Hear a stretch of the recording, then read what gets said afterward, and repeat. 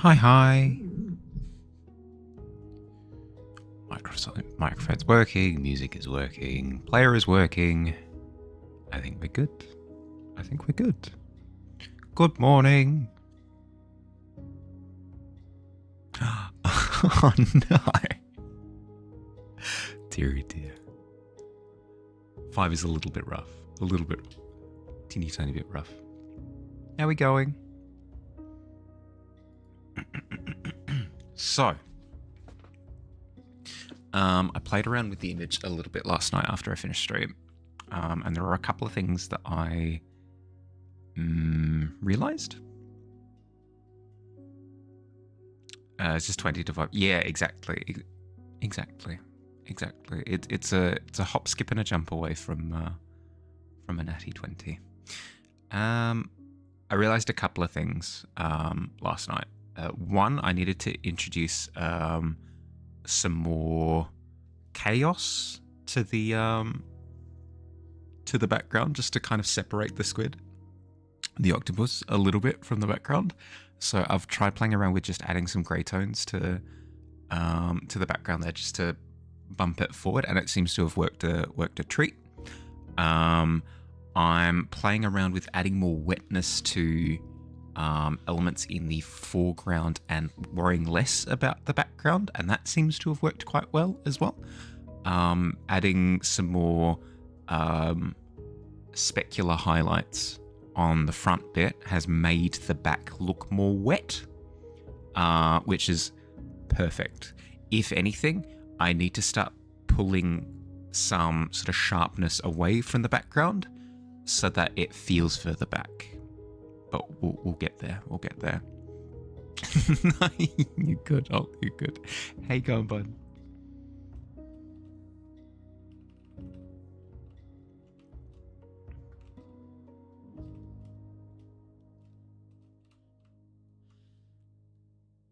Still sick? Yeah, would be.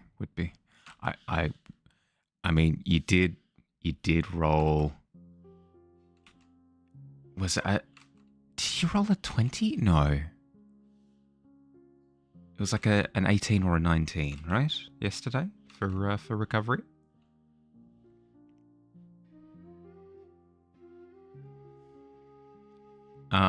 It's a lot of like sitting there thinking about it. Kidding. It's a lot of me just going, and then eventually figuring it out. 2 liters of blood came out of your mouth today. Not sure if it's COVID related though. It was an 18. Oh, there you go. That's not good.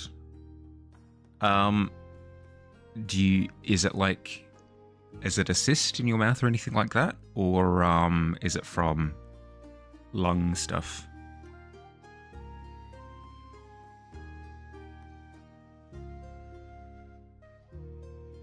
Because if it's lung stuff, that might be a bit concerning. Not to freak you out. Not to freak you out, but you should be concerned. COVID.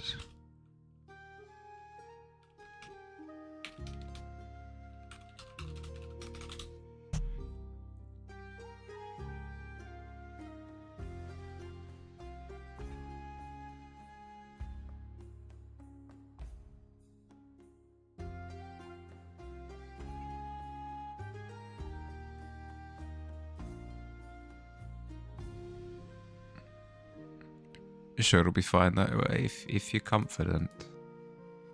But if it persists, I recommend getting it checked.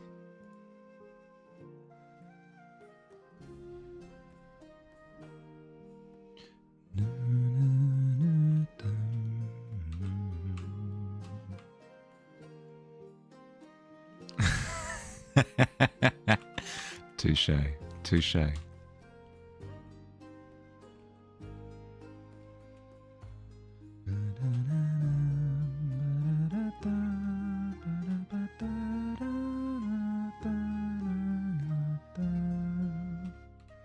Now, the things that I wanted to try today specifically, I want to try illuminating the foreground scene, like the bit on the actual sea fort, with like a hot pink magenta kind of color to see how that plays, because I feel like it would play well, but it's theory versus execution.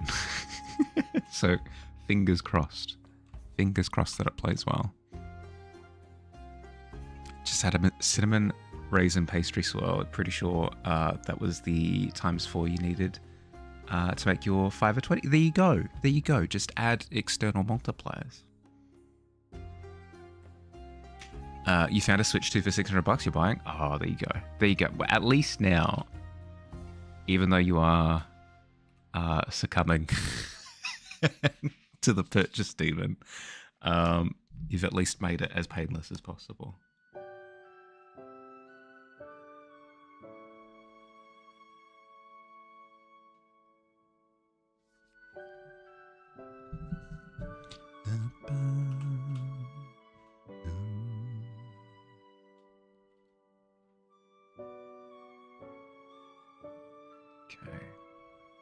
The thought here is I need more elements to pop, because if I go with a realistic render for the fort, it'll just blend into everything and it'll make the scene as a whole difficult to read. So I'm looking for a tertiary color to introduce. So our primary color is kind of an orangey red. Our secondary color is this cyan, and I'm now looking for a tertiary color to separate another element from the canvas. The red orange sits here on the color wheel. The cyan sits across as a contrasting color, not perfect contrast. Perfect contrast would be like a true blue. So orange and blue are kind of your perfect contrasts. This is like an off-kilter contrast. So my thought is, if I add like a pinky red cyan color, it'll create more tension, because we'll have a perfect contrast here between these two elements. And then this is further up enough on the color wheel. The orange is further up enough on the color wheel to stand out on its own as its own element. That's the hope. You'll have a Switch too, walkover kills you now. Yeah, there you go. It's always a mindset thing, you know?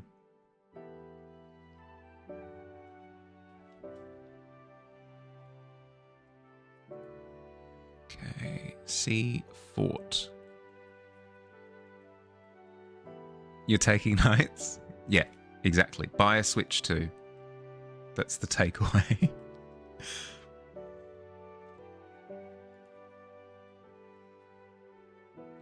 Okay.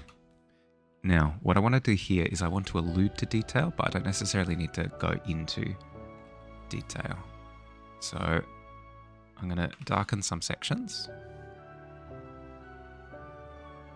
but not go all the way. Check with your doctor off your quarantine time on Friday, so you don't have to cancel your plans to meet with your grandparents. Hey, nice. No, that's good to hear. That's possibly the most frustrating element of getting sick with something like this, is it's so disruptive. The fact that you can maintain some of your commitments still is good news. You're full of one of the classic blunders. Slept all day, can't sleep at night. Yeah. That's the most understandable two of all time. Other than that, I hope you're doing well, Bob. How's the new place feeling? Good roll. AI cat emote attack. Oh, brick. The chemicals, they arrive. Ah, nice.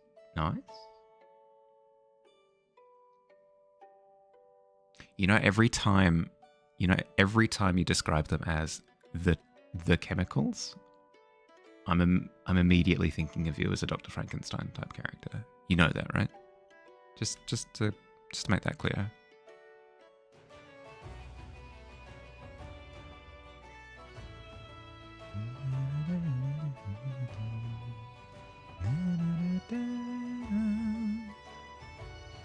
You require them more. They're not Pokemon. Bog chemicals, heck yeah.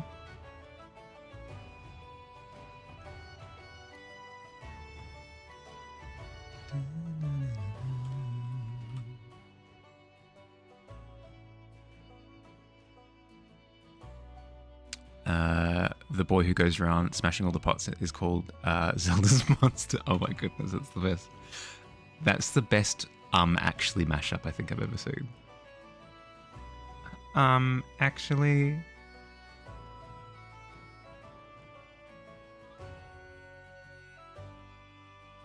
I think you'll find as written.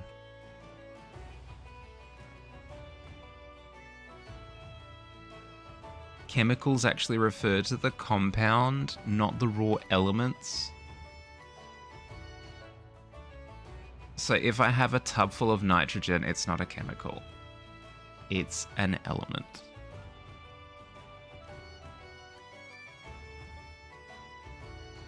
Four out of 5 dentists recommend drinking chemicals. Exactly. That's what I'm talking about. The good old-fashioned chemical known as H2O. That's a compound. That counts.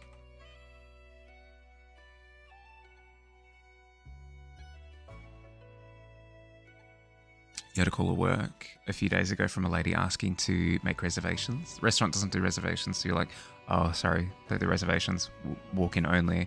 She got angry and was like, this is the second time you've called and been told you can't make a reservation. That would imply,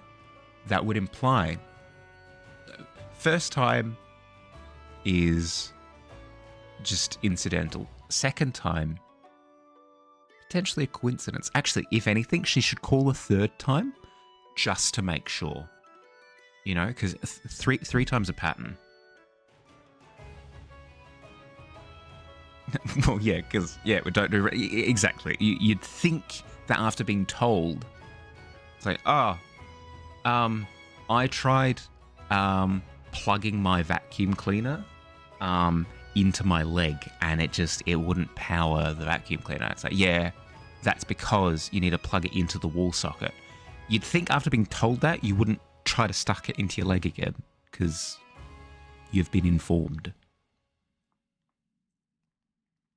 Mario Kart World cartridge would taste good. Asking for a friend. I have secondary evidence. Tertiary. I have tertiary evidence, because primary evidence is I've seen it myself or tasted it myself. Secondary would be I've asked somebody, like, directly. Tertiary is I've seen somebody else like that. I suppose it would still be secondary. I have evidence to show that it distinctly tastes amazing, and you should totally om nom nom on it. And then with the right spices, yep. That's fair. I don't know if they added dressing or spiced up the cartridge before adding it to a Waldorf salad, but give it a go. Feeling kind of tired today. Can I stream tomorrow? Sorry, Fields. Sorry, bud. I'm an unstoppable force. I'm sorry to say.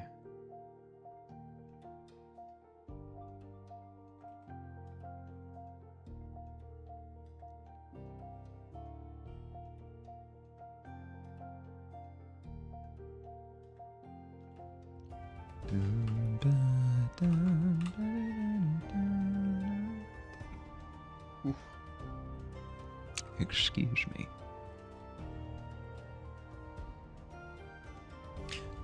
Same day a customer tried to set you up with her son.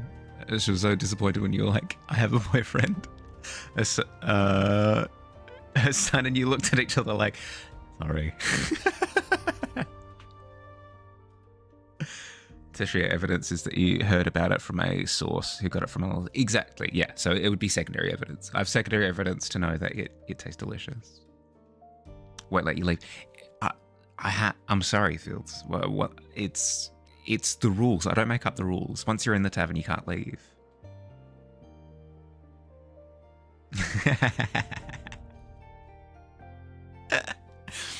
Yes, true. At least your eyes didn't drift apart and you're like goldfish. Wow. Your mum got drunk and gave a waitress your number once. Oh, that's fun. It's all about a social network, you know. It's about who you know, and you know your mum, and now your mum knows this this server person.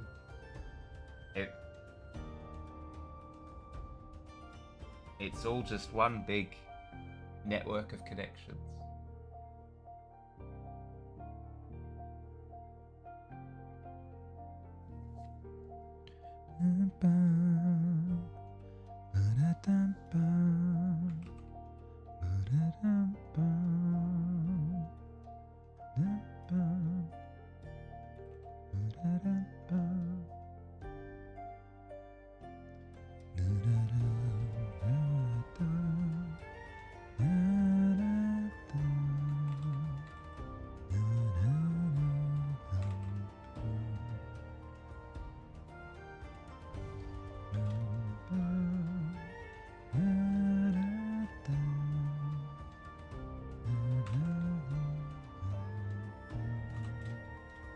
Okay, I've marked up the wall where the actual structure of the bricks is. Bricks are, whatever, plural, are. So now when I go through and render, I can choose to obfuscate some of the detail, which I will do in a second. So fun. So fun. Yeah.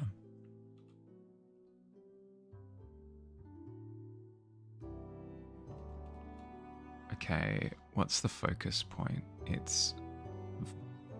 We can see actually from the turn of the bricks here, if anything, on this bit here, we should see a little bit of the edge of the wall there,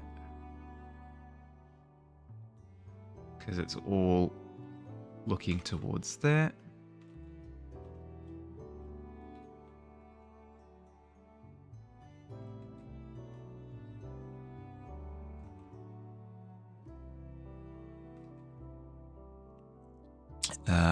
Locks the door behind us, forces us to watch as he does his stand-up comedy special. Oh my goodness, yes. Oh my goodness, yes. Could you imagine? Oh, that'd be so good. What did the Chimera say to the Hydra? Let us out. No, actually, that's not what they said.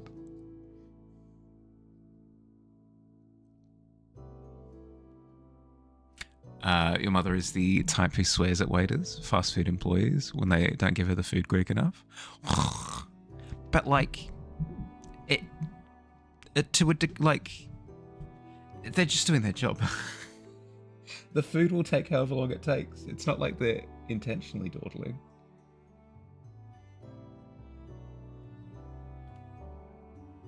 Upscaler showed up today, so you can do PS1 stream. Hey, nice. Get up on the Hydra's back.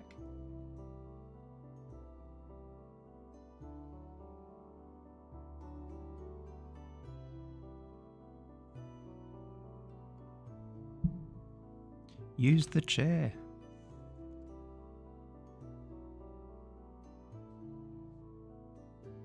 Okay, so I've established that as a starting line, but let's say that tile there pushes forward further.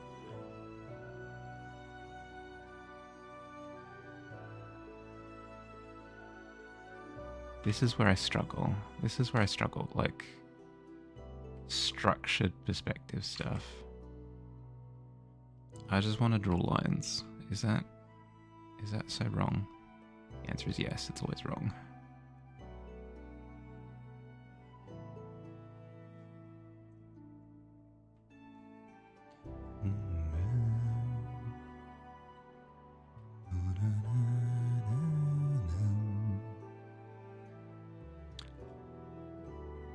They can't put the oven on turbo, but yeah, that's what I'm saying. Not cooking the food, please don't yell at me. Yeah, well, that's the thing, right?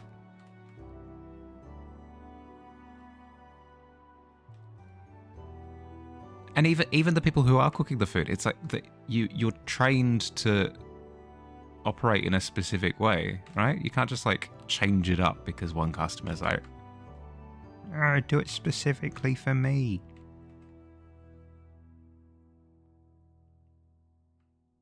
Like, no.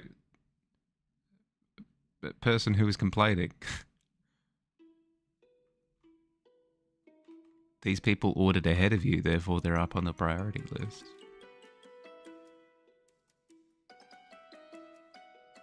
Make more sense after I play the KH2 Hercules level.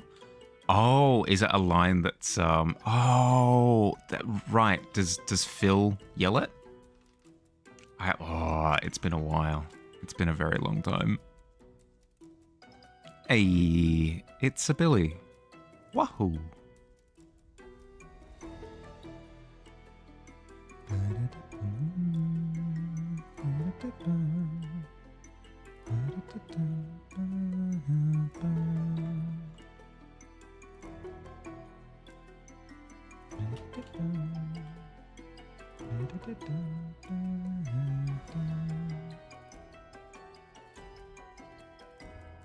Phil does not shut up the entire.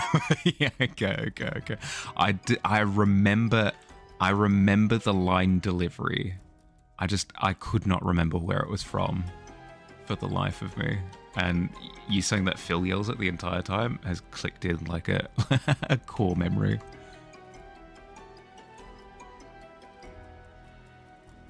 How you going, Billy? How'd you sleep?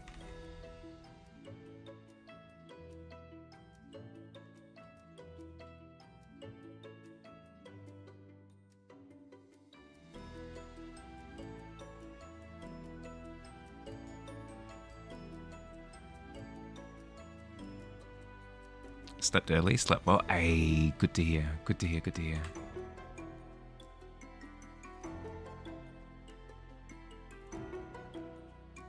We stand good sleep here in the tavern.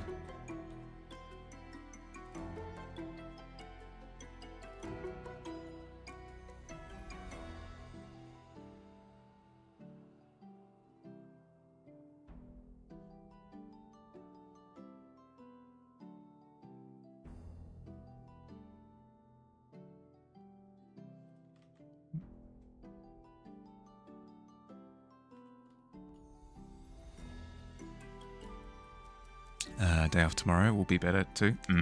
Better food. Ooh. Can't be bothered arranging food for lunch break. That's fair. That's fair. Roll a 2, rolls a 19. Sleeps good. You sleep terribly. It's the way these things go. I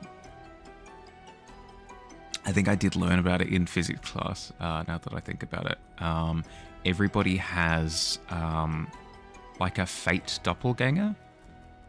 It doesn't necessarily have to be the same person always, but anytime fortune or misfortune finds you, there's always this link that you have with some other entity, and they experience the counter to that. So if you experience poor fortune, they'll have like the best time ever, and if you have the best time ever, somebody else might have like, you know,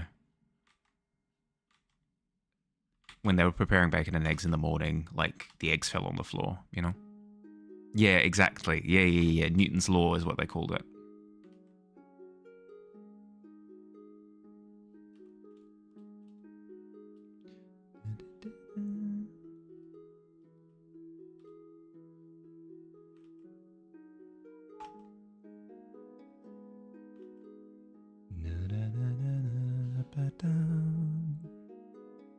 Merlin's Law? Oh my goodness. Every action has an equal and opposite reaction.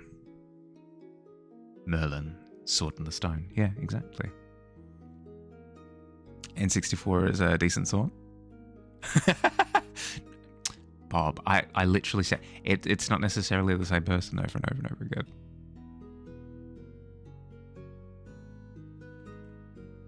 Got a letter today from your bank saying they're closing your account on the 21st of last month because you didn't bother to pay overdraft fees.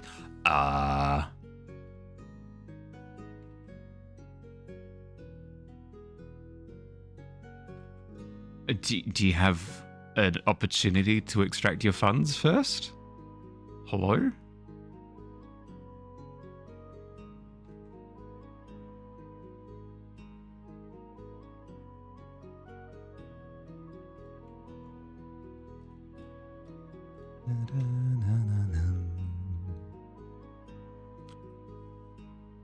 You need to pick a struggle. You've been struggling with rendering facial hair in your night paint. You did ask me about that, yes. Oh, sorry. I completely forgot. To be honest with you, I struggle with facial hair as well. So I don't have I don't have an exact piece of advice for you.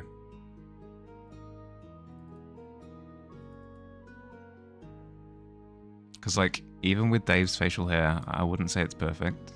I'd say very far from.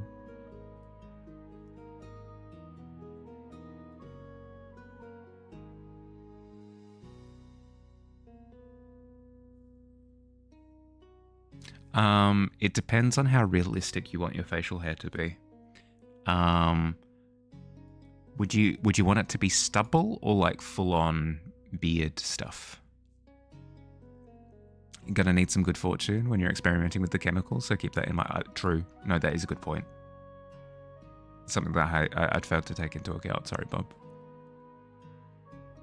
If they do just yoink your savings, they didn't even close it, so I don't know what's going on.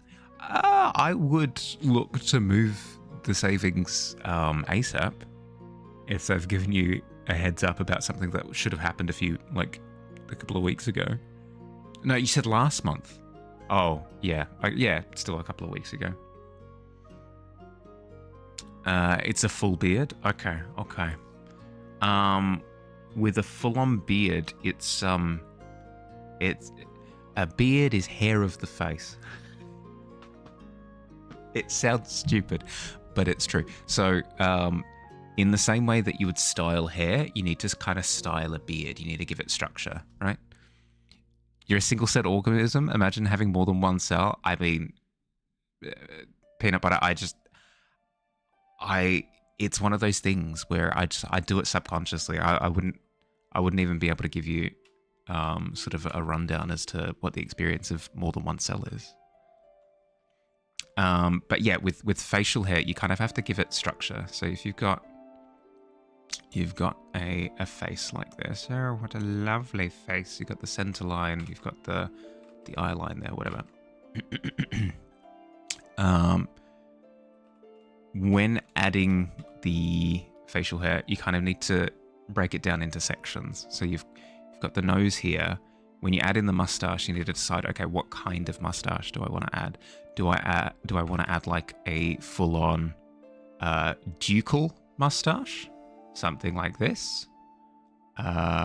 Or do I want it to sort of blend seamlessly into the beard? If it blends seamlessly into the beard, that's its own like section. Then the next bit is, okay, so you've got the lip here, and then you've got the tuft of hair underneath the lip. Then you've got the hair that sort of accompanies the lines of the cheek on the side of the face. And then that grows into its own section. Then you've got the section coming from the chin.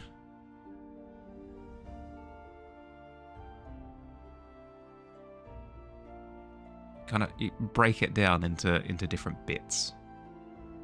And when you've broken it down into different bits, you can shade it differently depending on, so say that the light source is coming from the right here, you can be like, okay, well, all of that is shaded like so. Then we have highlights along here. And now that you've got different bits that you can isolate, you could be like, okay, so like the mustache bit has its own highlight bit, the bit under the lip has its own highlight bit, the bit here has its own highlight bit, the chin bit has its own highlight bit. And then you can carry that over into the other side as well with secondary highlights. And then from there, you're looking at texture stuff. So you need to start in the same way that with hair, you don't sit there doing each individual strand. You kind of allude to it. You go, okay, so there's a little bit of like strandy detail here on the side. You isolate like a couple of strands, but you don't do it for the whole thing. In the same way that I'm doing high detail on the tentacle and then just going, okay, we'll just apply that to the rest. You do the same thing with facial hair. How you going, peanut butter? How's your week been so far? How's your weekend? We're still only on Tuesday, my God. But yeah, that's my advice for facial hair is decide on the structure that you want. And then based on the structure, you apply lighting and texture. Like hair, like the face, you do the same thing. You make it a three-dimensional form. Another thing you can do with facial hair that helps in the same way that when you do hair structures, so like we've got a lovely fringe coming over the side, and then we've got hair on that side. With hair on the head, you can add a couple of loose strands here and there, which gives the massive hair in the middle more of an identity, because it's like, okay, so these strands imply that the rest of it is also strands, right? You can do the same thing with beards. You can be like, okay, like, oh, Santa Claus beard, whatever, and then you've got like, you can have like little strands sticking out the sides, and then it's like, oh, okay, like the whole thing is thing. Biggest piece of advice though is look up references, because all of my explanations will only do you well if you've got something to compare it to be like, okay, I can see what Mahali meant here in this like image. But that's the best I've got. Sorry, that's the best I got for facial hair. I suck at facial hair, so can't do anything about the money. It's locked in a KiwiSaver account, as in you can't touch it unless you retire or buy a house. Well then I would recommend contacting them maybe to see if you can extend the account. Because I mean your alternative is ignore it and pray. But I don't enjoy the relying on the fates approach to things. Hello on this drizzly Tuesday afternoon. Hi Pixie, how you going? How's your weekend? Hope you're doing well. I hope the troublemaker isn't. Am I referring to Bottle or am I referring to the bird? I hope the bird isn't treating you too poorly at the moment. Why not just draw every individual hair? Well, the problem is when you look at somebody, you're not seeing all of the individual hairs. Like when you look at me, you're not seeing all of my strands. You're seeing like lock structures in my likeness. And then you might see the occasional frizzy hair sticking out the side, you know? People don't operate like that. People don't break down all of the detail immediately. Even staring at somebody for ages, you're not going to sit there like identifying each individual element. If you do that, it looks over-cluttered and it doesn't feel right. It doesn't feel right. It feels super-duper artificial. That makes sense. Hopefully you've gleaned some meaning from my nonsense. But I'll just pop home for lunch. Was well behaved. Bird, on the other hand, is always making. Oh, sorry to hear. Sorry to hear. I have no understanding of your powers of. Oh, was that your Galadriel moment? Hello, Goblin. Was that your Galadriel moment where you sort of like all of the color in the room drains out and you start hovering and like power comes out of your face?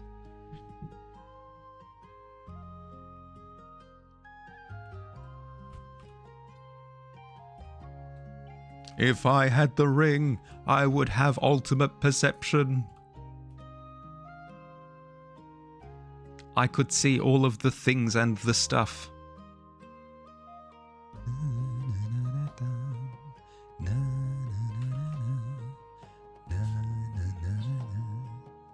An all-seeing eye, not beautiful but terrible as the design. Yep. Perfection.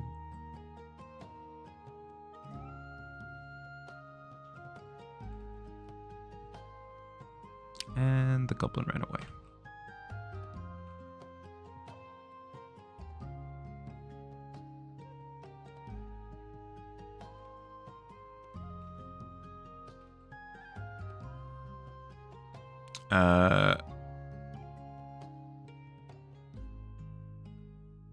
What's the forecast? Is it super miserable?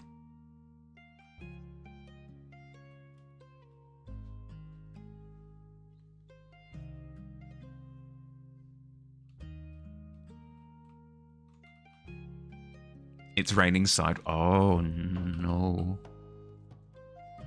But I thought we don't get cyclones here.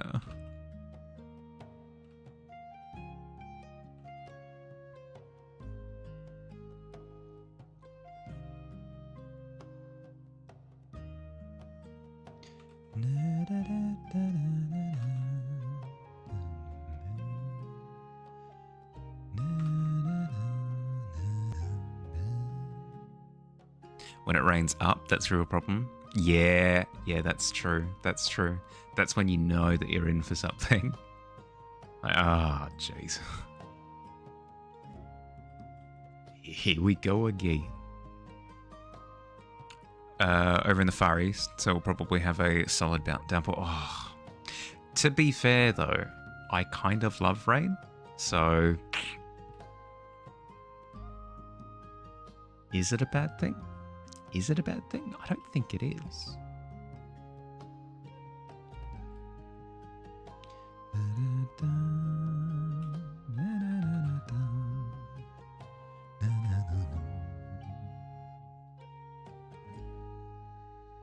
Hi, Goblin. What are you doing?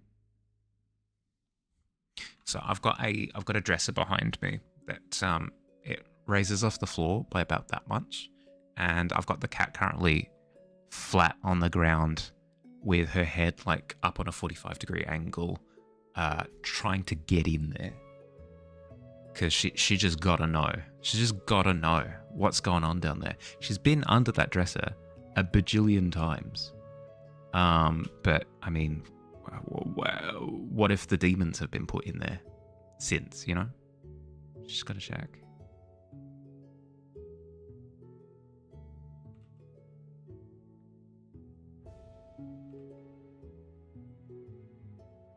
You're cozy though? You're puttering away, reorganizing your crafts, etc. So you don't mind the rain? Mm-hmm. Well, I find that it helps me concentrate. I don't know what it is. I have an inkling of a I have an inkling that it's to do with the white noise, but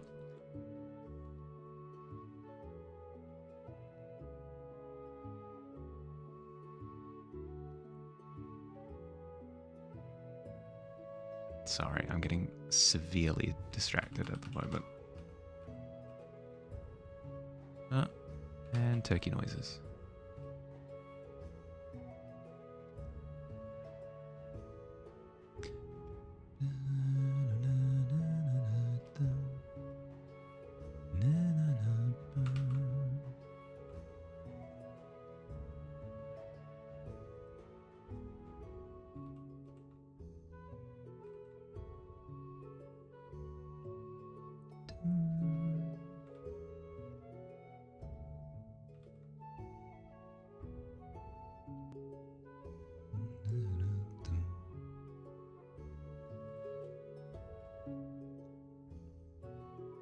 Catan announces a 6th edition.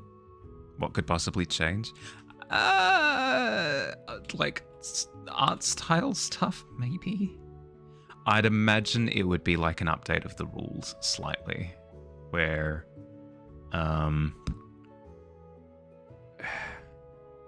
certain interactions leave you with like more or less resources, that sort of thing. Slight art style update, that sort of. I'm not sure.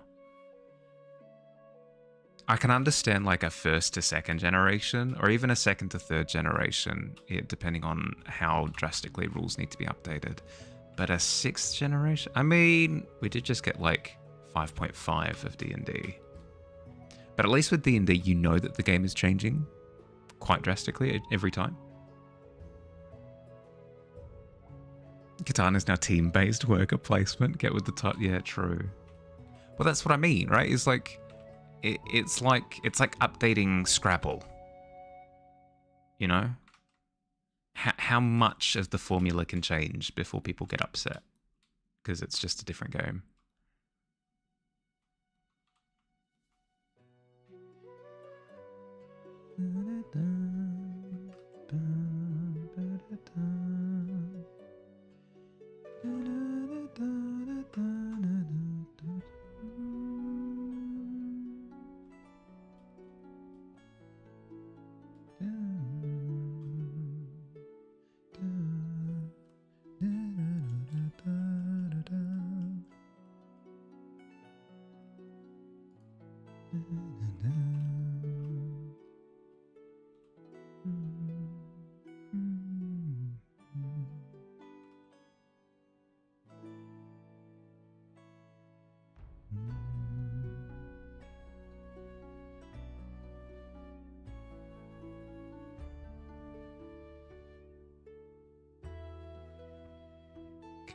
I need to maintain the parallel lines with the structure of the fortress, but the more we're heading over to the left, the more my vertical lines, quote unquote, will skew towards the creature, because that's the focal point of the scene. So you can even see it with these lines here. So you've got line. This one maybe shouldn't be as skewed as it currently is. Line, line, line, and they're starting to curve more drastically inwards.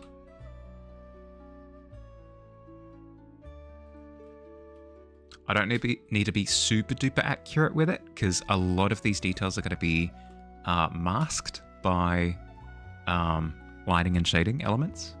But I at least need to get this structure kind of down so that when I am rendering the scene, I'm not having to think about it, you know?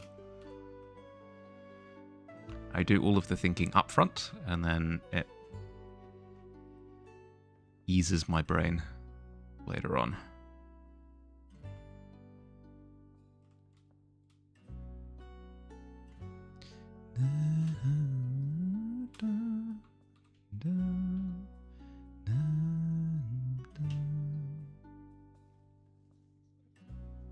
Itchy nose. The one thing I do have to be super careful of, though, is getting lazy.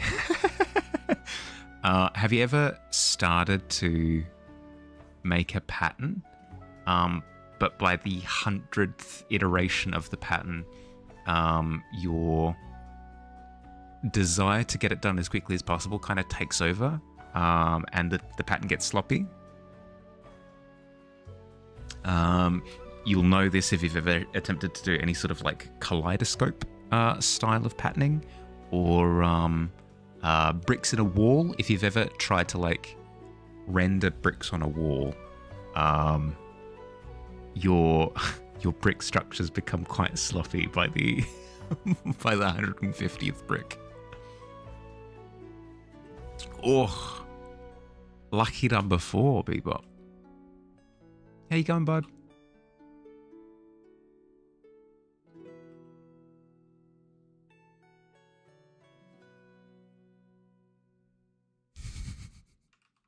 Quill mad. Yep. Yep. Post it on your socials about attending Critical Role. A couple of people you know from way back were like, wait, you're into D&D? Now you've been invited to join us. The dream! Pixie, you were literally saying, oh, like, that'll never happen. I freaking told you. That's awesome. There you go.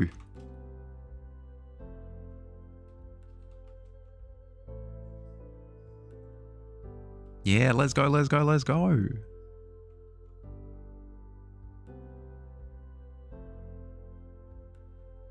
It literally was an LFG post, but Pixie didn't even realize. I'm looking for a gaming group. Hi, Misfire. How you going? Thank you for the raid last night, by the way, Misfire. I really appreciate it. How was your food?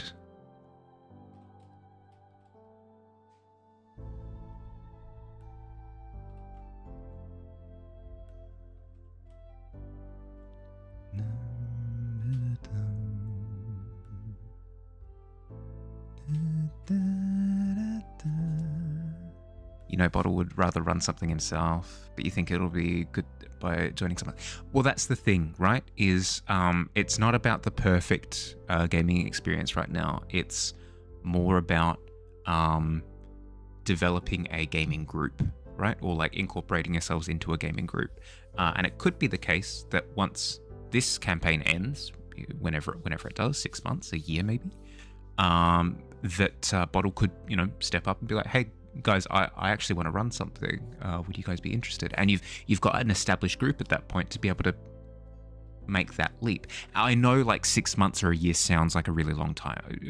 Sorry to sort of chuck it out so casually, but compared to where you guys were at previously, this is phenomenal news.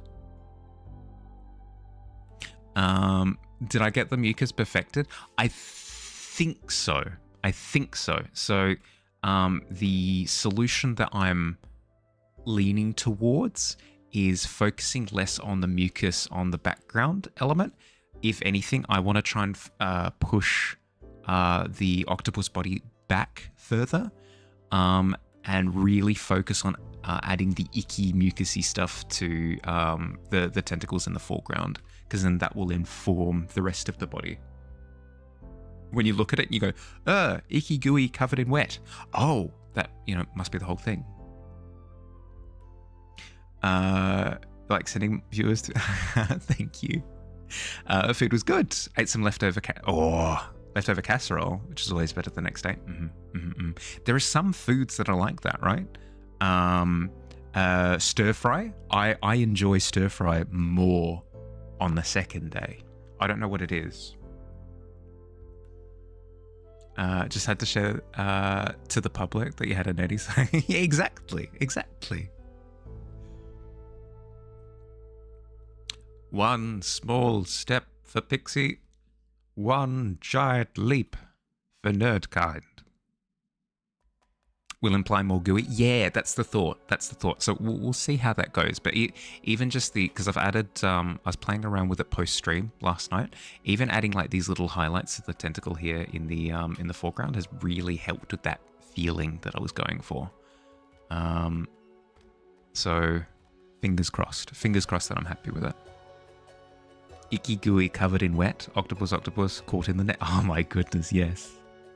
I believe that is actually a line from Lord of the Rings, where Gollum is in that pool at the bottom. Where all of the rangers are up like discussing what to do with him, and he's sitting there going, "Icky gooey covered in wet. Octopus caught in the net. Oh yum!" Oh. And then he eats it raw. It's disgusting, but it's very Gollum. It's so juicy, sweet.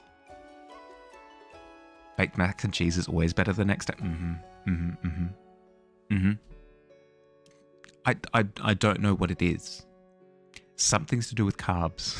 I'm not sure. Octopus raw, quite tasty actually. I struggle with I struggle with raw ingredients. Sashimi, for example, I get too in my head about it. I'm sitting here going, hey, Bahali, did you know that raw food can contain parasites? And then also in my head, I'm like, actually, Bahali, it depends on how it's prepared.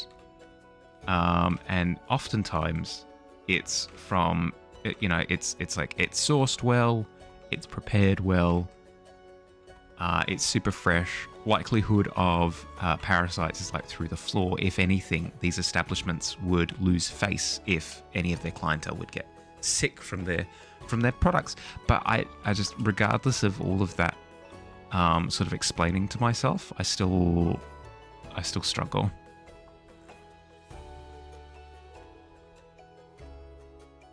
It's silly. Like, I don't know. It's something that I shouldn't worry about, but I do every time. I've tried sashimi before, and it's fine, I think. If I really enjoyed sashimi, I think I would be able to get over that mental hurdle. But the fact that it's nice. it's not motivation enough to push beyond, you know? Especially when it's going to through. Exactly. The texture of raw things is a lot. It's one of those things, right? Where it's a different side to your palate. It's like trying spicy things for the first time, or if it's like trying. It's more of a texture thing.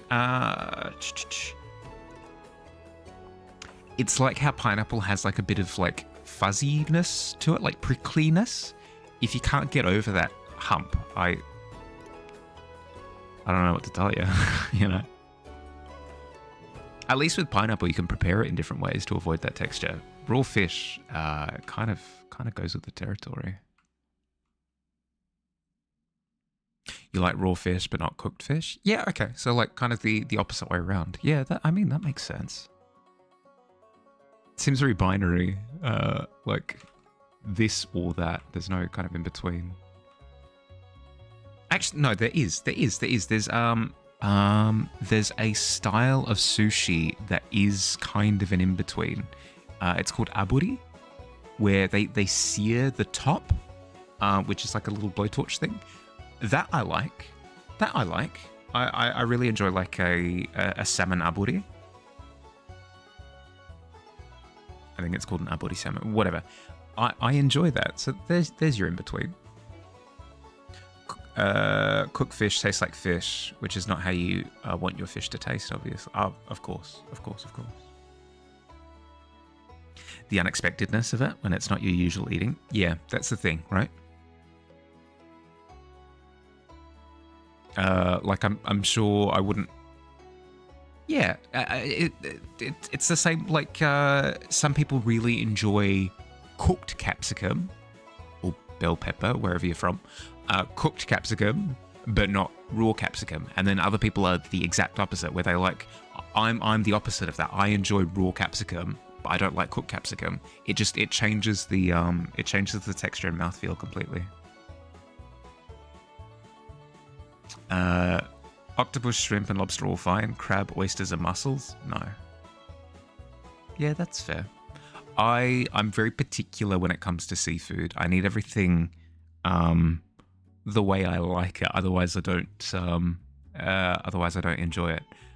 For example, I enjoy prawns if they're like in a garlic or chili prawn preparation, but any like cooked prawn that's still in its shell, like relatively unseasoned, I don't.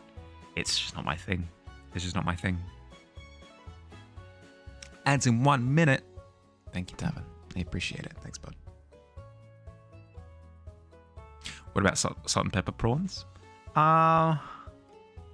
Even still, it's just so dry.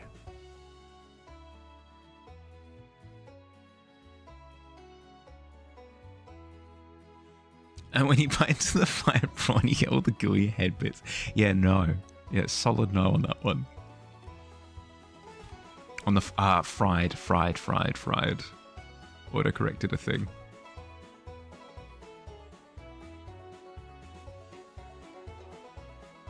But even still, no.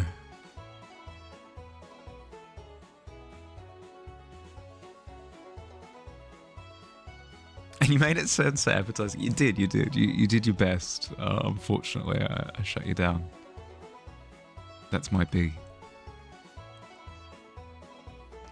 It's the best part of the prawn. Really? No, I always grew up with the head and the tail were no go.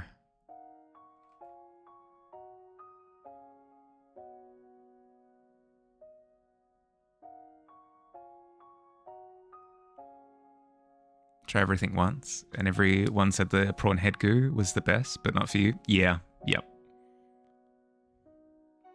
I have yet to try it, but even the thought of it is a little bit stomach curdling for me. Hello, ads. Hi.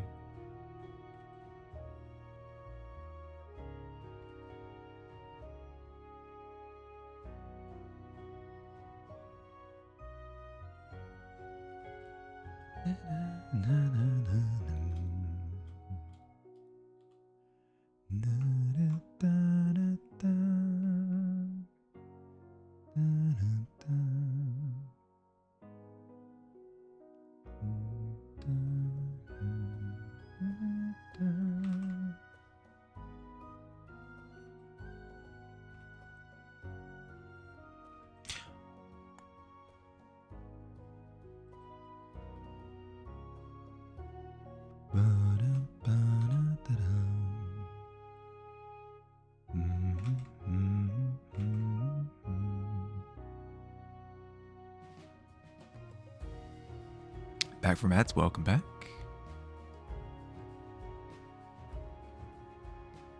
Did you get anything fun? I've been getting a lot of like perfume and cologne ads recently, which makes me feel a little bit self-conscious. Am I that stinky? I shower on the regular. Twitch, I promise. I mean, I don't drown myself in cologne.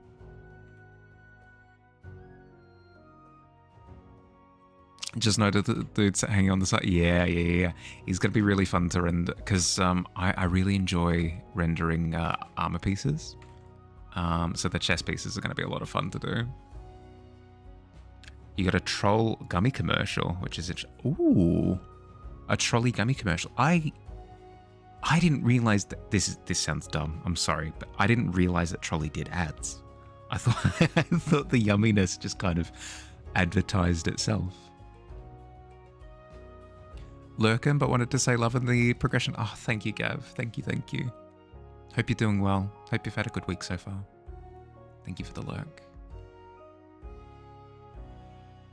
Stimky, smell real bad. Stimky make you sad. Well, that's the impression that I'm getting from Twitch right now. Is that I'm stinking up a storm to cover myself in some sort of like male model cologne. That or Ray-Bans. Anyone else getting the Ray-Bans ad where they like, haha, we took the banana from the art gallery? Feel like food doesn't really need advertising. Yeah, well, that was my thought. The closest thing to like a trolley ad that I think I've seen in the last like couple of decades would have been like, I don't know, the M&M's commercials and how it feels to chew 5 gum. Banana fizz? No. The the banana where somebody had taped a banana to a gallery wall, and it was like, oh my god, it's amazing. It speaks to what we value as art. Blah blah blah blah. There's a Ray-Bans commercial that's going around at the moment where somebody's like, I think it might be like Chris Hemsworth or something. Actor walks up to the it's like somebody who's like viewing things in the art gallery, and he's eating a banana. It's like, oh my god, oh did you did you take the banana from the wall? He was like, oh yeah, nobody else had taken it.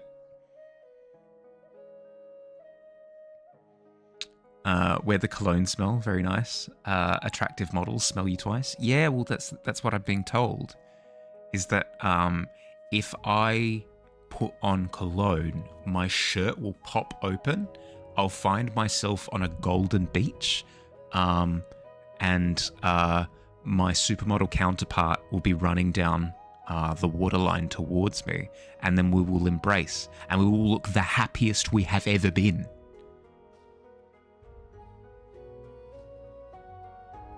That came from a Craigslist post from forever. That's that's amazing. Oh no. I know what it's in reference to now that you say that, but I really like the idea of it being used as a universal scaler. Like, here, would you like this Lego model that I bought? I no longer want. Here is a banana for scale.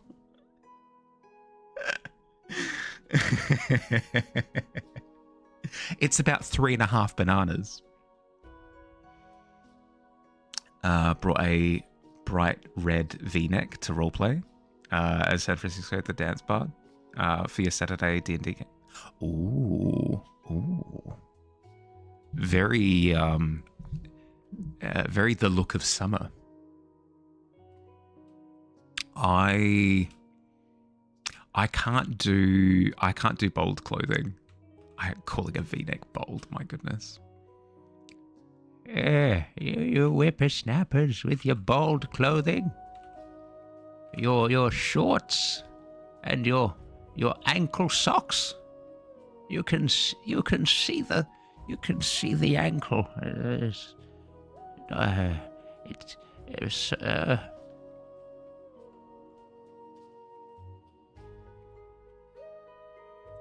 Francisco Cortez could see all his chest hairs because he has a courage and esprit. Oh my goodness, yes.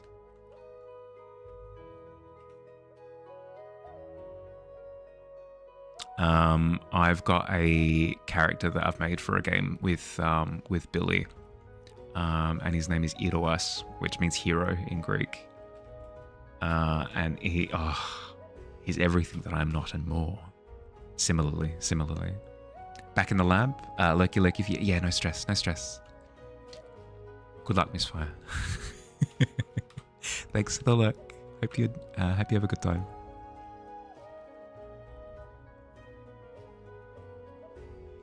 When you shake your hips slowly and seductively, that is Balencio. When you shake your hips with passion, that is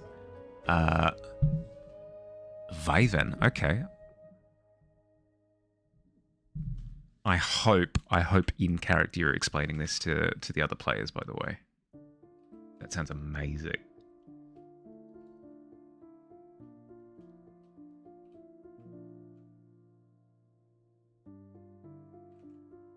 Good.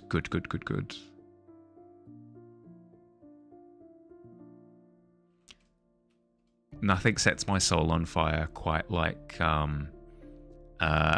a character explaining how to do something not mundane, but like non-combative during combat while doing that thing. So like the idea of fighting, I don't know, like a dreadlord, a ghoul or something, and engaging in like ballroom dance with another player. And like swinging through and doing it. Oh my god, so suave. Learning flamenco dance words to sprinkle in. Oh my goodness, yes. Shakes his hips with Viven to viciously. Oh my goodness, yes. That's so good.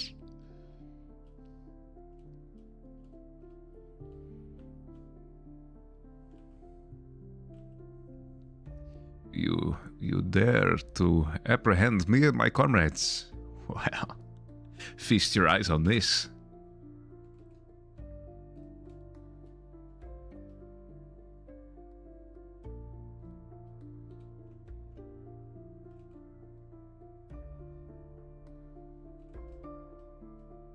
You cannot dance with the best. die like the rest.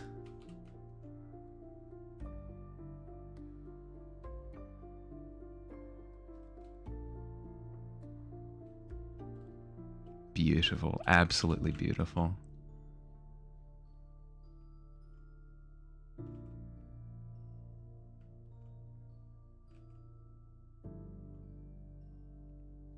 You bought sewing patterns yesterday for Renaissance corsets?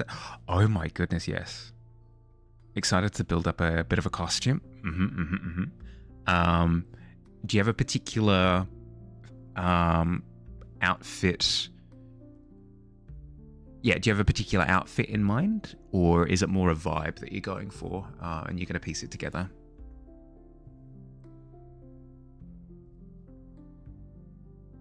A high-level bard can kill a commoner with a single vicious mockery, which is insane in a world-building sense. You're under arrest. That's not what your mum said last night. God, Dad. Yeah, it dies. Yeah, exactly. What is it for me at the moment? I think it's 2d4, but I could be wrong. Vicious mockery. 5e. Hi. Hi, little goblin.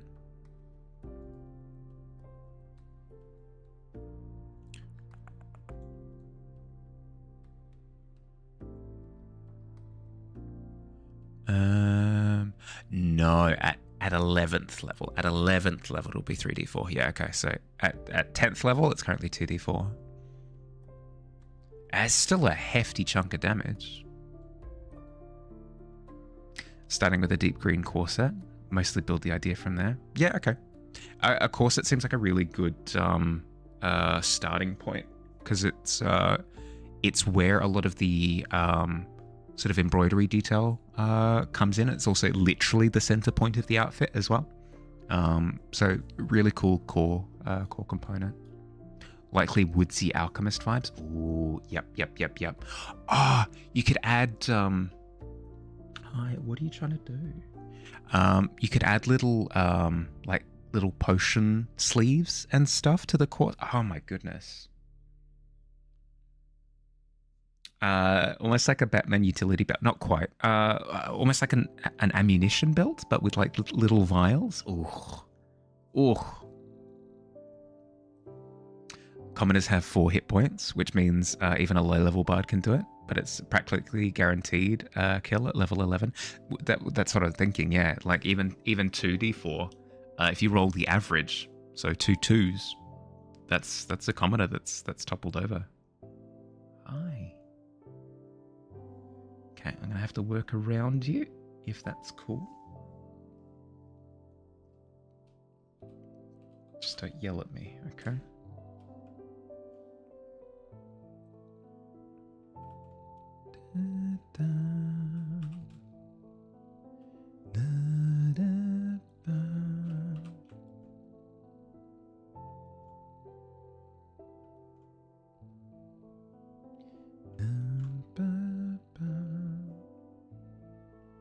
Thinking about being able to carry little bottles of magical scents, as you actually have dabbled in perfumery before.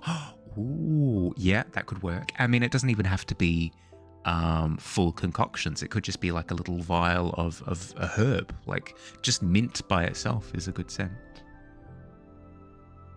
Hi, Future Proof. Hi, how you going? Didn't end up doing the line work for month. That's okay. That's okay. I mean, this here is supposed to be for the for the monthly prompt as well, and I haven't finished it yet, so no stress whatsoever. If anything, actually, that's a good point, Future Proof. I still need to give you VIP for having done submitted something. Roles, add new, Future Proof visuals. There we go. VIP. Boom. Save. That should update. Apologies if it doesn't. It might be one of those things we have to actually... Ah, there we go. Immediately. Boom. It is still something. Yeah, no VIP badge for me. Correct. No, that's okay, Pixie. That's okay. What's it? It's still like open for submission. It's just the VIP badge is just the thing that you'll miss out on, which is fine. Like I don't get the VIP badge either. We both missed out. A diamond. Beautiful.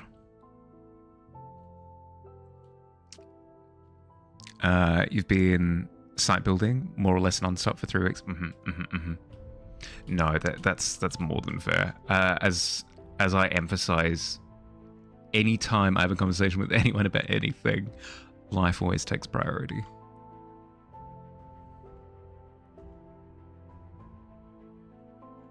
I'm hoping that the VIP badge isn't too much of a FOMO element.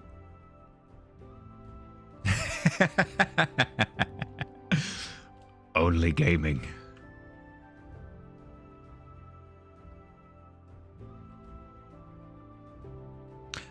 Well, that's the thing, Bob. Is life is what you make of it. So if you don't do life things don't happen. Warcraft 1, 2, and 3 is on the Game Pass. 3 is currently installed.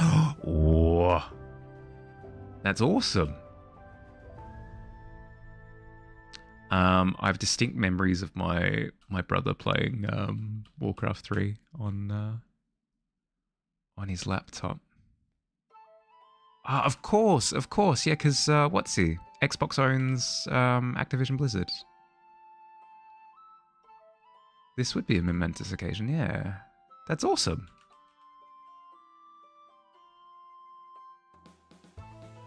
Where your love of tower defense began? My only experience with tower defense has been the Bloons games. That's not true. There was a game called Rogue Tower that came out a little while ago as well that I enjoyed. So I've played a couple of tower defense games. Never played Warcraft 3 though. StarCraft for you. There's also Dota from Warcraft 3. True, actually, yeah.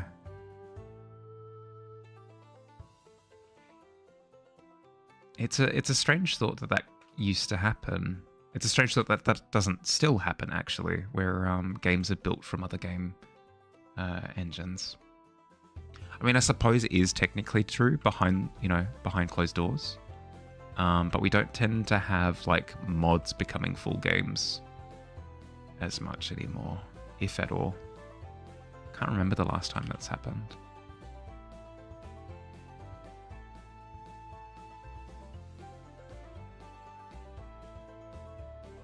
You were big on Vector tower defense as well. Oh, what am I? I'm a glue stick cleric. My desire is to fix all things using the power of adhesive glue stick.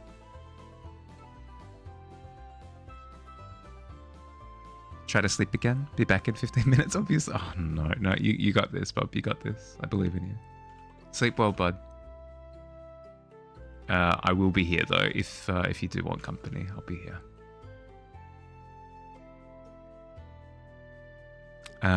No, this is CSP, Clip Studio Paint.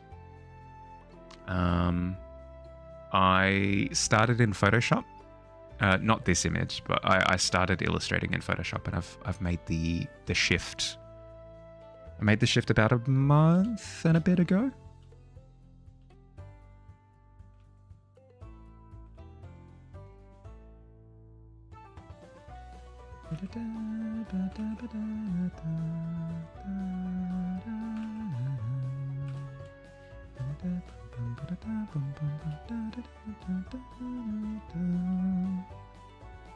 Still run the gamut of programs because clients can't just pick one. That'd be too easy. Yeah. Thankfully, all of the clients that I've dealt with up until now, I haven't really known any of the technical side of things. So they haven't requested a specific product from a specific program. But then again, I don't really advertise like, hey, I can work in this, or this. Yeah, yeah. I count my blessings every day. Oh, speaking of which, I just finished this one. Just finished this one. I'll have it up on the socials tonight. Ugh.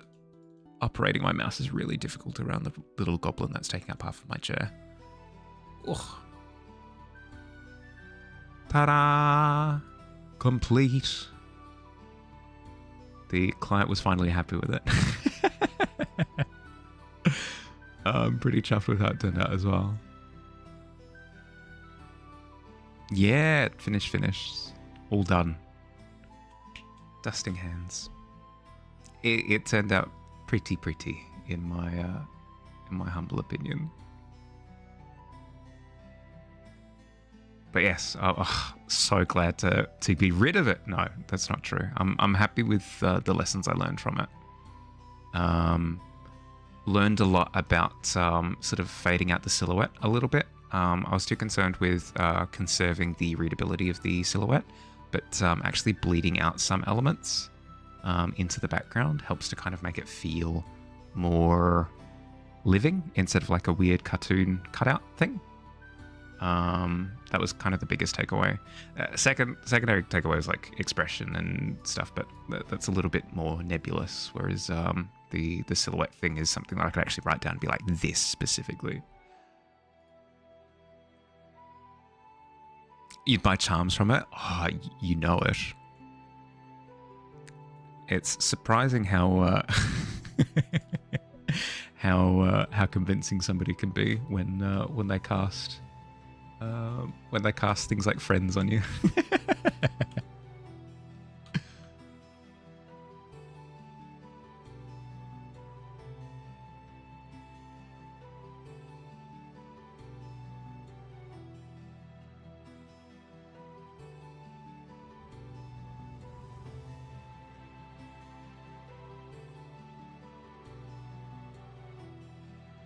I'm super excited though, because now that my hands are free, I'm actually going to knock on wood, actually for real, order my new computer components. Oh, exciting news. You guys should be excited as well, because once I have my new PC set up, I'll be able to do more with OBS without stream crashing. Hopefully, fingers crossed, I'll be able to do more with OBS before it crashes. So more funky stream stuff on the way.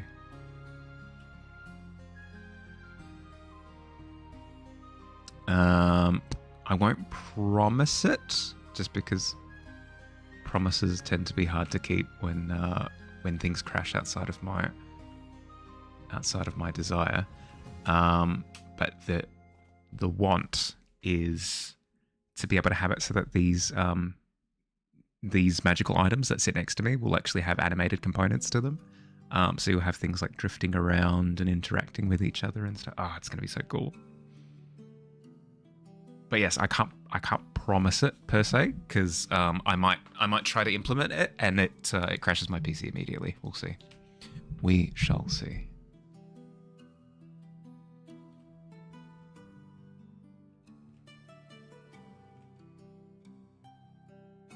Oh, I'm so excited about it. That we got working prototypes up and running on Billy's version, so it is possible.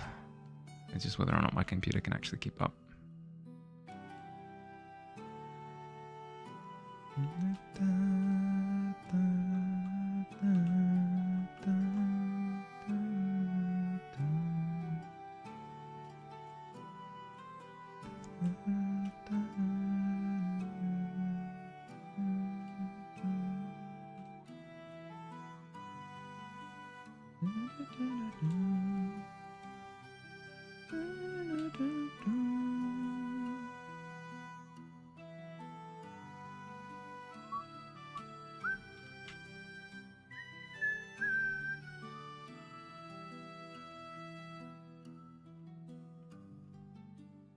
Why do I whistle? Why do I whistle when I know that it isn't?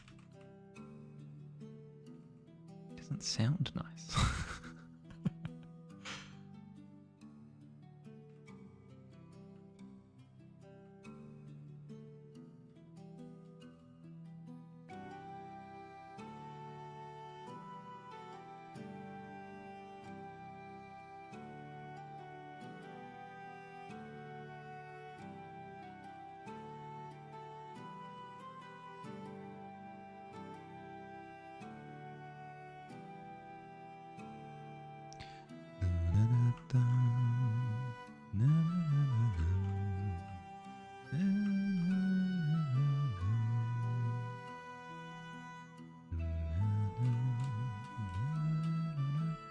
That's a little bit better. Okay, okay.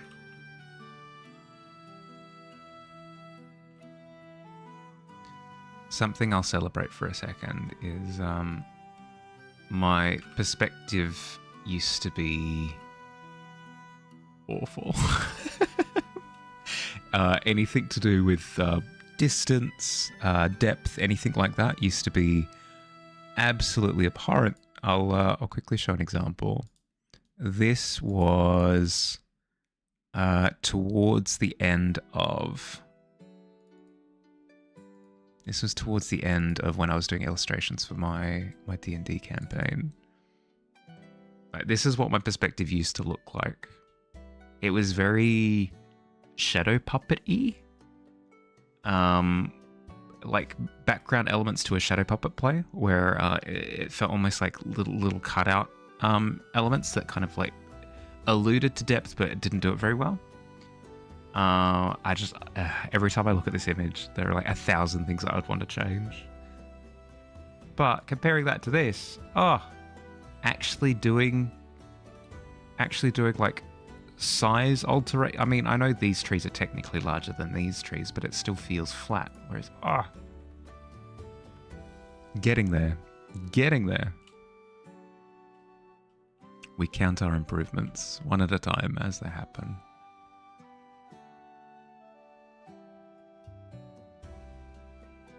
Yeah, yep. It feels more natural.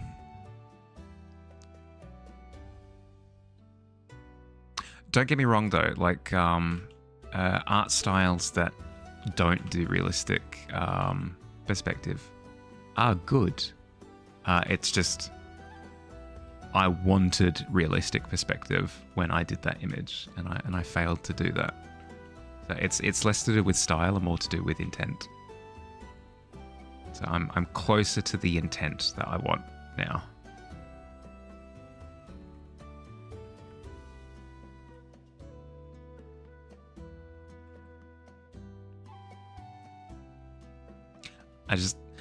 Sorry for like clarifying everything, but it's important to know that realism isn't the be all. It isn't the bee's knees. It isn't the be all end all.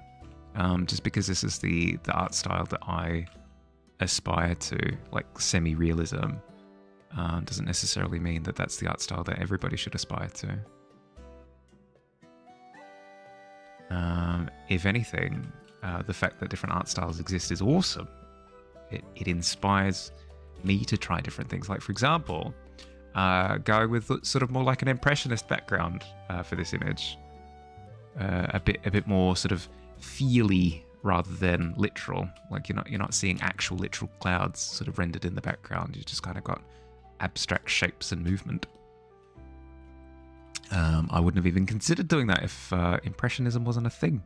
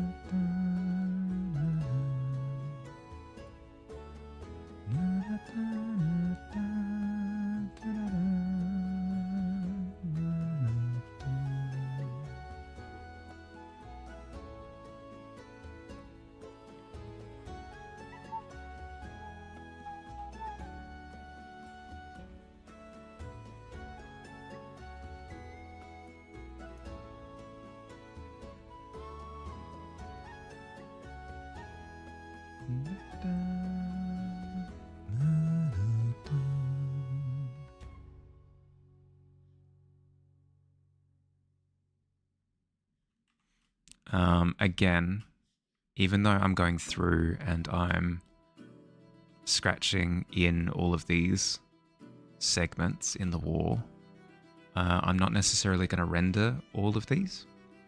I'm just giving myself the information ahead of time so that when I do go through and render, I know what the structure is and I can choose to render some tiles and keep some tiles sort of obscured in shadow and that sort of thing.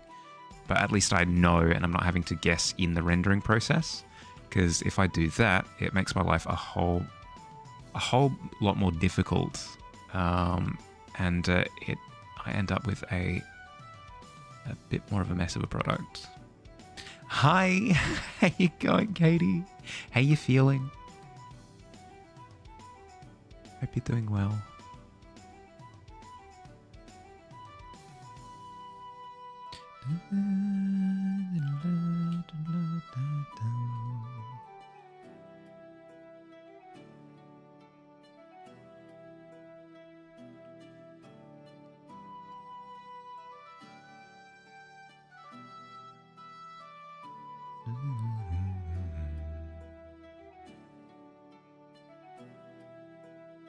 Slowly returning to life. I mean, hopefully that speaks to how good the night was, that it knocked the wind out of you.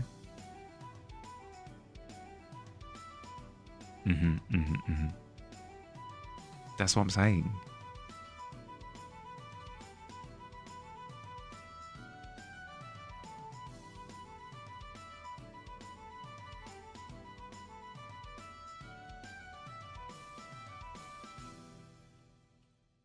So many trinkets from fellow critters. Nice, nice, nice.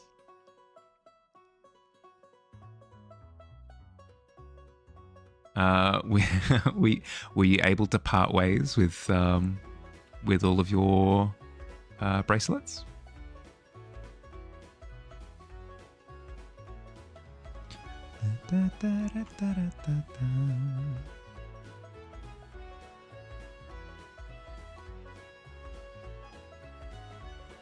You have maybe 7 left. That's still good innings, given how many you started with.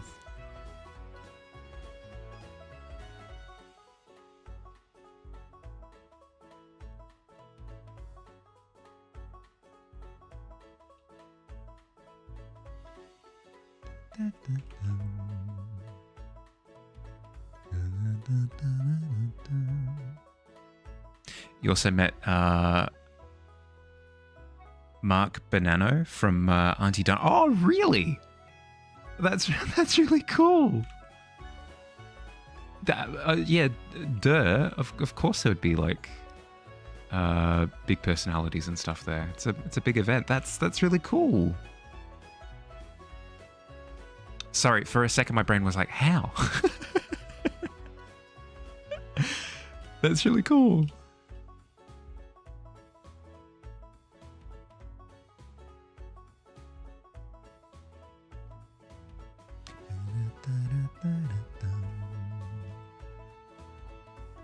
Okay, I'm gonna create a new layer.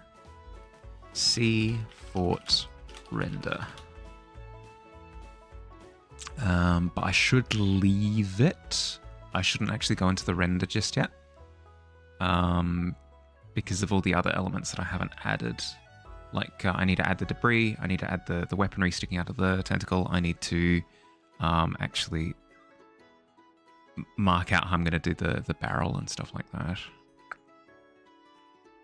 Ladder as well is another one. I could jump over to the tentacle and see what kind of things I could do there. Yeah, let's give that a go.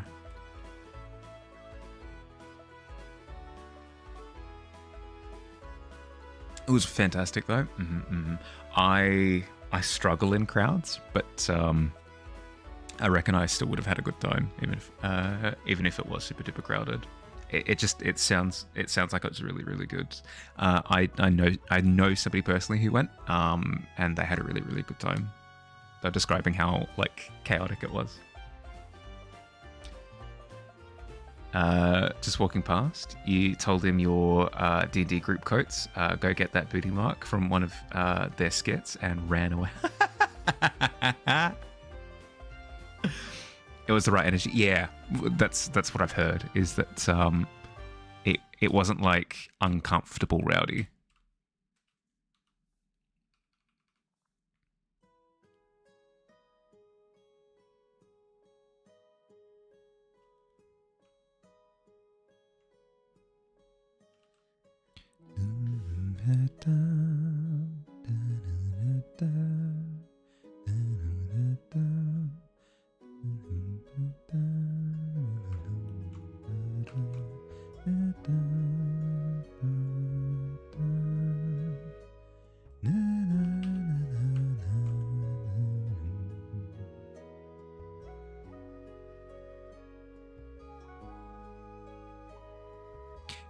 Kind of felt calm amongst it all. You also get overwhelmed in crowds.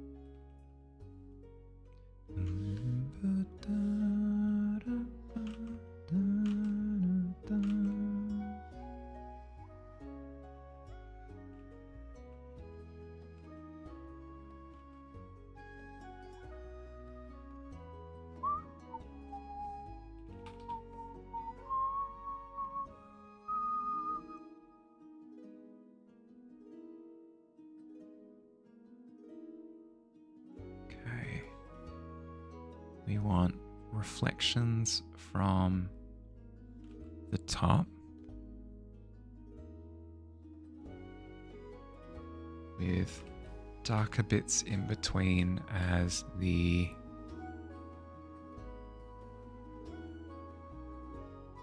point of contrast. Is there anything blocking light? There is. There's this tentacle. So if this tentacle is blocking light, how does that show itself here?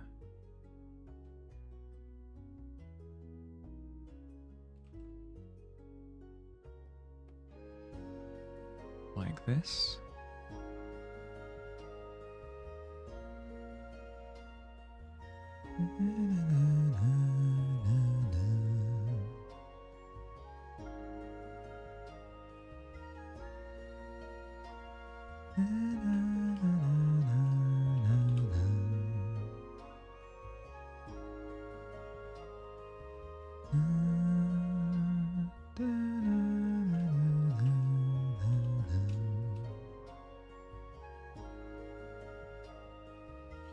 Put the trinkets in general chat. Ooh. Give me a second. I'll check them out.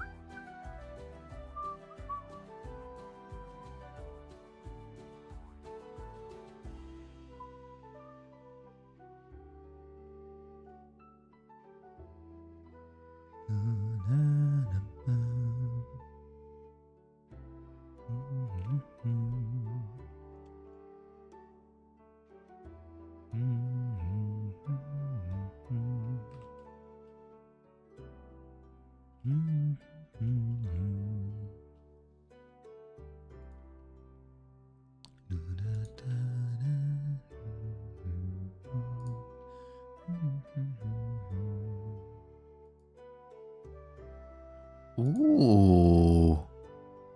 Quite the haul indeed. Oh my goodness, what? This is so good.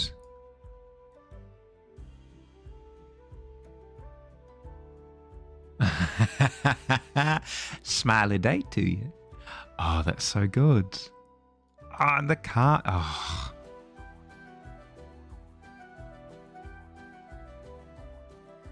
Incredible.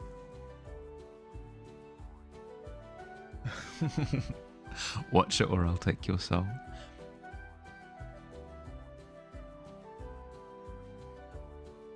Incredible. Incredible. Oh, the little vial. Bookmark. Oh.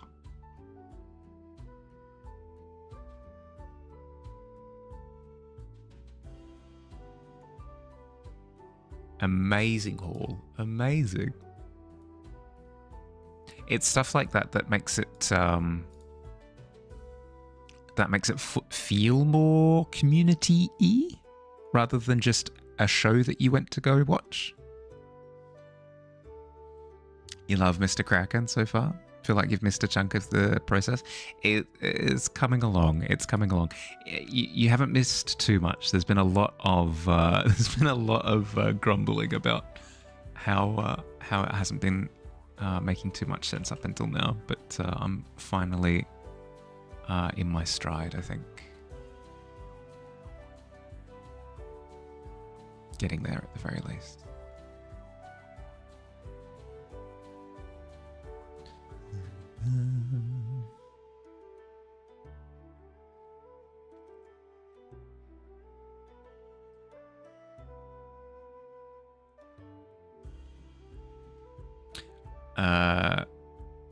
You did return, but good news is because you got an exciting notification on your phone, you'll be asleep pretty soon. Good. Well, I'm glad that you got an exciting notification. I'm glad that you can feel that you're drifting off.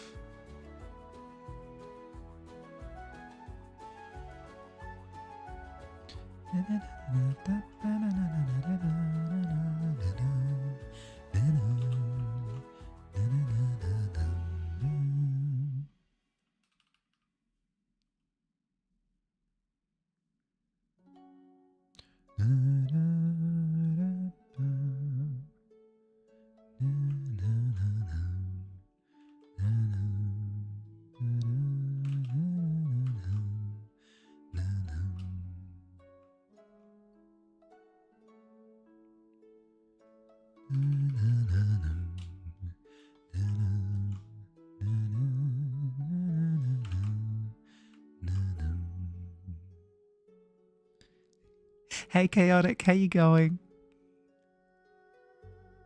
Do you prefer Chaotic or Maze, by the way? I forgot to ask you last time.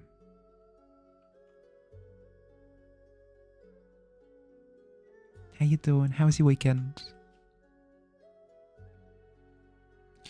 So you had no social window pre-show other than your seat neighbors? I mean, but still, it feels like it would have been an event where you've immediately got a lot of things in common with everybody around you.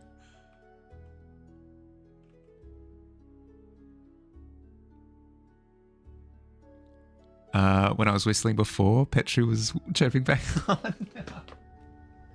Don't tell me that. That'll shatter my heart. Oh my goodness.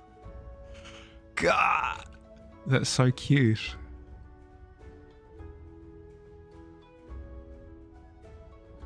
Maze, actually, but you're not picky. Some still call you Chaos. Yeah, I'm doing good. I'm doing well. Thank you for letting me know. I prefer to be in the know.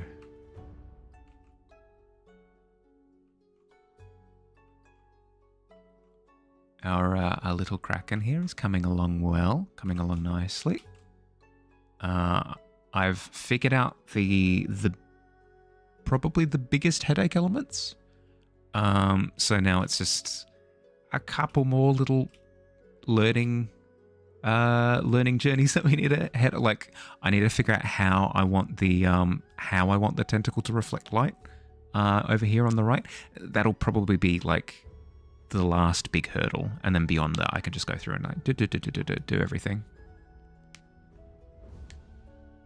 That I be popping? Yeah, yep. Pow!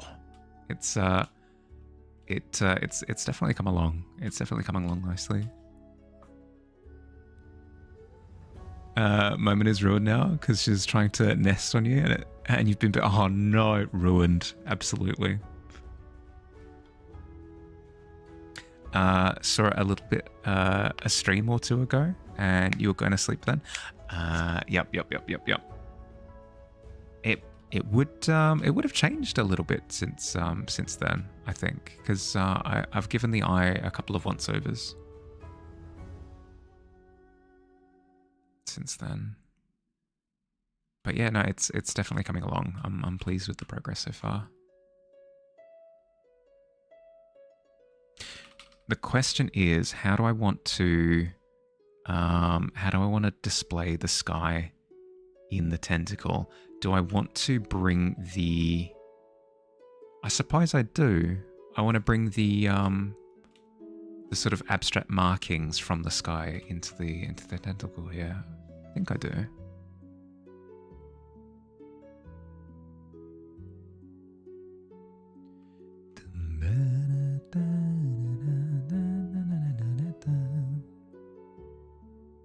You're on West Coast US time, so time zones sometimes. Well, given that the chaos in my personal life has settled down, at least for now, I should be on time from now on for at least a couple of weeks.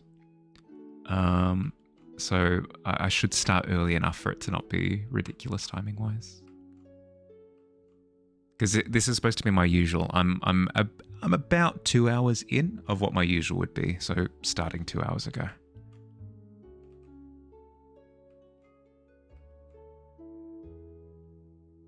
That was a very dodgy way of saying that, but we got there in the end.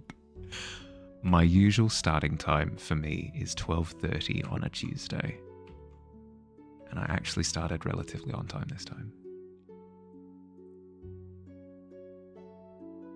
You like having night streams to watch for when you don't use the sleep? Yeah, that's fair. That's fair. I can promise semi-regularity from now on, so I hope to be there when called for.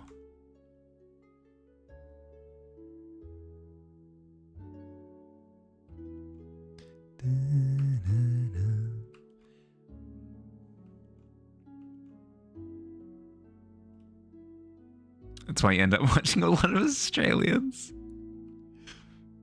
It's kind of the perfect time zone, yeah. It's tough.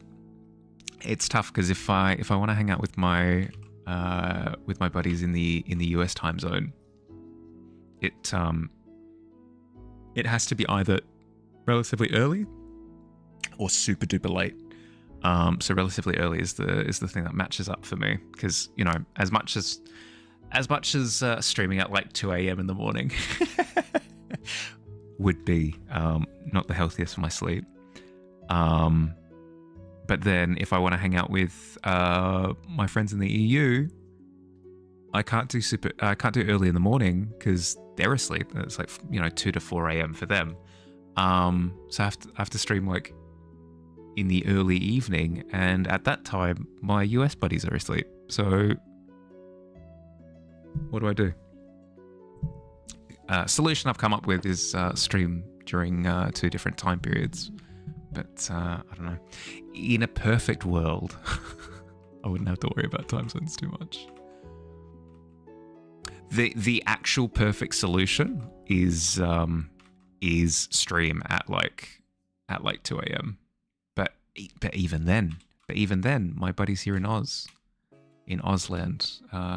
miss out. Yeah, there's no perfect solution.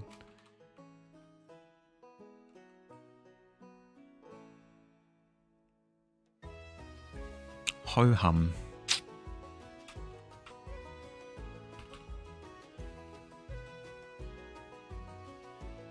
It Do be what it do.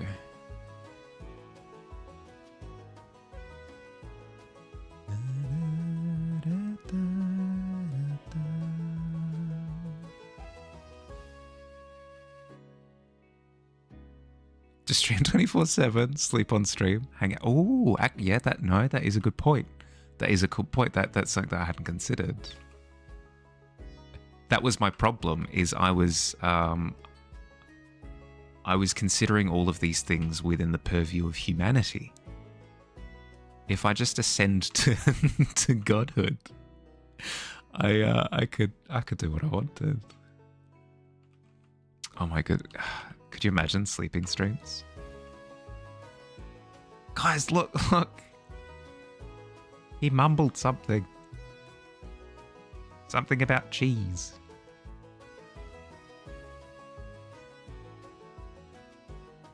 I mean, I say all of that tongue-in-cheek, but haven't there been phenomena like Twitch streams where it's just like a goldfish in a bowl? You can't sleep when you know people are awake near me. Yeah, how would that translate to stream? Because like they're not in proximity, but they basically are.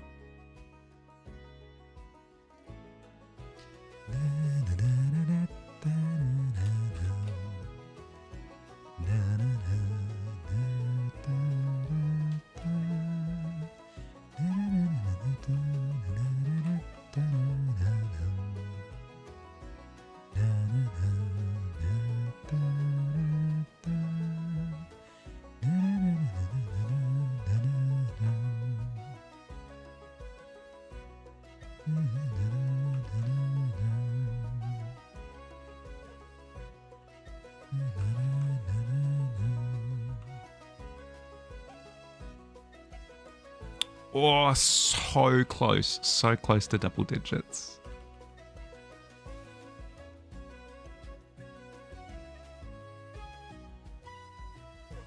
That's the equivalent of doing the bottle flip trick. Where you flip the bottle that has a little bit of water at the bottom.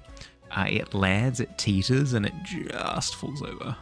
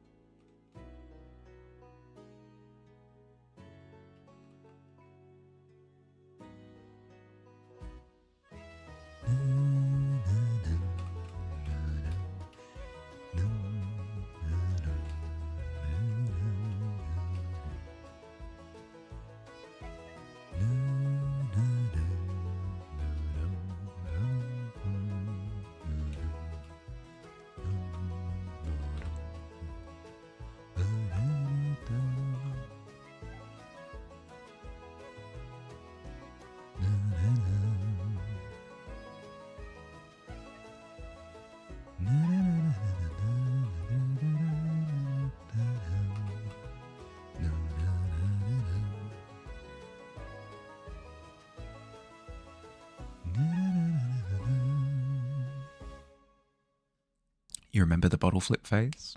Like how the internet goes through those sometimes? Makes you remember school. Yeah, it's almost like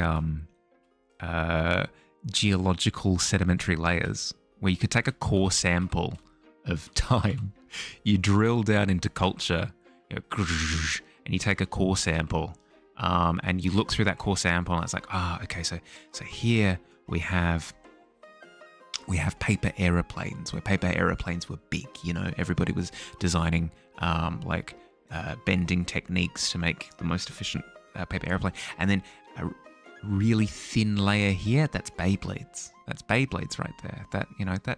That had its time in the sun. But then this big chunk of sedimentary deposit, that was yo-yos. That was yo-yos. That was big. You like the cup stacking would stop, but now it's like a spot. Yeah, exactly. Cup stacking is like a big chunk of cup stacking. Then what was another one? You had challenges of all different kinds. You had the mustard challenge, the cinnamon challenge, the Like the cold water challenge, like that challenge bit was a good chunk there as well. And you can just go through and you can be like boom, boom, boom, boom, boom, boom, boom, boom. I wonder what. ASMR. ASMR was a big chunk. Acapella was a huge chunk. Was acapella. What chunk would we be in now? I don't know, Skibbity Toilet or something. Minecraft was a huge chunk. Yeah, I'm not sure what's hip nowadays. What's the new thing?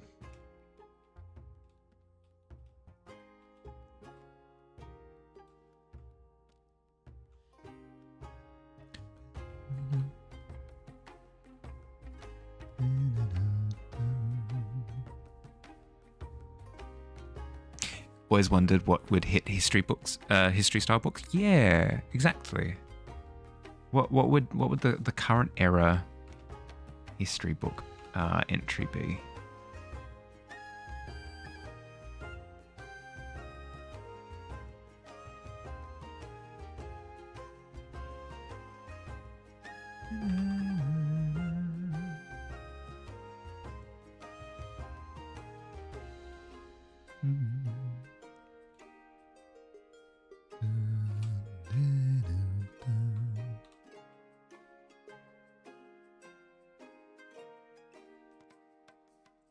Saw a speaker at a school use today's lingo of Skibbity Ohio Riz style.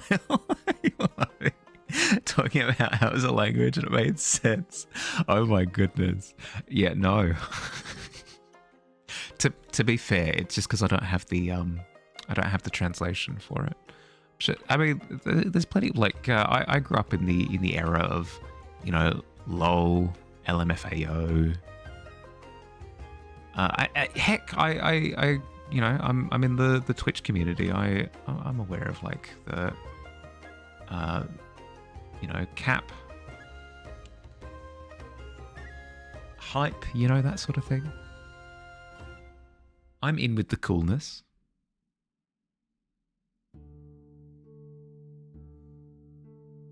Like, for example, this Kraken is a W moment.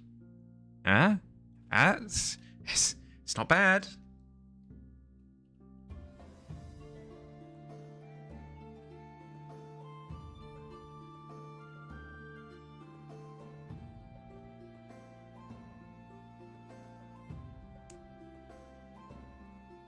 Which you were surprised you picked it up because you're 32. Don't know how you're keeping up this well. Because you're on the ball. You're plugged in.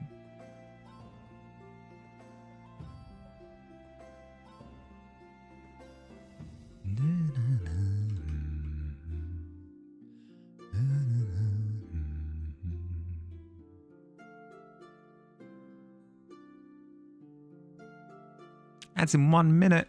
Thank you, Tavern.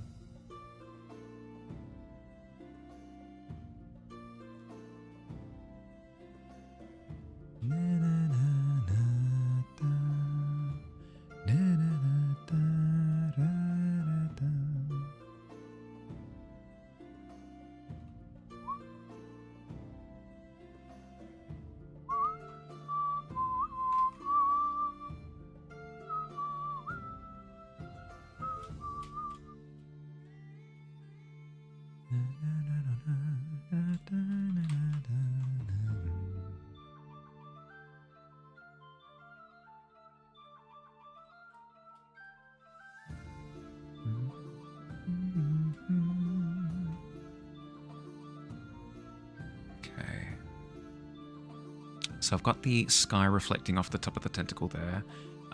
This part here is being obscured by this tentacle here in the foreground. Like foreground, middle ground area. I've got the distortion that you would have from the texture of the tentacle itself, like the surface.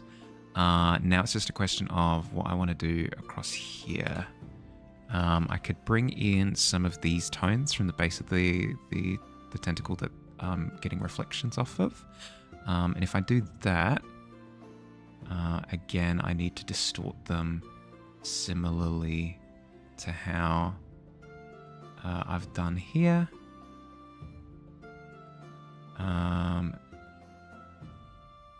But then again, I've also got this part of the rampart, which will distort some of the color as well.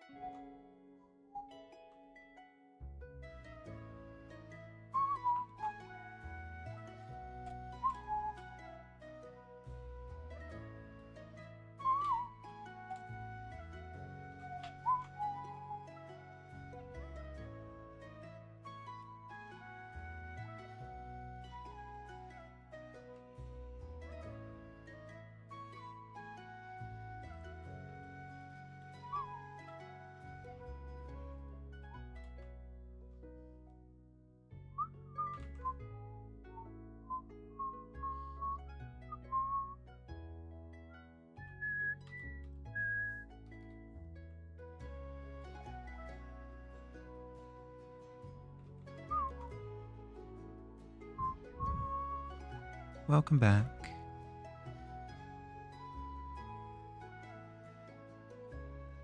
I hope the ads weren't too ghastly.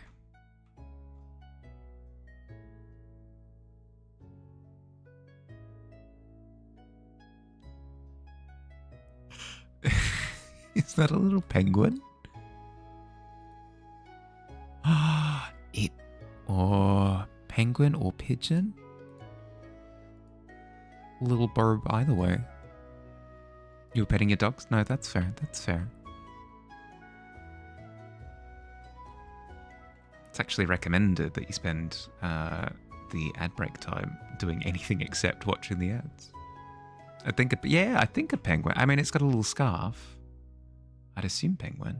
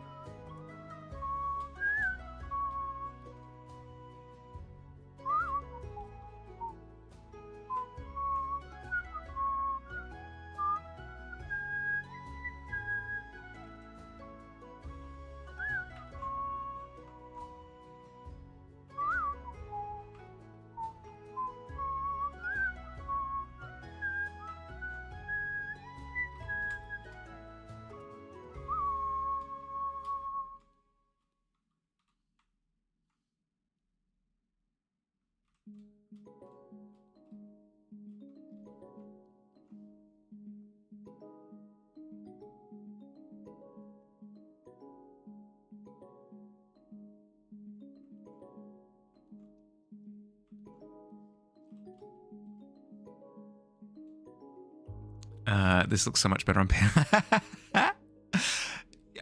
That's actually that's really cool to know, because I've got two monitors, right? I've got my art monitor, I've got my regular monitor, and I can see that it looks worse on my regular monitor. Interesting to know that it works for the viewing experience as well. But that could also just be like proximity. Like how big the image is as well. That's fair as well.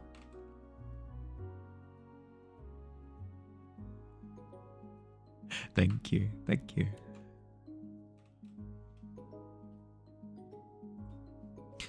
But it's so small that it's hard to notice the details. Yeah. Yep.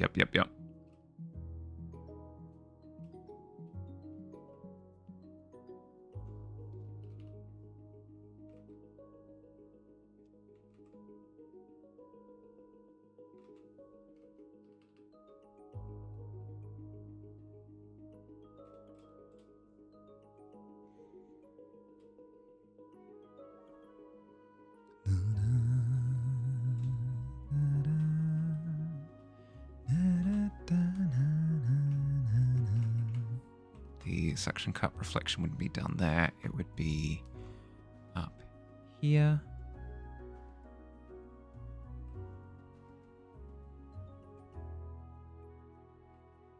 And then would be distorted.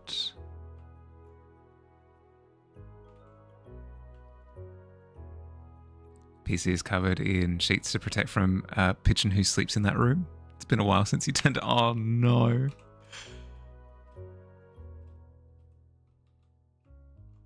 I mean, it makes sense. That that thought never even crossed my mind. Yeah, you'd have to.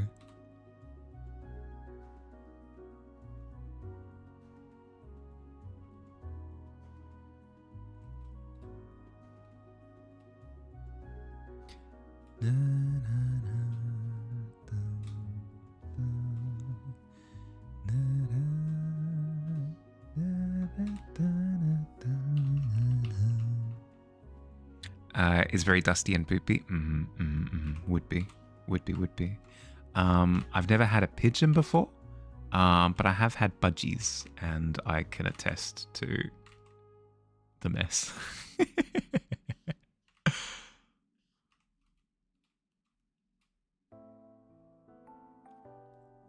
Just generally watch more on mobile because bed watching or whatever. It's more mobile. Yeah. Yep.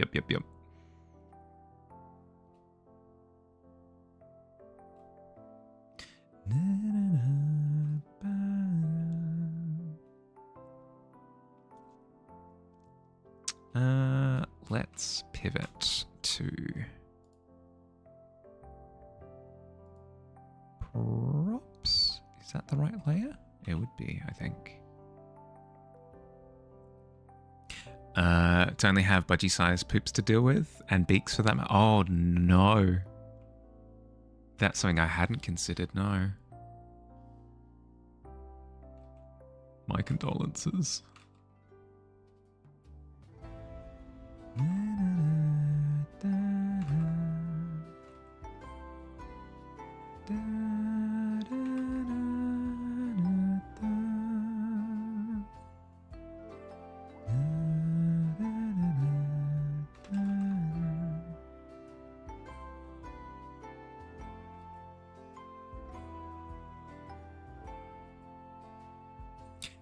Parents be sharp. Pids just peck through. Very low attack score.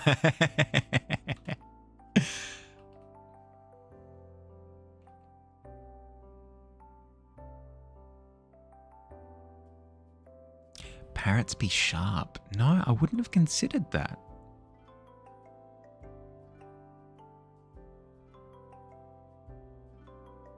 I suppose they'd have a stronger bite as well, would be the big problem.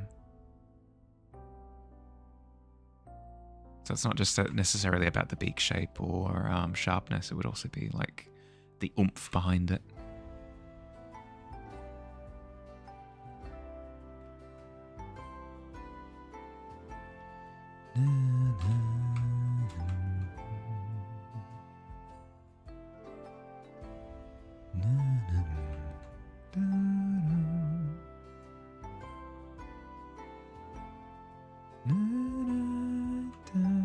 Yeah, yep.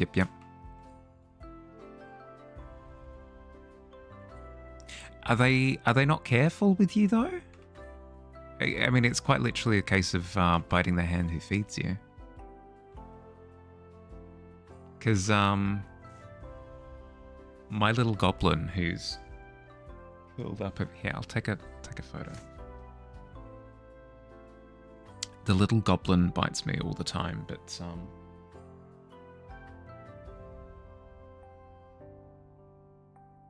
with little nibbles.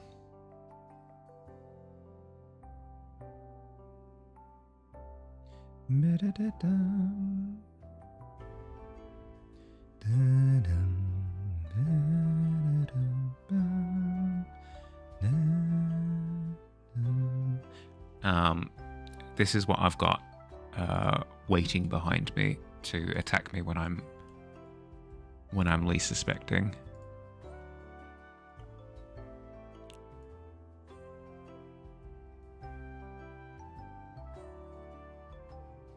She's been running around behind me, causing all kinds of like distracting chaos this entire time, and she's all tuckered out afterwards.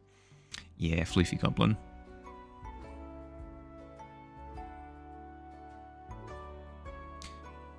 Nectar eater, but still have a weapon on her face. For the most part, she doesn't bite a lot, but she's very hormonal, so has intense reactions to being told no. Ah, I see. I'll show you no. Gah! Go for the eyes.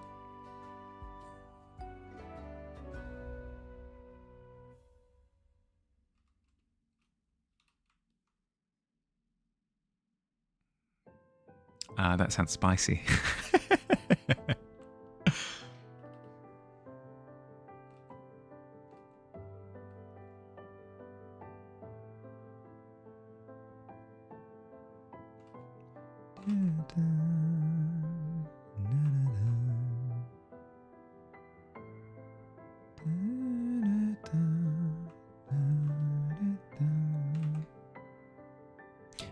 Bites a hand that feeds a very hard little wench. Oh dearie dear. It's tough.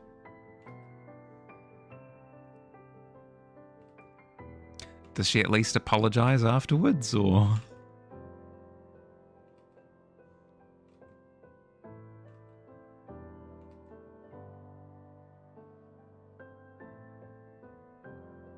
Constantly wish she just had a cat. Fair.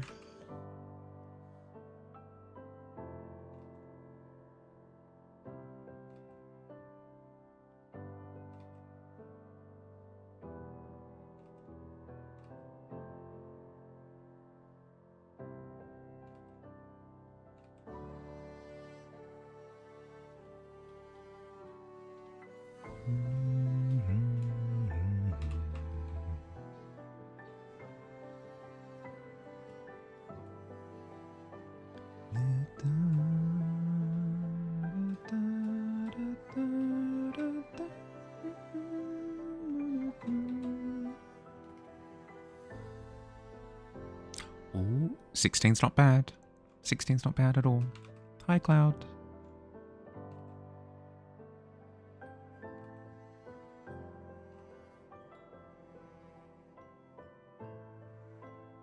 The Kraken's coming along, Kraken Cloud.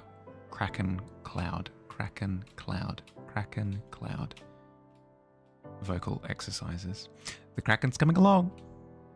It's coming along nicely.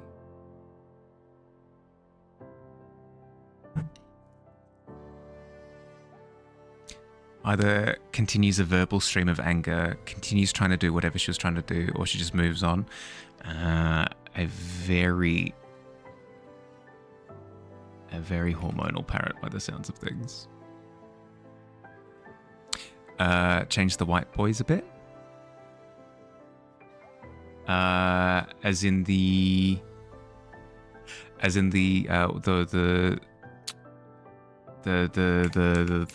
militia, or like the highlights, because the answer to both is yes. So I don't know why I'm asking, but like for clarification, the answer to both is yes.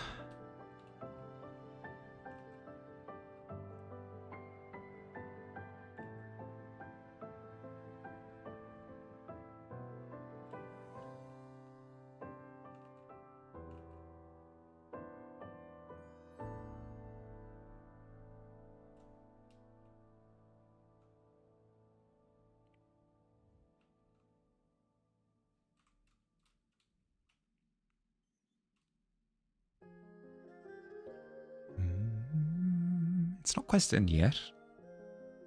Spotify.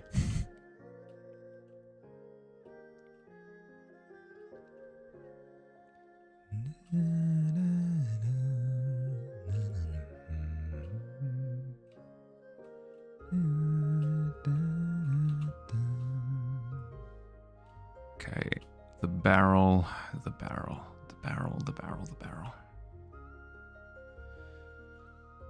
Let's go.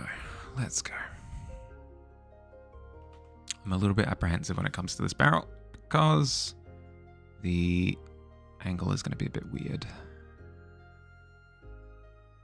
It's not like how I've done the draft at all. It needs to angle down a little bit more and occupy a bit more space because the draft is very flat, it's very two-dimensional.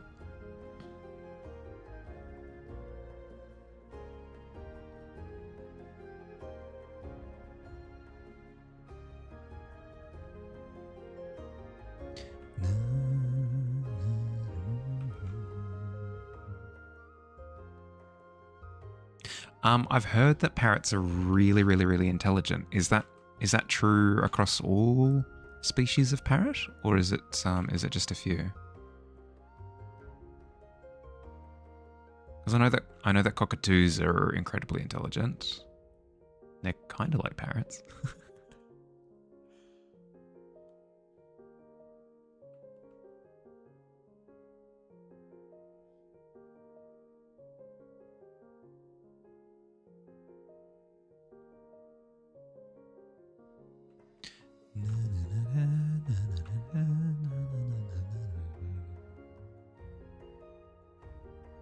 African Grey is the smartest type, you think? Also back. Welcome back.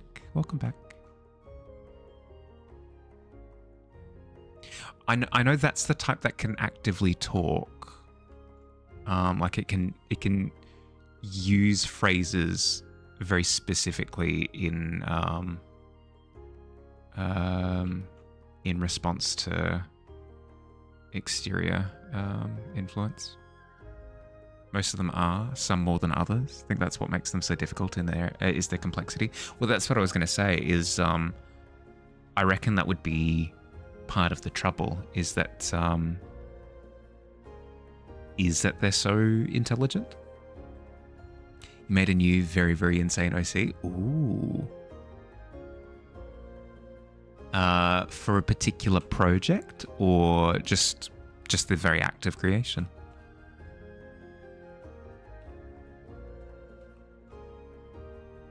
Just for the act of creation.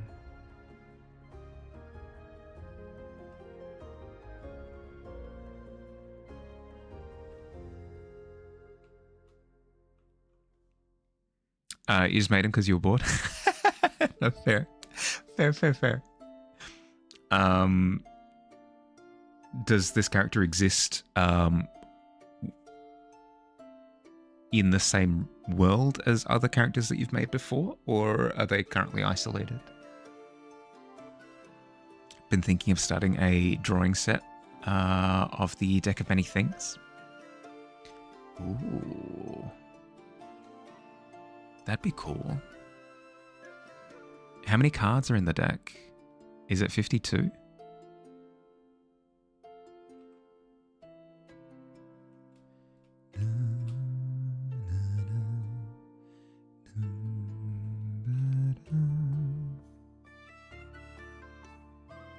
Exists in the same world as your demigod OC. Oh, there you go.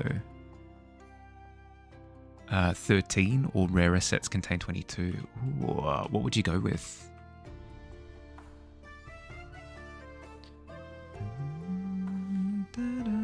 Any particular reason why you've paired those two? PB?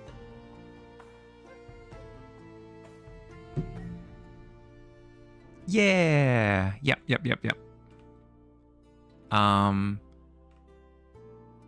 OC refers to original characters, but I suppose it also refers to Orange County, which used to be a show that was a thing when I was growing up. The OC, I think.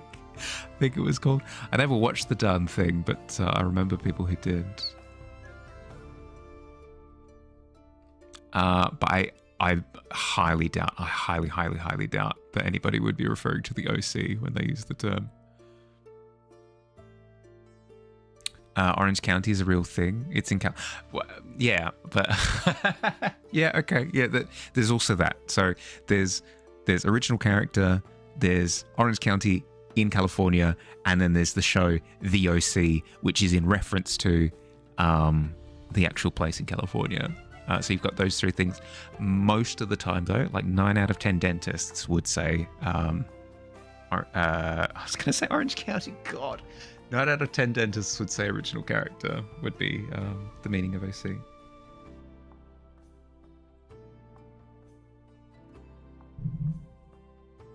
And they have very, very much beef. Okay, so very much sort of influencing each other. Love the theme song, but didn't watch it. I'm not even familiar with the theme song. I just remember it being... We were just talking about like cultural core samples, right? Where you take a core sample of culture and you can see like different eras.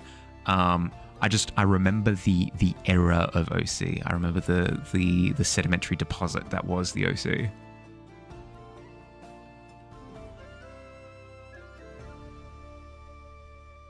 You need lore. Killed the demigod sister. Okay. Right. Well, no, that is cool. That is cool. Each time you introduce a new thing, it creates a little bit of texture for the rest of the characters. I do like that. No one calls it OC here, so just assume it's original character, especially in art. 9 out of 10 tests. Yeah.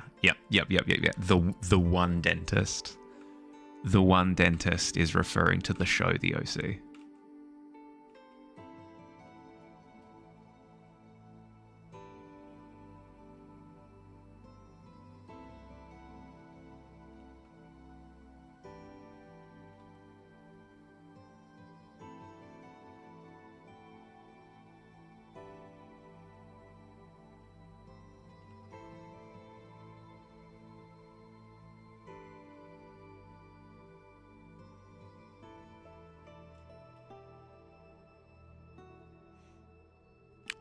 Majority of decks found contain 13 cards, while approximately a quarter of them hold 22. Cards are Balance, Comet, Donjon, Uriel, Fates, Flames, Fool, Gem, Jester, Key, Knight, Moon, Puzzle, Rogue, Ruin, Sage, Skull, Star, Sun, Talons, Throne. Wait, this is seeming very similar to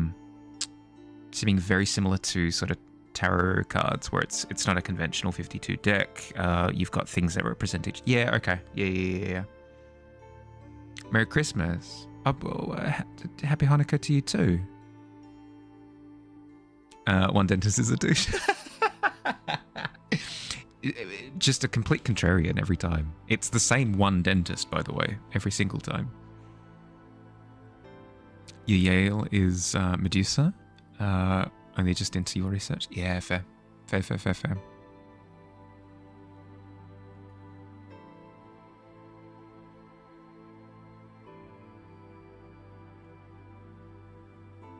Loves to argue for the fun of it. Exactly. It's like, yeah, but sometimes it can be 10 out of 10 dentists, Doug.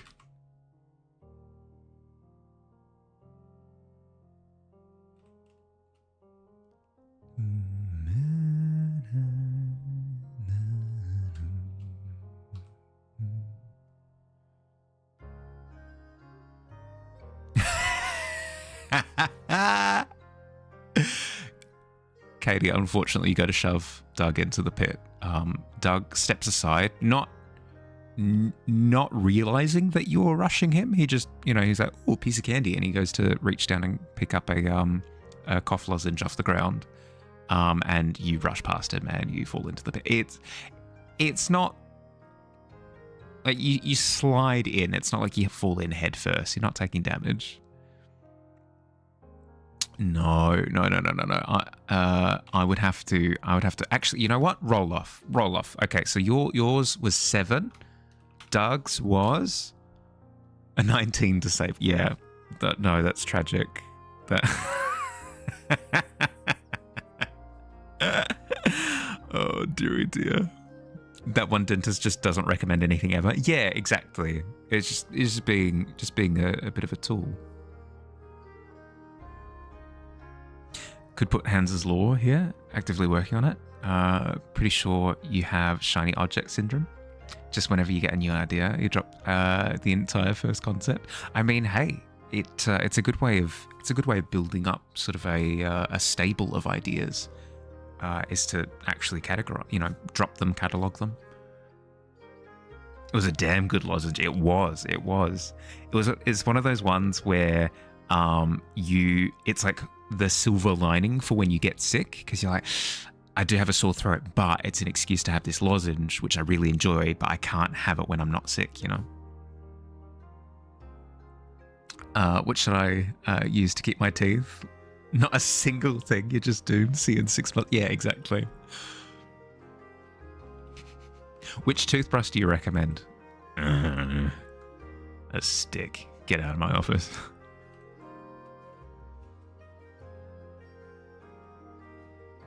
Doug loves them. Doug doesn't love many things.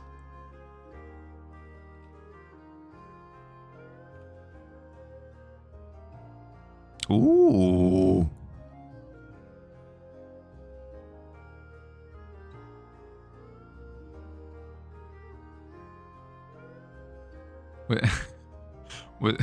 Was that a 19 for Doug to convince me to use a stick as a toothbrush? Use recommend a water pick. No, unfortunately, no. I use Rego tooth dental floss.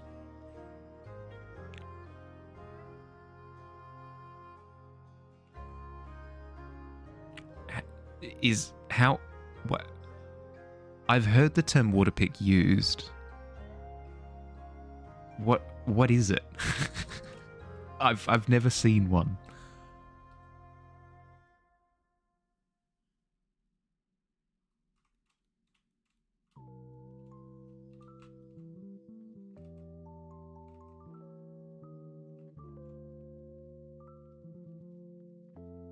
Yeah. Chuck the law in. It'll be easier for me to read if you chuck it in Discord. That way, that chunk of text will just sit there, and I can sit there reading it, instead of sort of flowing with chat. So that could work. You don't have Discord. Yeah. Okay. Fair. Yeah, chuck it in then. This is a law happy place. Yeah. Yep. By all means. Just some high pressure. Yeah, I can understand what it would do. Like, it's high pressure water that does the job of flossing. But when I'm thinking how high power water pressure, I'm thinking those pressure washers that you see people cleaning their driveways and stuff with. Wakes up in the morning, stares in the mirror. He never wanted to be a dentist. He never wanted to be a guide on teeth care. But here he is. He grabs his toothbrush and he hates himself as he brushes. Then grabs his coffee. It's all that's holding him together at this point. In the back of his head, he thinks, I shouldn't be drinking coffee straight after brushing my teeth. He downs it anyway.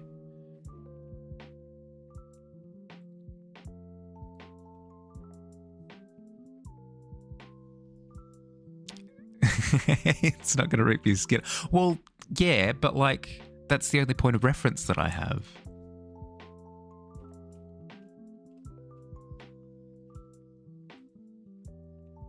Can Doug become ROC? I mean, I don't think it's a question of can he. He already is. It's more of a question of should he? Should Doug be enshrined? Yes. We have a new patron of the tavern, Doug, the 1 out of 10 dentist.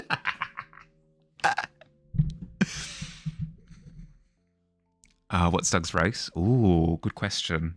Good question. Um,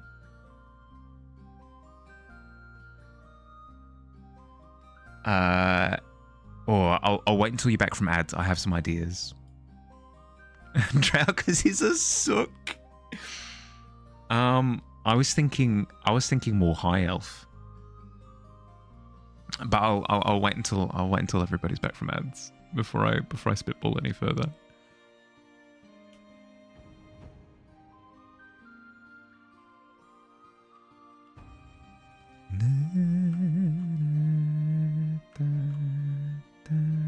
Because my thought is that he's snooty, right? Snooty and ambivalent.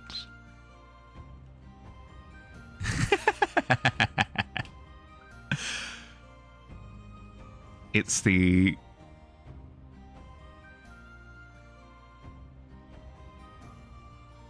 document where you'll find it in like 6 months' time. Be like, wait, what? Doug? What's?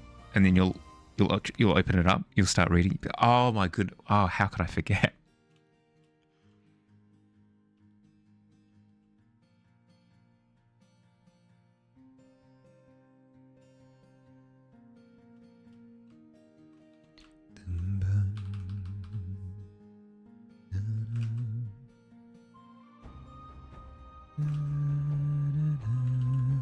Welcome back.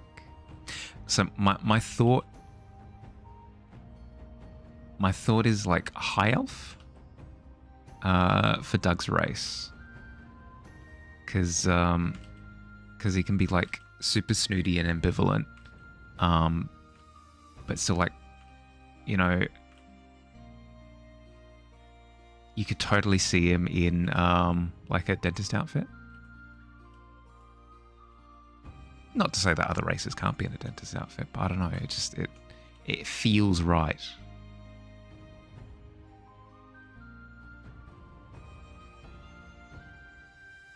Doug is the dentist you should listen to. If dentists make a living off of people's bad teeth, why would they use dental stuff? 9 out of 10 dentists recommend.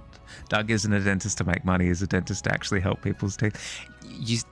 I hear what you're saying. I hear what you're saying.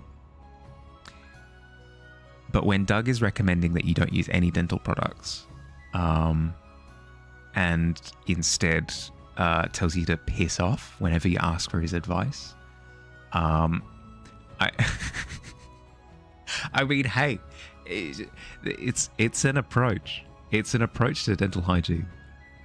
It's just not one that I'd recommend. Well, me and 9 out of 10.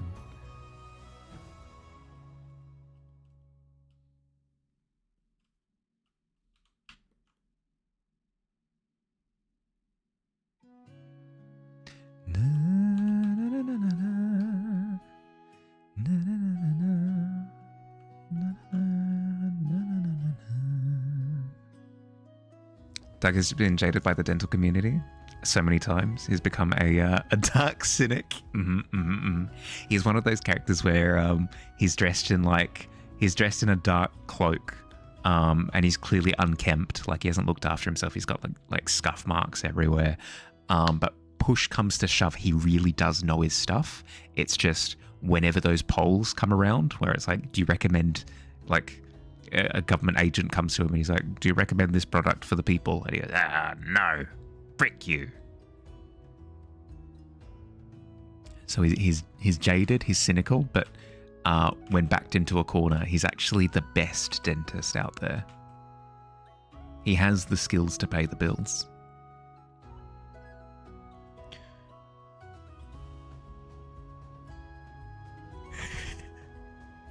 You're lower than any highborn I should be working on. Use this. That's got very, it's dangerous to go alone, take this energy, but instead of a sword, it's just a dental stick. Okay. His name, Hans. His reason for murder, pure bloodlust.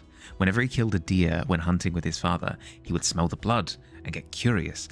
He's a psychopath. His first kill, his mother. Oh my goodness, why? Bloodlust. Absolute psycho. After that, he ran off into the woods. 20 years later, he's back and even more deadly. He has killed 40 people. All of their bones have become part of weaponry for Hans. He is death itself. Ooh. A true, like, a boogeyman style character. I like. I mean, I don't like that he's murdered people, but I like that he's murdered people, if you know what I mean. Doug looks like that guy from History Channel, Ancient... Yeah. Aliens, but, like, dental products. Not the best. Swoons over heart. Yeah, exactly. Oh, my. I seem to have contracted a case of the vapors. Whew. Literally every single American high school girl. I mean, what can I say? I like a good true crime podcast. What's the problem there? Teeth. Yep. I like the idea of Doug having fallen from grace. I like that concept. So high elf, distinguished, but doesn't look after himself. Is clearly super jaded. You can see that he's come from like a long lineage of dentistry, but he's just given up, you know.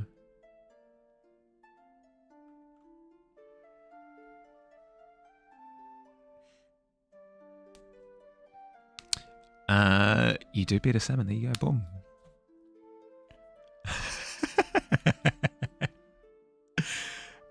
You successfully do a flirt at the bloodthirsty killer. You could put it. We could put it into its own section actually for like original creation stuff. Did you want to start a conversation? Like, there's a conversation section below general chat. Katie, you could start up like an OC section.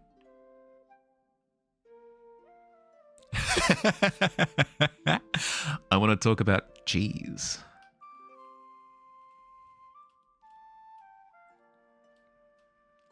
Danke.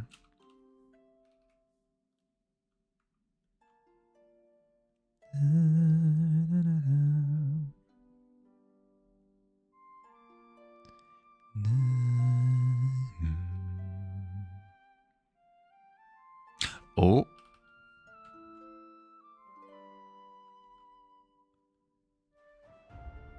Even after Doug is an immortal vampire watching the age of dentists, constantly keeps screwing up. So he's had thousands of years of being shunned by the dentist community. Whilst also being a vampire means he truly knows the importance of good dental hygiene. I like that. I really do like that. I like Doug being a vampire. I think that suits really, really, really well. You became a bonesaw with your with your bones. Oh no, BB, no. Oops, Hans did it again. He murdered a person. Made a tool with their bones.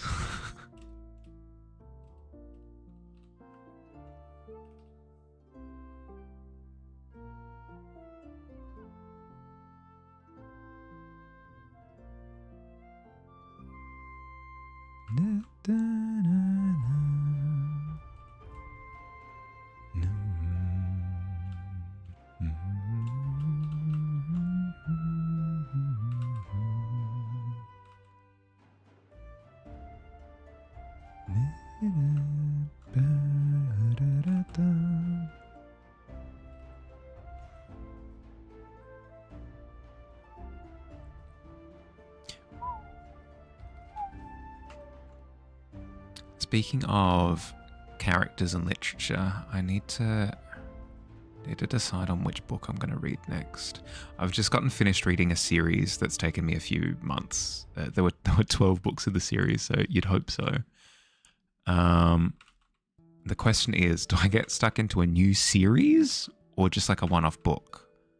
My heart says one-off book, and then I can do a series after that.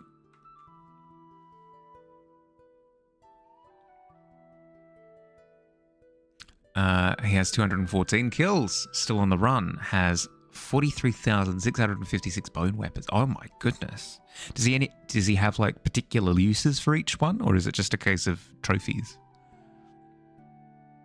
Tis named OC, original character, or Orange County issue. That one dentist, perfect.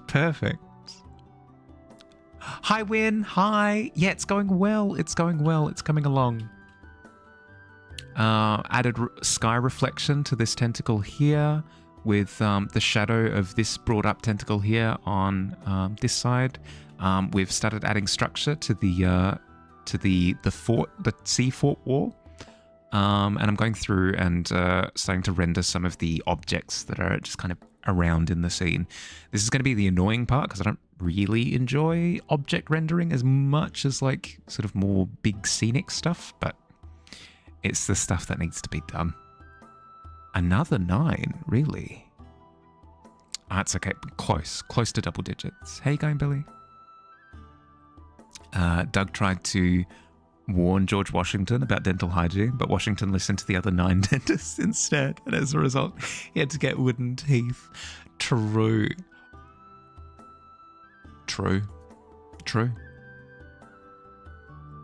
I mean, to be fair though, I'd say that it's more the case that they were working with their understanding at the time, whereas Doug has forbidden knowledge from time immemorial. Forbidden dentistry knowledge from the Dark Ages.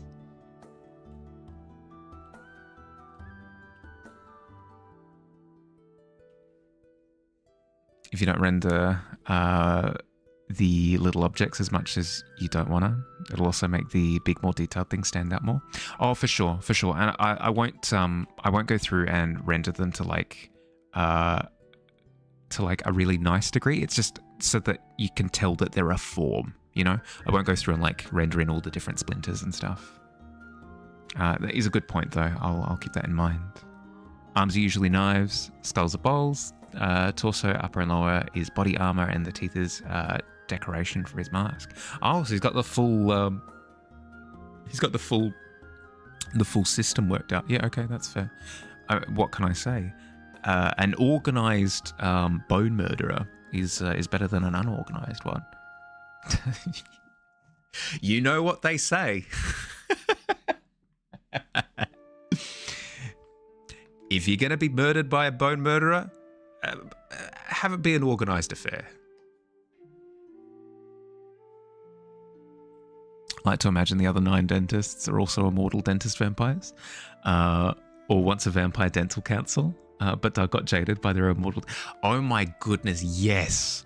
The 10 dentists that are checked with for all dental products are a dark cabal of dentistry. Oh my goodness, yes.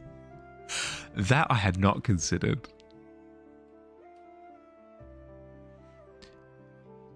We do have a new fluoride product. Shall we release it to market? Have you consulted the council? Beautiful. Absolutely beautiful. Oops, wrong layer.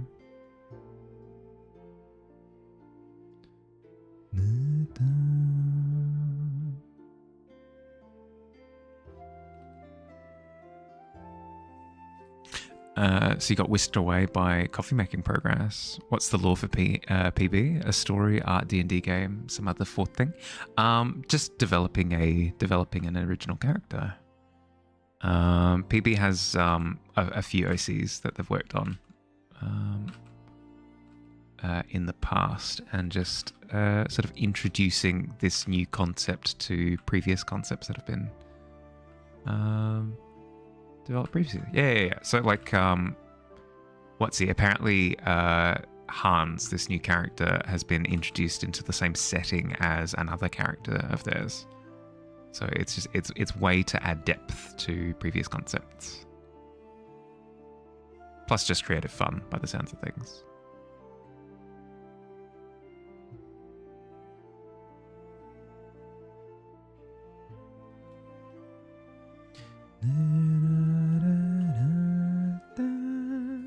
Some people just make OCs infinitely. Just curious. Yeah, no stress. No stress. I was never part of like the OC culture. It was a big thing on Tumblr for a while. This concept of just creating OCs to populate like an internal world with. I never got into it, but it's always been tangentially related to my interests. Like a lot of the fandoms that I was a part of would also have like an OC branch. It was just always next to what I was interested in. Yeah, so PB's working on an OC called Hans, who's like who's a murderer who goes around collecting people's bones. And simultaneously, we're also discussing the concept of the whole like 9 out of 10 dentists recommend this product type of thing, and we're kind of constructing what the 10th dentist is. Doug, the immortal high elf vampire. He's incredibly jaded. You have a type of character you always go for? Obscenely goofy characters, or the jerk characters? Great development are usually your go-to characters and tend to be your favorites. My favorites tend to be incredibly flawed characters. They don't tend to have like a particular. Thank you for the clip, Katie. For full context. There you go. I don't have like a scaffolding for how I go about character creation, but I do insist on them having a key flaw every time. So for example, one of my characters was very like creepy exterior, like undead child visual, but then very sort of sweet personality. But then double whammy, also has like a dark secret, can become like a big creature thing. So like a what's the word? A twofer. You think it's a twist in one direction, but it's actually a twist in the other. You have OCs, but you have comics that went into, but you have comics that mostly went into. Right, okay. But you really appreciate people that just make OCs like that. You were into those Tumblr days too. Part of the super who lock stuck fed. Yep. Sorry, it took me a second to decipher. The mishmash crossover worlds. Yep. Does Dave have any flaws? Yeah, he does. So Dave was raised by goblins and has racial blindness, like to a fault, where he thinks of himself as a goblin and he thinks everybody else around him is a goblin. So there's that trait. And then the other fault, I guess, quote unquote, is that he's too trusting. He believes wholeheartedly that anyone could be his best friend. So not a flaw in your eyes? For sure. But all of these things are a matter of perspective. You have Jake, a country boy hottie. Oh my goodness. Jake's sister, Veronica, a city girl mafia boss. Kuro, a demigod with code prompt and infinite possibilities. Kuro's sister, Elizabeth, or Lizzie, called by Kuro, literally a normal no one, and Hans, an insane bone murderer. So Elizabeth was killed by Hans? Am I understanding that correctly? You enjoy making OCs, but you always find creating worlds easier and more fun. Most of the time, your worlds got more structure and personality than the characters do. That's the problem that I had when I initially ran D&D, was I had a strong concept for what I wanted for the world, and like settings within the world. Actually populating them, though, became a bit more of a challenge. I'd have almost like hero characters, like little one-off characters in each part of the setting that would be, full of texture and flavor, but then everybody else was just complete dry toast. I think nowadays, if I were to try and run a campaign fully homebrew, I would go out of my way to add a lot of flavor to just the regular folks that are in these settings as well. Obviously, you can't do it with everyone, but I would write up tables so that if my players go to just interact with random characters, I would have like flavor tables, which would add a whole bunch of grit, you know. Kitty, hi, welcome. How you going? You have a D&D character like that? You miss old Tumblr? Some of the most unhinged things happen there. You've seen people meme quotes still today. Yeah, very, very strong meme culture. Here, let me quickly shout out Kitty before I forget. How you going? Hi, Fama Bloom. How you going? Welcome. Badum. Shout out. What were you working on? This is the beginning of making an OC verse, because you'll totally be down to art for that after you clear up some of your... Well, that's kind of what I've been aiming to develop a little bit, is the universe of the tavern a little bit more. So I had to get really excited. The prospect of adding Doug, the 1 out of 10 dentist, to the regular patronship. Yeah, I'm doing well, Family Bloom. I'm doing really, really well. The octopus piece is coming along quite nicely, so I'm quite chuffed. I gave the tentacle over here just like a quick rundown, and it's turning out quite nicely. So I'm really happy. Checking in a raid while you wait for food. Yeah, no stress.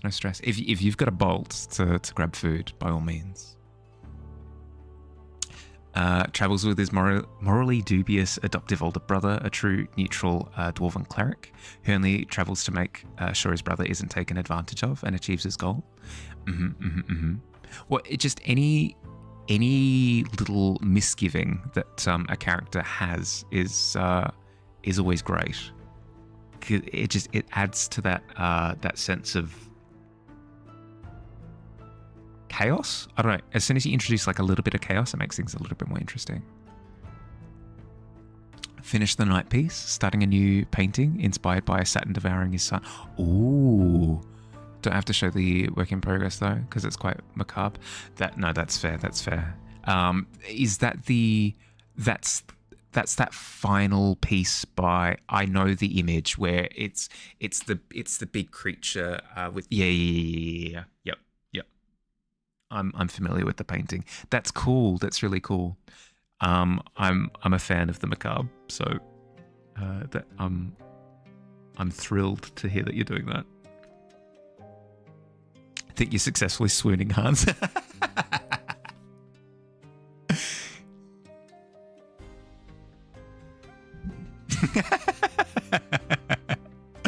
Oh my.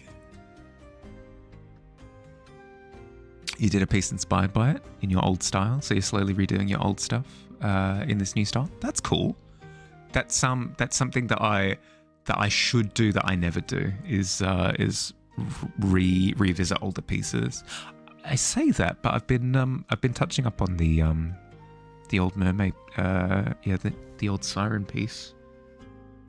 But that sounds really cool. Also wanted him to be a Goliath raised by a dwarven family who genuinely thinks he's a dwarf. They don't have a sad backstory at all. Comes from a loving family. Writes home every time they go to an inn, and their loving parents send gift packages to each of the towns that have been consisting of cookies. Oh my goodness, it's amazing. This is sounding very similar to Dave, although Dave's relationship with his family is kind of on the rocks. Not by his doing, of course, but maybe due to some misunderstandings. Send him in DMs. We'll post the finished ones in Discord. Ooh, I won't share just because. Oh my god, that's so good. That's so good.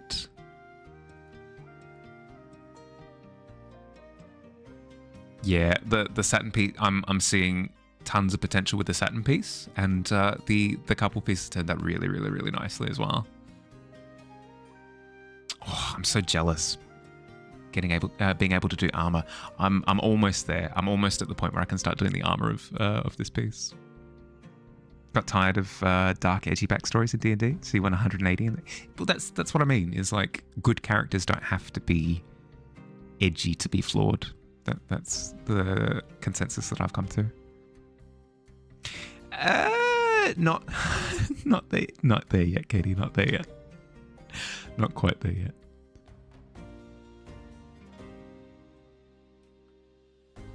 I'm sorry. I'll work on it. I promise. I'm finally free, like semi-free of responsibility, as of this week. So I'll go through in terms of priority. So I'll start with ordering my computer components.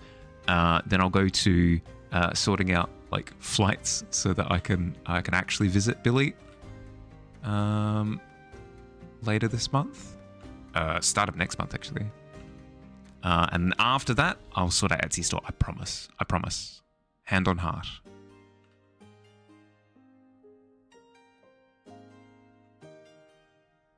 No. Billy and I live in different states. He's visited me a couple of times, so it's time for it's time for payback. Ready or not, Billy?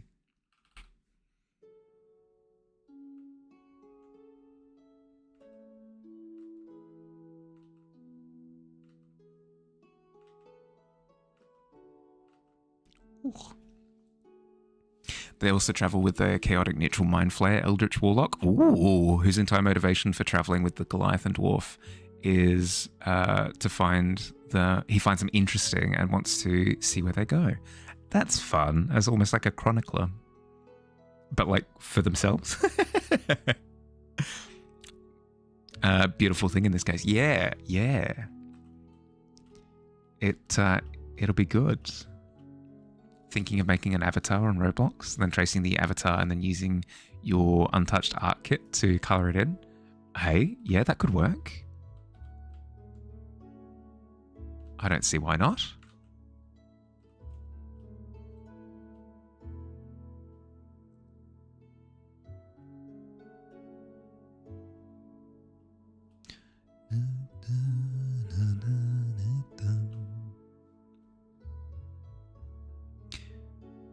Because you can't art for the life of you.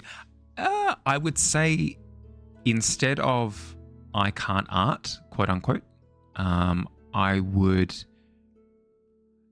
emphasize more you haven't put enough time in yet. Because I'm a strong believer in anyone can do it.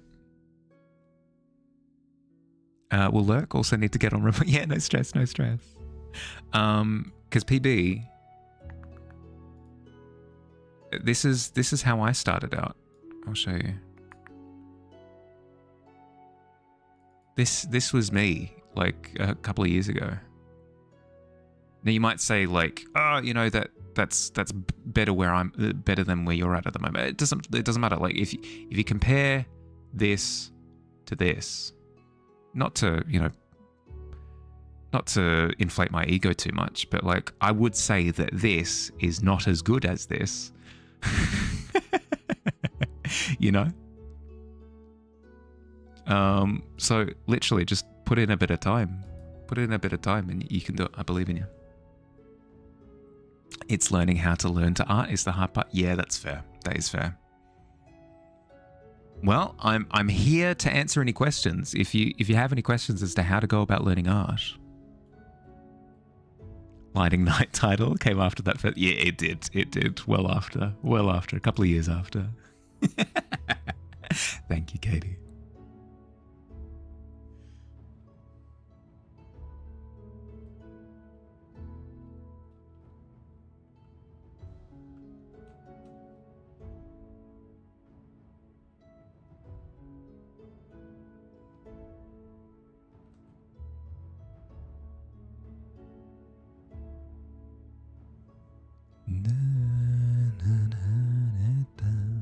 We always need a little gunpowder barrel, right? You've got your Rego barrels that probably have helpful things in them. Now, gunpowder barrels, they always have to be red, and everybody knows when you shoot them, little sparks come out, and then it explodes half the level, and everybody takes a big chunk of damage. Should make Doug the immortal high elf vampire dentist and an actual D&D character. I think that wouldn't be a hilarious character to ruin in a D&D campaign.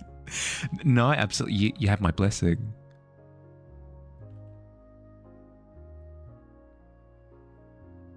Refueler barrels that have helpful things like wine. Yeah, exactly. Bring me my wine barrel. But sir, we're being attacked by a giant kraken right now. Did I stutter?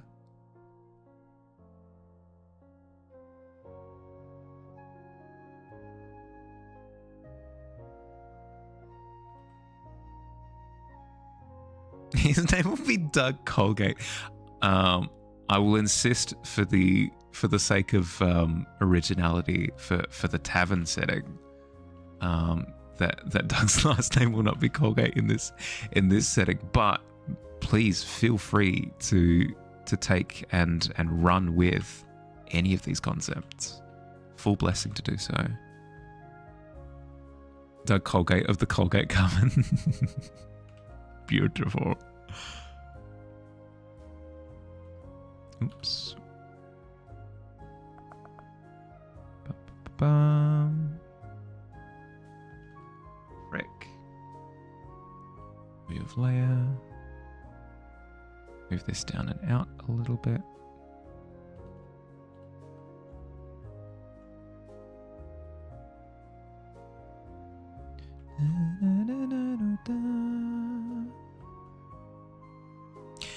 Put all your creativity into writing. You do use AI to shorten it, but you're starting to stop using AI because scientists discovered that using AI literally rots your brain cells. It does, yeah, because it stops you from going through that like crunchy period. That crunchy period of like really having to grind your brain gears to come up with concepts, and that friction is what leads you to improve and grow. If you get rid of any of that difficulty, then yeah, your brain does rot a little bit. He'll be like that unkempt drunk character who's always complaining that the other dentists are all just quacks. This is epic. Oh, thank you, Joe. I appreciate it. It's coming along. It's getting there, slowly but surely. I've gotten all the fun stuff out of the way, which is like the octopus rendering stuff. Now I have to do all the I have to eat my veggies. I've done it the opposite way around. I should have started with this stuff, and then I could start eating chips.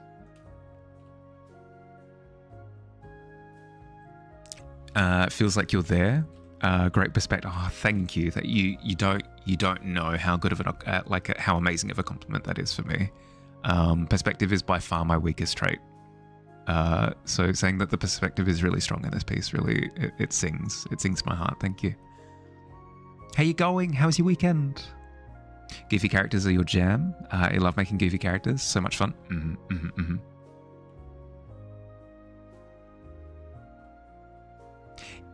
It's always nice having a goofy character as part of the party, because it leads to more interesting events playing out. Because if everybody's sensible, then nothing wacky happens, you know. Going well. Oh, good to hear. Good to hear. Good to hear.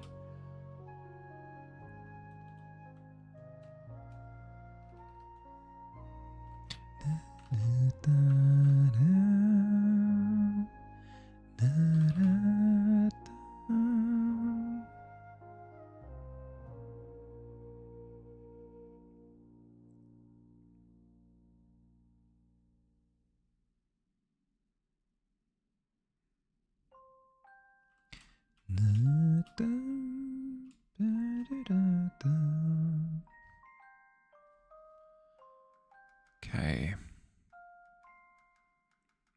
There's those barrels. I need to go through and finish rendering those barrels at some point, but before that, what did I have for the rubble?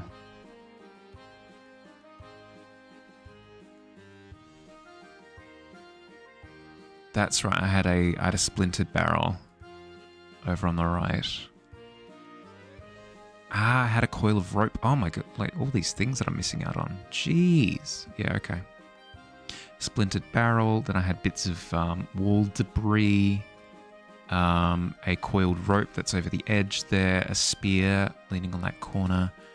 I'm glad I kept this in an accessible layer. That way I can quickly check. In a bar and Hards walks in. I'm his target. Do I accept my fate, fight back, run off, roll d20 after choosing? Probably Mahali will say what happens. If not, you don't mind. Ooh, okay. You have a character in this comic you and Maze made, and his name is Cross, you think, currently in the story. He's 12 now, but he's a technopath, and his brain is like its own computer network, and he can control technology. He's essentially the god of technology, and he has one motivation in life: pure entertainment. Nothing else really matters to him. All that power he has and he uses is for entertainment and entertainment alone. That's a really cool thought. Is a character with untold potential, infinite power, like a Franklin Richards from Fantastic Four, right? From Marvel Comics. Franklin Richards has the ability to like make reality into whatever he wants. The idea of having a character like that existing in the world, but the only thing that's like keeping him contained is the fact that he's incredibly selfish, and he keeps it bottled away in like this really niche sort of section of the world that doesn't affect anybody else. That's a really cool idea.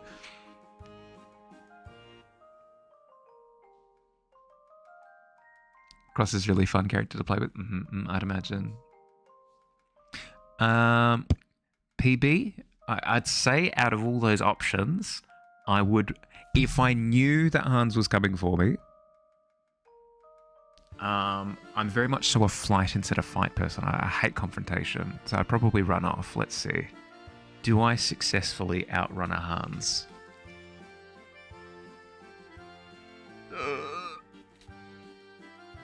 No, I don't. I become I become a skin suit. No. Oh, jeez. That's okay. It was fun while it lasted, everyone.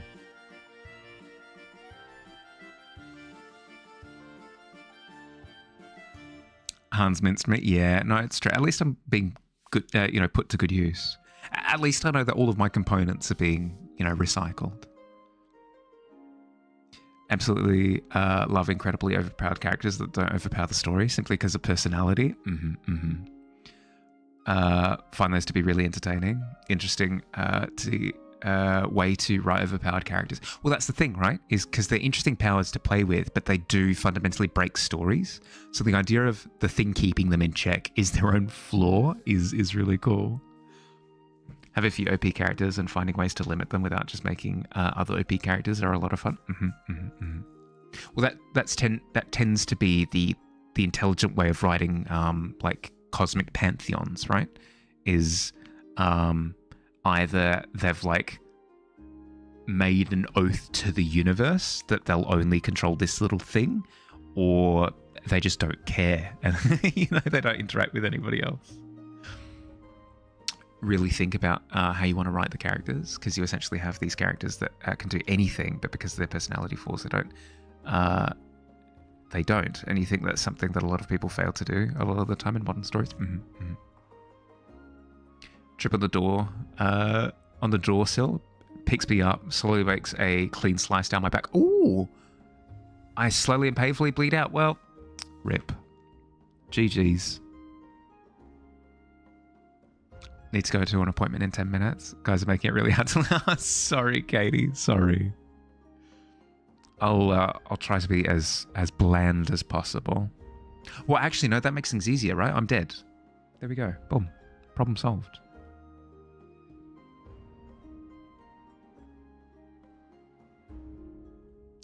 Bland it up.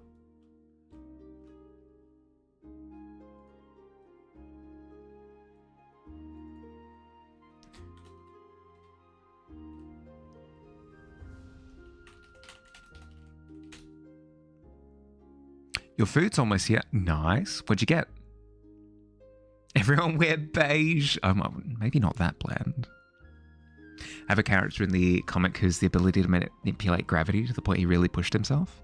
He could create a black hole, but his character flaw is that he's so simple-minded and so straightforward about things. He doesn't think to do half those things. He just does what he does.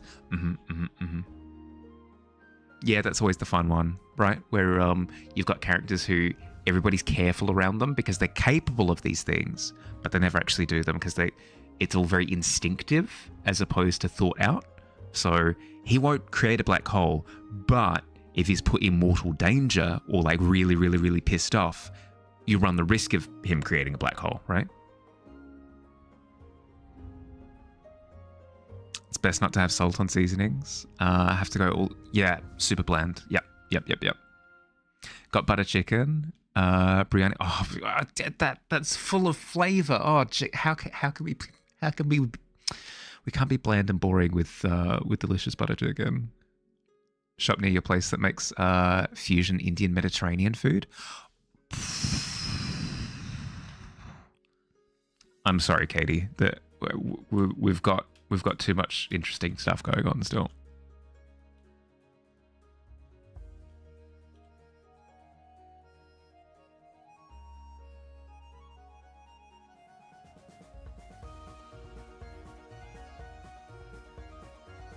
Okay, we've got a spear that's leaning on the rampart there.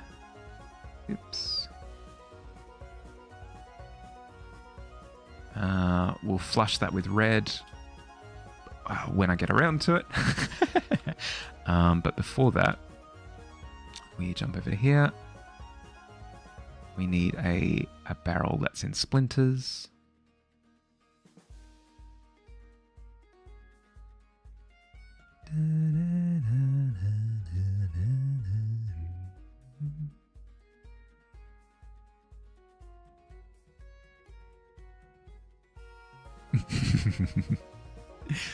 At least have an icky, unwarranted crush on him. I mean, to be fair, that tends to be the case with the murderer types, right? They never do it for the attention. They never do it for the romantic attention. I was gonna say they never do it for the. That's not true.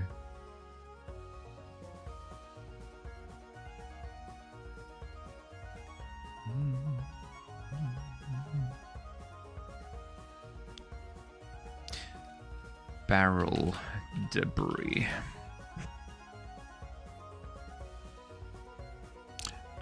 Wooden barrel? Wooden barrel debris.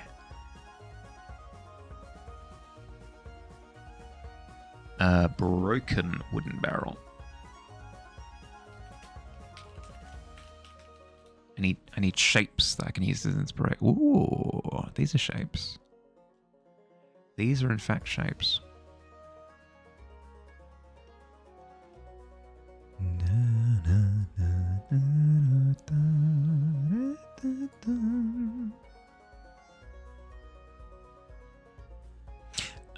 In the crowd far away. Ship them, ship. I mean, we were talking about flawed characters before, right? What's more flawed than a murderer? I think your favourite thing about Cross is prior to his adoptive mother, he was basically going to become mechanical overlord of the world. He also has a god complex and sees himself as the best, so he won't take down somebody with underhanded tactics. Sorry, excuse me. Feels like he needs to be the best to prove himself. To prove himself the best, he needs to beat somebody at their own game, so he'll play it by everybody else's rules and beat them at it in order to win. It's also the very thing that holds him back from his true potential. I can fix it. Yeah, exactly. All murderers ever. It's a commendable trait. Like, what's it? There's nothing more hype than in a story where somebody goes, I know that this is a trap, but I'm going to walk into it knowingly and I'm going to beat you at your own game, and then they successfully do it. Like, there's nothing more hype than that. So a character that plays with that constantly is very fun. You'll be looking where you... Yeah, no stress. No stress, kitty. Enjoy your delicious butter chicken, by the way. That sounds amazing. That's your floor.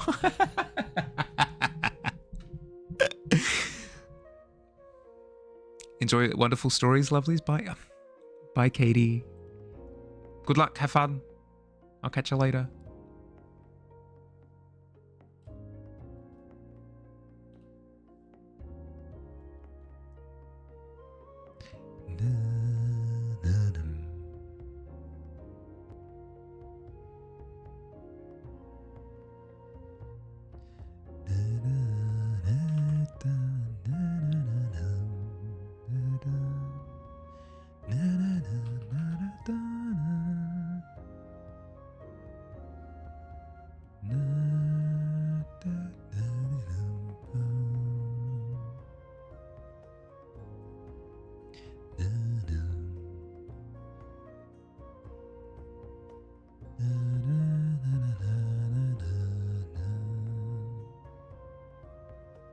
So we have this part of the barrel that's split open, and we've got the majority of the husk remaining.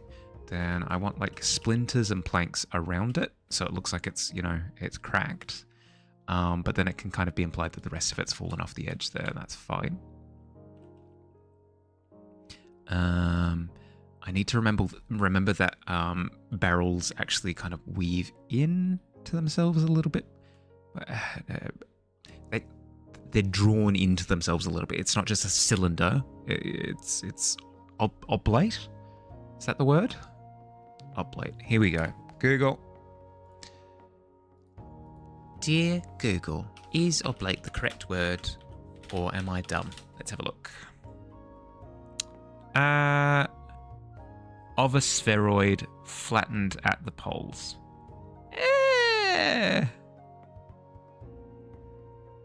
Kind of. It bulges in the middle. All Kuro would really do is change Cross's code. So we'll actually sit and listen, then teach Cross about self-value and respect, then revert the code, and then walk off. How very high a being. Hi, Metal. How you going? Thank you for the lurk. Thank you. Hope you're doing well. Pretty sure the word looking for is oblique. And that's the other side of your ribs. Yeah, no, that's... I mean, barrels are kind of rib-like, but I think your tongue-in-cheek is correct. I think I'm not looking for oblate, oblique, or obliterate. Well, I mean, the barrel has been obliterated. There we go. See? A word that actually correlates. That actually fits. The barrel has been obliterated, and I need to remember that barrels have a bulbous section in the middle. They bloat. How do I show that is the next question.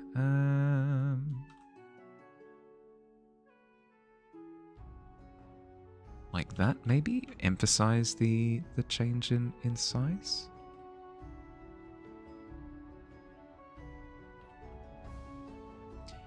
I know how to do it honestly, but in perspective is the problem. Yeah, okay. And then I can... Yeah, okay, so it's all... Excellent. I can use all of the different planks to kind of show it from slightly different angles, which will help to communicate it as a whole. Sweet. How you doing, Van? Oh, actually, speaking of Van, I'm pleased to announce, if you dart your eyes over to the side there, on the far right column at the very top, if your eyes are peeled, you might actually be able to see that there is a skull in a hood with a hole in the center, just as requested. Yeah, there you go. Boom. Your marking is engraved in the tavern for life. There you go. Boom. That is a gentle reminder to everybody, by the way, that the real estate in the tavern is limited. If you want a marking in the tavern before it gets filled up, get your markings in from now. Once you have redeemed the points, though, your spot is reserved, so you don't have to worry about coming up with the concept like then and there on the spot. You've got all the time in the world to come up with the actual concept, but the real estate is limited.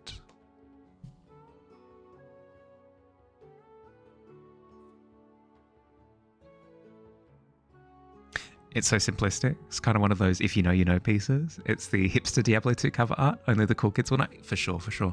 The problem is if I went higher amounts of detail, you'd lose it. You'd lose what the actual image is because you're working with such like small obscured images. You have to keep it simple. I liked how it turned out though. It's pretty cool.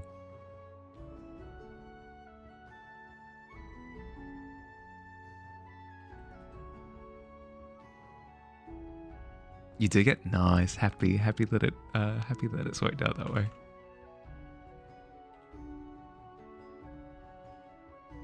But yeah, how you going? How's your weekend?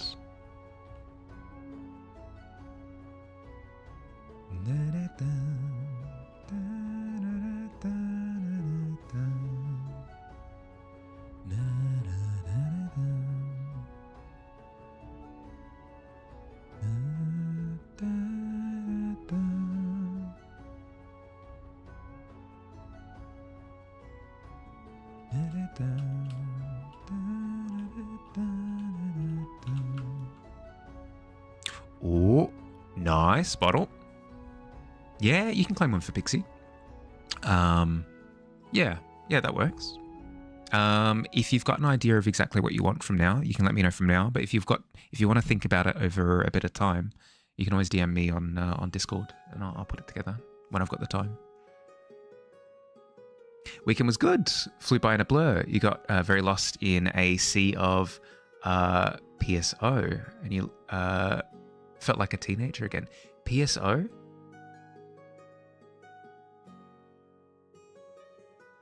I don't think I've heard of that abbreviation before. Ah, Fantasy Star Online. Yeah, okay, fair. Oh, that's cool. No, I haven't played MMOs for a little while now. But no, that's really cool. Is it your first time playing it? Well, I mean, you felt like a teenager again. That kind of implies that you've played MMOs when you were younger. Kiro's special power is his coded sword that summons his code prompt to change anyone and anything living.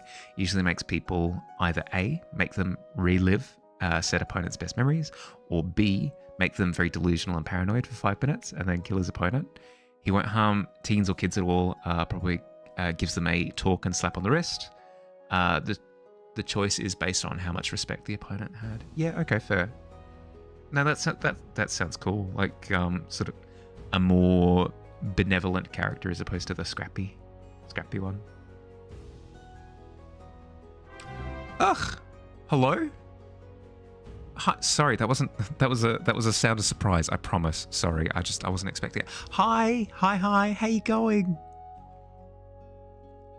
Sam, how you going? Yeah, let me quickly give you a shout out. First and foremost, what were you up to? How was your stream? Welcome. Than, welcome. Thank you for the follow. Welcome to the Tavern. Bottle doesn't fully know what he's redeeming. He just walked in the door as I talked about the redeem and said, yeah, you were close enough for it. Well, Pixie, if you've got a concept that you like the thought of, please let me know. Lord Lucius, welcome. Thank you for following. Welcome to the Tavern. I see Kuri, hi. The Dying Dragion. Hi, how you going? Than, Trelita, Ephris, hi, welcome everyone. How you going? Oh, too much confetti. It's in my throat. Playing a lot of MMOs as a teen, and one of the major ones was Fantasy Star Universe. PSO came first, but you never knew about it as a wee lad. So it's kind of neat experiencing it for the first time now. Community is small, but the people are super nice and helpful. Honestly, it might be a better experience this way. There you go. There you go. The servers are still running, even though it's a sequel product. That's really cool. Chill vibes. Yeah, that's the goal at the very least. Sometimes we get a bit of gremlin energy, but that's an exception to the rule. Had a special art time. We offered discounted art for the first Monday. Ooh, nice. Do you have any work that you'd like to share, by the way? You'd prefer Vec over Than? Excellent. Okay. Corrected in my brain. Thank you for letting me know. It's very nice to meet you, Vec. These are all private servers at this point. Oh, I was going to say. Hi, everybody. Welcome. I'm Mahali. Nice to meet you. I'm a fantasy illustrator. I do illustrations such as these ones. I'm currently working on a kraken attacking on a sea fort, and it's going pretty well. I've hit a couple of bottlenecks during the illustration process, but we're working through them slowly but surely. One of them was how I was doing the lighting on the main body. We cracked that. Another one was how I was going to do the light. Turns out a lot of it is lighting related. Lighting on the front tentacle, sorted that as well. So we're experiencing little wins here and there. But yeah, please, Sam, if you've got any work that you'd like to share, I'd more than happy to have a look. Feel free to just chuck it into the Twitch chat directly or on the Discord if that's your preference. I don't mind. Hi, Dan, man. Welcome. Thank you for the follow. How you going? Your Blue Sky has the most recent pieces, but you still need to update more. I'm in the same boat. I've got a few pieces that I've finished for a little while now that I haven't posted on my socials. It's tough, especially with streaming, right?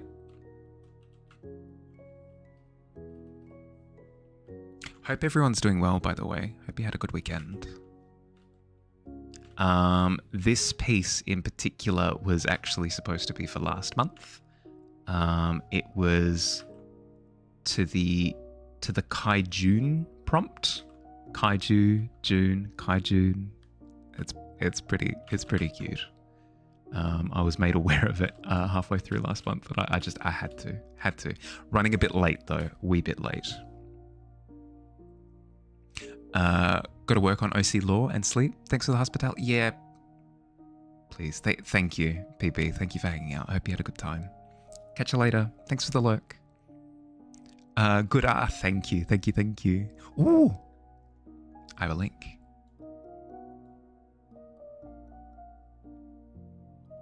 Oh ho ho! We were just talking about OCs.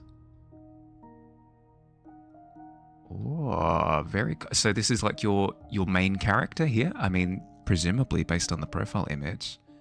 Very cool.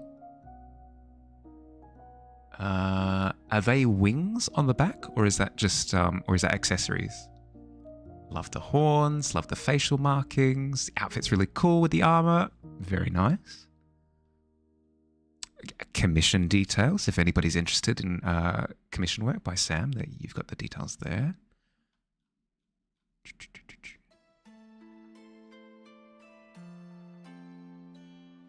Ooh.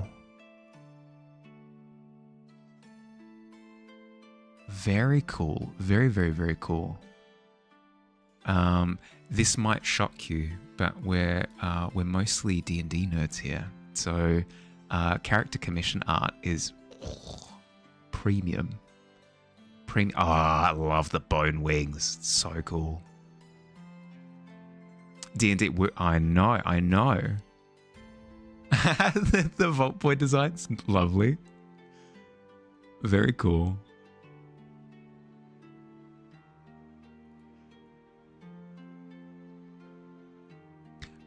It's probably faster if I go through this tab here, right? Oh, this is amazing. Oh, that's so cool. I'm a massive fan of A Nightmare Before Christmas, so this is just my jam. This is just absolutely my jam. Love the lighting. Love the glow lighting. Really, really, really cool. No, this is awesome. Amazing work. Thank you for sharing. I appreciate it. Sorry, I put hit by ads. My apologies. Why you rated for the D&D vibes? I'm pleased to say that yes, very, very D&D core.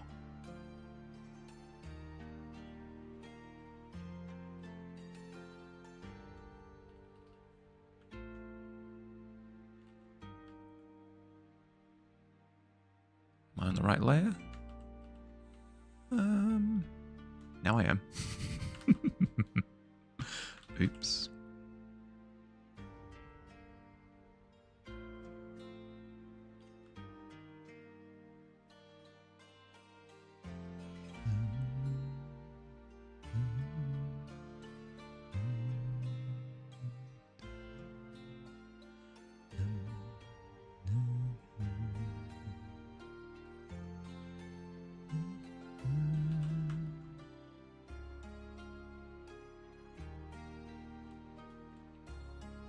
Okay, I'm attempting to make a splintered barrel over here on the right. We'll see how that goes.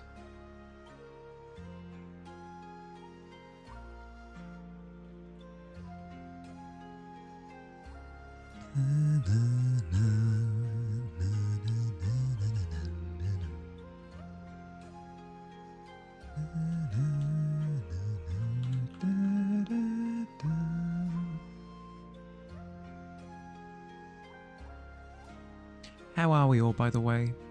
How's our week been so far? Anything of note?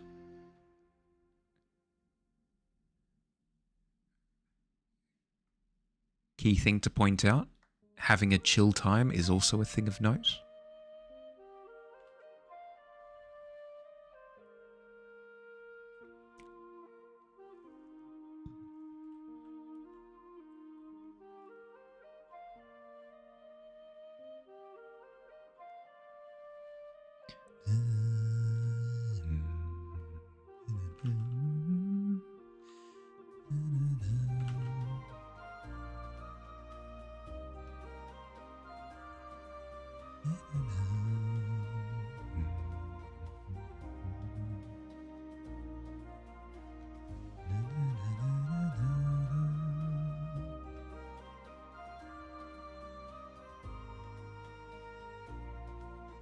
How are we doing for time?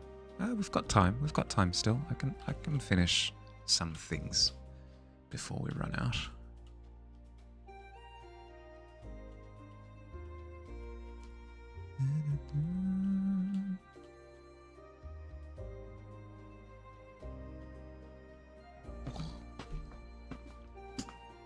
Actually, speaking of D&D, oh my! I have D&D tonight.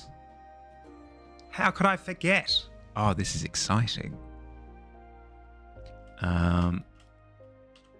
The party has been exploring a tomb for the past, 6 months. A very large tomb. And it's been going shockingly well, to be honest. We haven't died yet.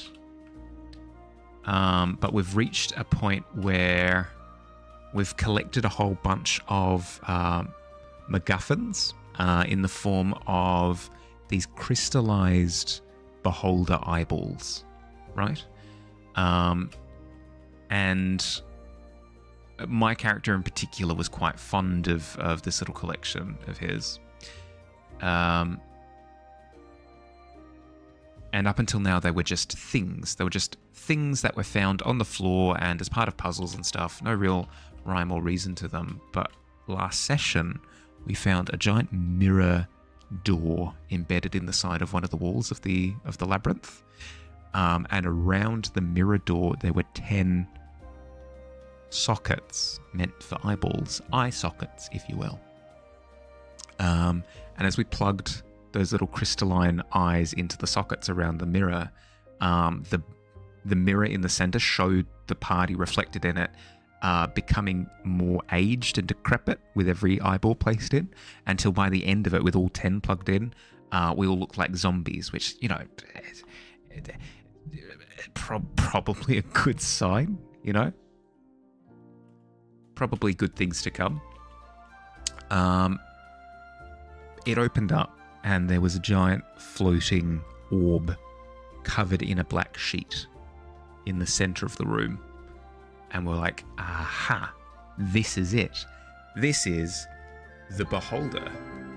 One of our party members shot the Thank you for the follow, Sam. I appreciate it. Thank you. One of our party members shot the sheet with a crossbow. The crossbow bolt hit. We all prepared ourselves, you know, drew our weapons, got into our combat stances. The sheet melted away. It sort of sparks and smoke and soot collapsed to the ground. The eyeballs were always going to lead to something. Well, that was my hope. Well, that was Dave's hope as a character, right? Was that, you know, these pieces of delicious candy were obviously going to lead straight to a house made of candy. It's common sense 101. As this sheet melted away and fell to the floor in ashes,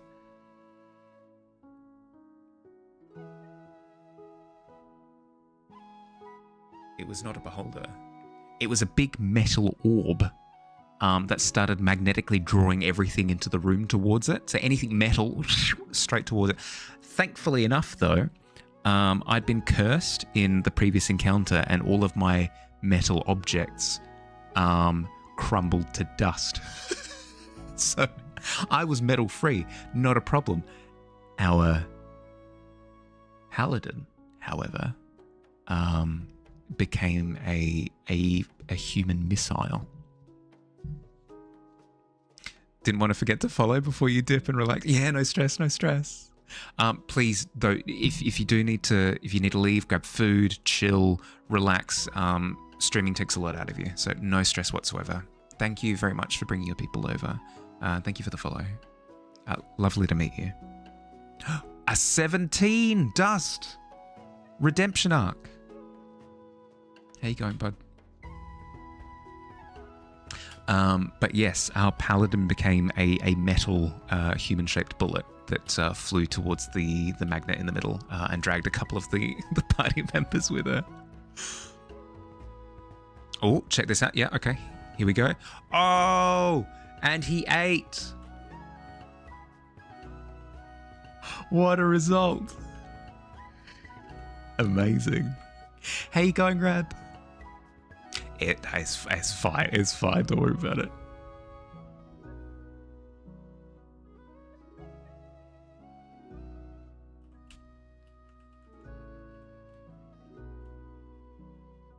You're tired and grumpy after your shift? Had to come say hi when you were still streaming? If you need to just crash, dude, no stress whatsoever. Hope you're doing okay.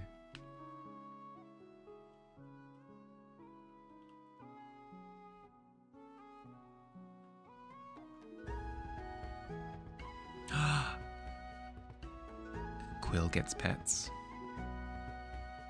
Is it just me, or does everything just look that little bit nicer now that Pill has received pets? Colour has returned to the world. You hear that song on the wind? How backed up are commissions right now? I've literally just finished my most recent commission, so not backed up at all. Free for in talks at the moment for another project, but nothing's locked in for now. Did you have anything in mind? Or just curious? No stress either way. Just woke up. You're talking to Wode and me. It's the morning cold environment for now. Life is good.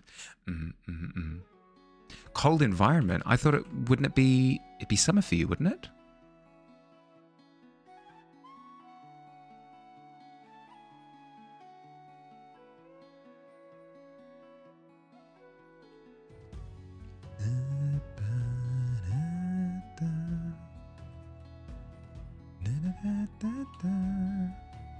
It's a bit cooler in the morning. Yep. Fair.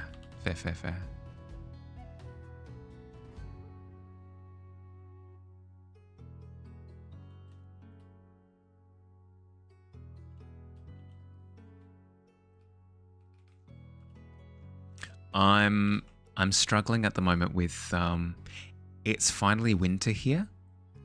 So it's nice and cold, so it's easier to get to sleep, and I'm having a good time.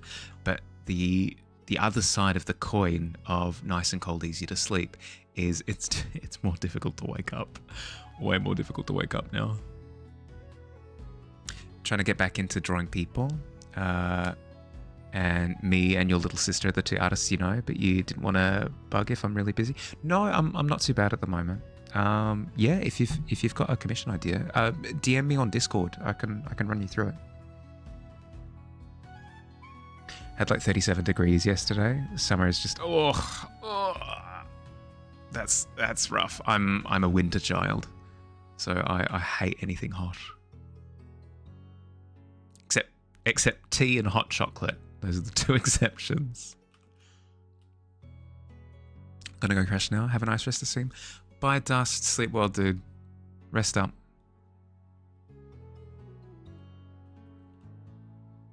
Look after yourself.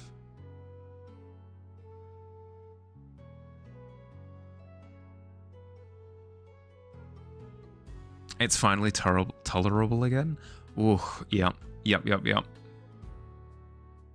Wow. We're officially halfway through the year now, aren't we? Right? Because June to July, yeah, we're at the halfway point, so it should start turning down a little bit. 19 degrees Celsius, but it's 28 the whole day. Oh.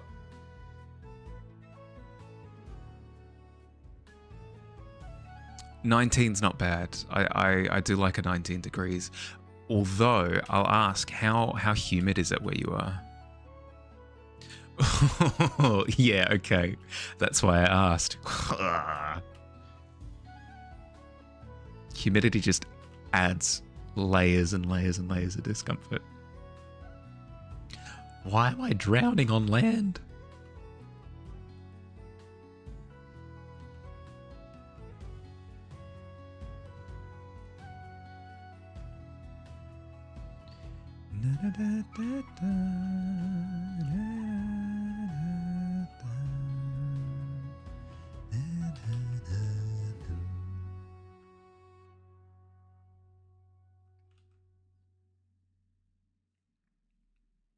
I hate to live in Georgia right now because they do 35 degrees, 80. Oh, nope. Yeah, solid nope on that one.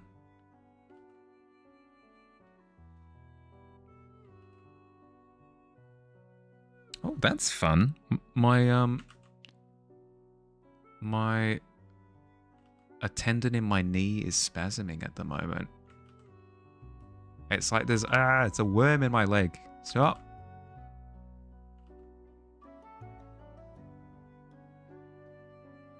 Get out. Constitution saving throw to see if my leg stops twitching. Hey, not bad. Shouldn't take too long. Vegas is hot, but at least it's dry. Yeah, right? It's almost like if you've played Balatro.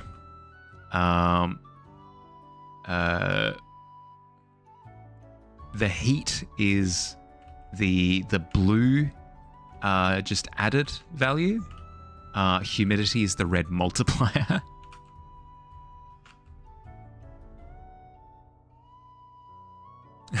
My leg is twitching. What's its chatter? Oh my goodness. I mean, I was just talking earlier about how wasn't there like a goldfish Twitch channel where you could literally just look at a goldfish in a goldfish bowl? Stranger things have happened.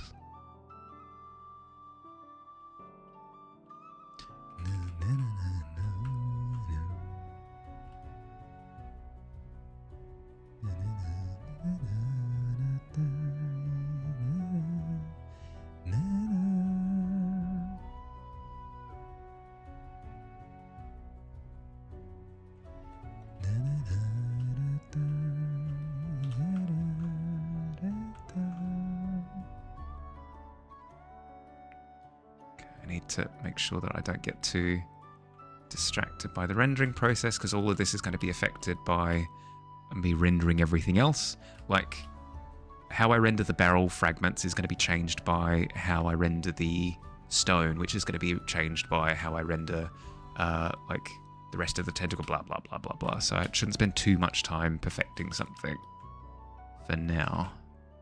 I should give it the first pass and then move along. Okay.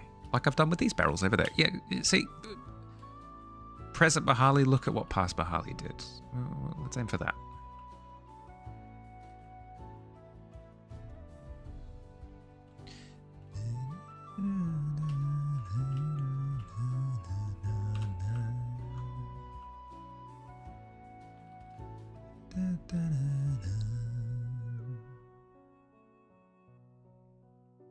Actually, that does bring up a good point. If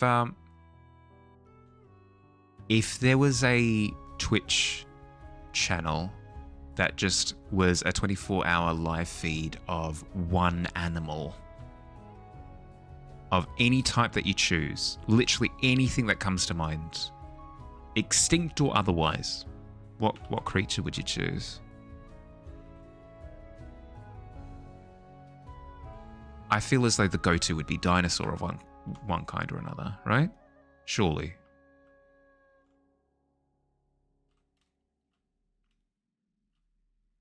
Surely it'd be like Stegosaurus or something.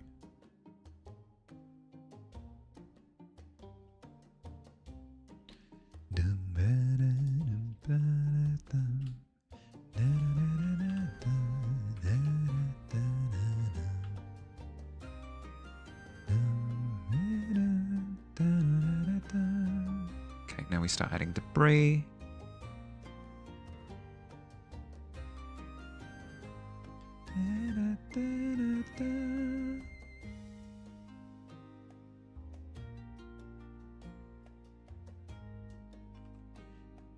That is actually an interesting question. I would imagine even if you're given infinite choice, like you can have any creature of your liking as viewing material, I'm sure there'd be like at least one person in the world who would still be like, yeah, goldfish. Yeah, no, I heard what you said. Don't repeat yourself. Goldfish. That is my choice. I know I can anything. I know. Goldfish. That's my choice.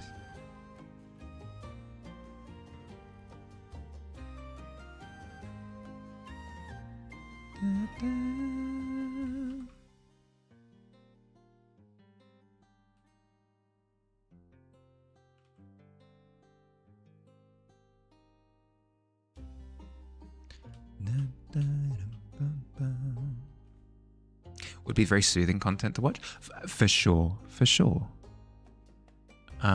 Some people, not me, because I don't judge people. Some people might judge them for saying goldfish because you're given this opportunity to essentially resurrect extinct creatures to have as viewing material instead, like the Tasmanian tiger. You could have the Tasmanian tiger. You could have a dodo that you view on Twitch, or a Tyrannosaurus Rex, a Pleurodon. Some people, again, not me, would judge the goldfish person because it's like missed opportunity. Surely something ancient and mysterious. Yeah, that's what I'm saying.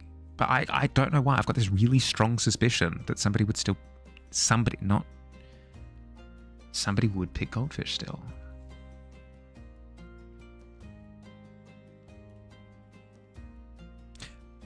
Brought this back into Dino for Twitch. Well, yeah, it's the be all end all.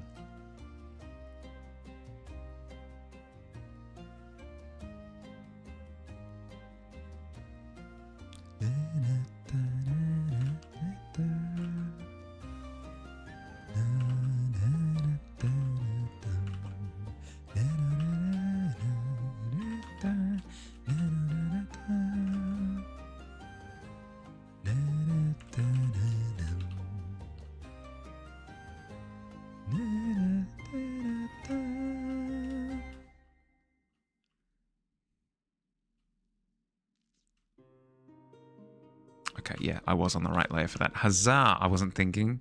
I was just doing, and that oftentimes leads to me being on the wrong layer, but not this time. Huzzah! Not this time. Huzzah!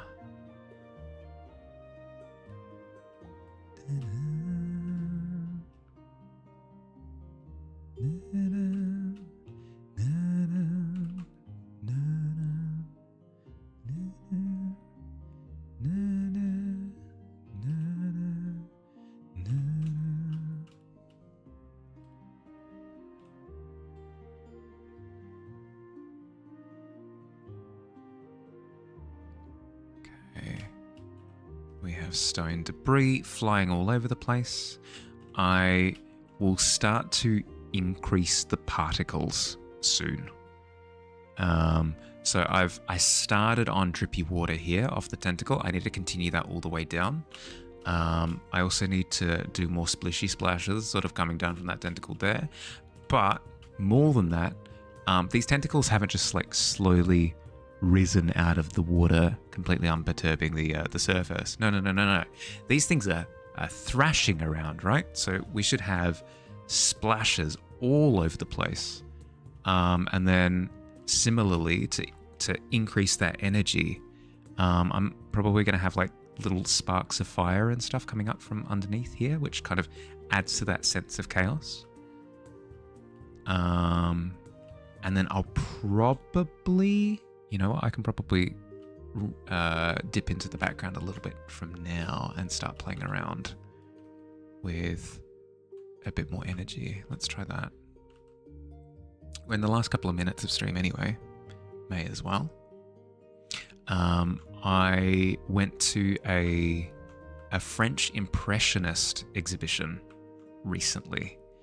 Monet is one of my favorite artists because he's kind of what inspired me to get into art to begin with. And a lot of my early acrylic on canvas pieces were very impressionistic. So very sort of paintbrush kind of loosely capturing the feeling of a scene without going into high detail. And after going to that gallery, I've been inspired to like bring some of that back into my modern pieces. Hence why my background looks the way that it does currently.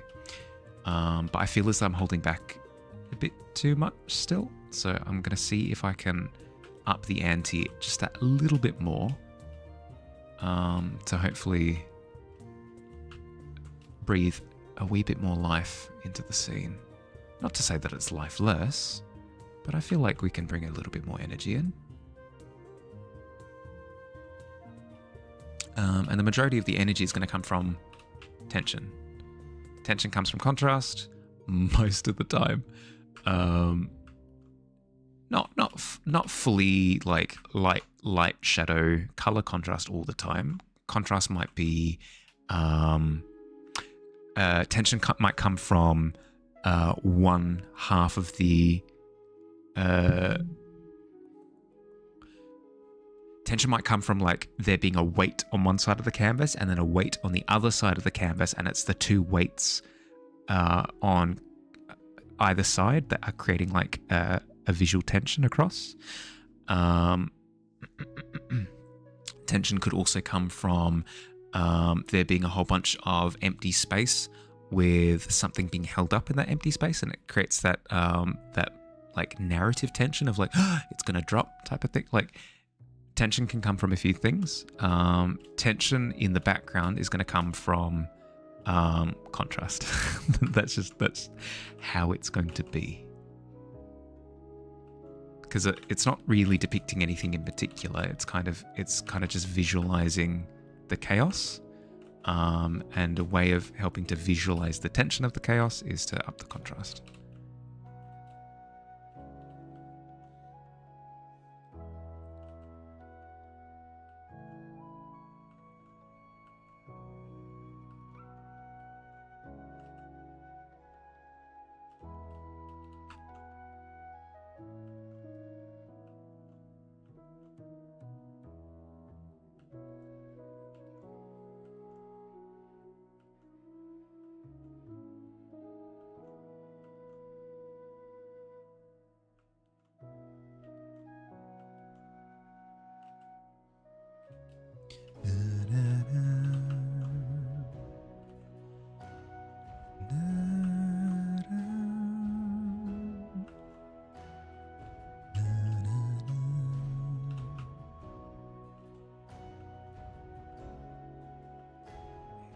It's not quite tension. Tension's the wrong word.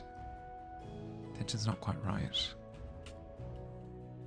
Energy, I guess? Power?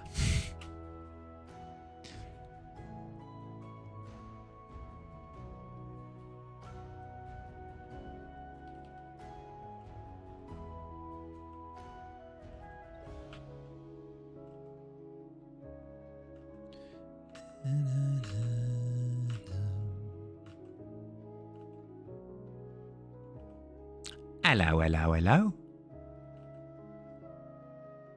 How you going? Lovely to have you here. How's your day been so far? I'm currently drawing a big octopus. It's going pretty well. I was in Struggle Town with some of the reflections and stuff off of the tentacles, but I've reached a resolution that I'm really happy with. So we're making strides. Looking gnarly. I know.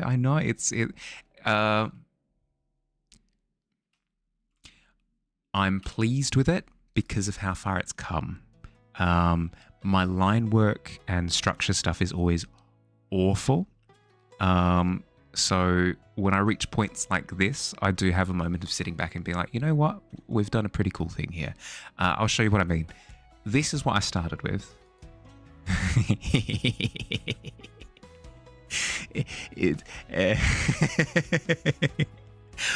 Working with literal actual stick figures. Very, very. Don't worry about it. My line work is awful, absolutely awful. So when we hit the render point, it's a lot better. It's a lot better. Yeah. See that's what I mean. That's what we got there. We're getting there. You could use more coffee. I don't drink coffee actually. I can't stand. Here, I'm a massive hypocrite. I can't stand the bitterness of coffee, but I love tea. Sort that out in your head. It makes sense to me, okay? I don't put milk or sugar into my tea or anything like that to break it up. It's all just bitter tea, and I love the taste. Hypocrisy manifest. Love the green. Thank you. It's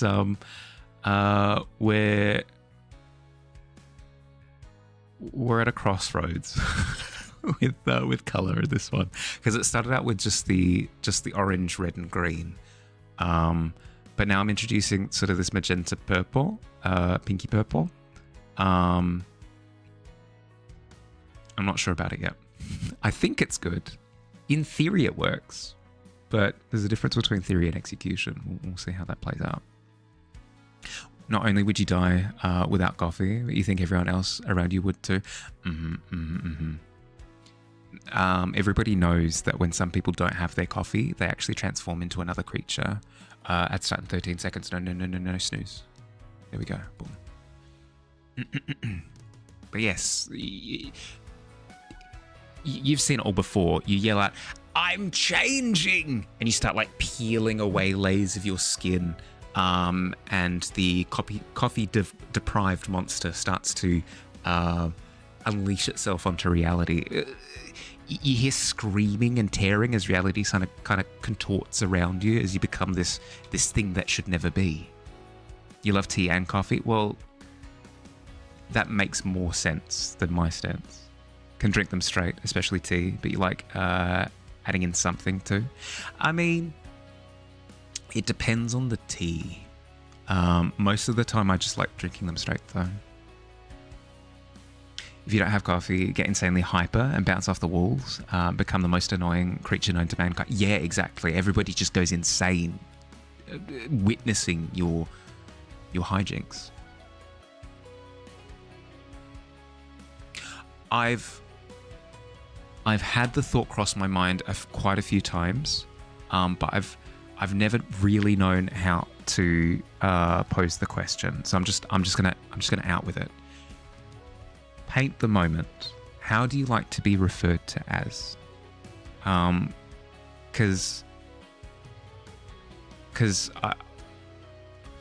my knee-jerk reaction is to call you Paint, but that feels weird. But unless that's what you prefer, in which case I'll rejig it in my brain. Blah. My mental pathways. I'll rewire them. I promise. You have ADHD, so caffeine has an opposite effect on you. Helps you to relax and focus better. Really? I mean, I suppose it makes sense. Because it's a stimulant, right? Yeah, no, I mean, that makes sense. I mean, ADHD medication is just a form of stimulant. Chloe is fine. Paint is fine. Anything to be... Yeah. Oi, you. I'll go with Chloe then, if that's cool. Okay, cool. Sweet.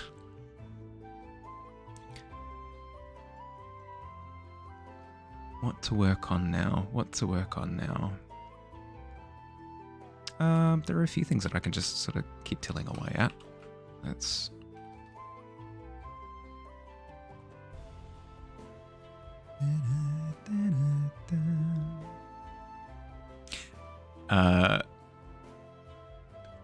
was going to add an oi on the end.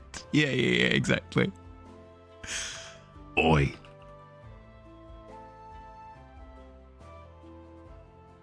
It's the worst feeling. It's the worst feeling in public where maybe it's just me. In public, whenever somebody says your first name, and they're not talking about you, you know that they're not talking about you. You know that other people have your name in society, but you still turn. You fight every instinct. You've got your brain is screaming at you, stop, don't do it. But you slowly like, yes, hello? And then it gets a million times worse. It gets a million times worse when somebody waves in your direction. You turn around, you don't see anyone immediately in your vicinity, and you just kind of, why am I admitting this? There have been multiple times where people have waved in public. I have turned, seen no one around me, and then I've awkwardly waved back. And then it becomes immediately apparent that they were waving to somebody else. And then I've walked away, laughing awkwardly. They were also laughing, so like in a friendly way. So clearly, like no malice, no ill emotions exchanged whatsoever. But you still feel awful afterwards. It's the worst thing ever. I wouldn't wish it upon my worst enemy.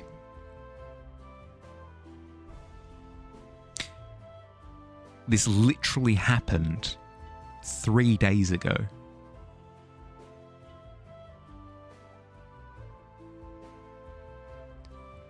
But Mahali, you're so confident and suave and good at everything you do. I know. Absolutely not true. Absolutely not true. It really, it's moments like that really highlight, like, oh, Mahali. even though you talk to people on the internet, you're still socially awkward. Sorry, bud.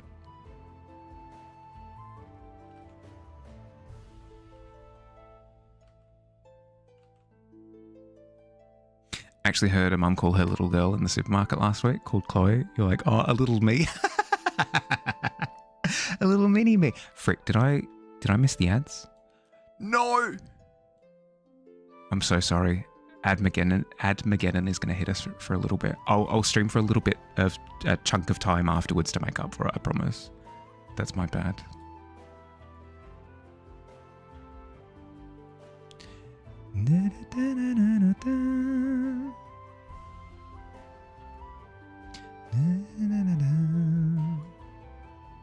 It feels embarrassing for the receiver of the awkward unintended wave as it is for the person who does it, because you've had someone wave at you when you were waving at someone behind them and you thought was, oh crap, I totally made it look like I was waving at this person. That does help a little bit. That does help a little bit.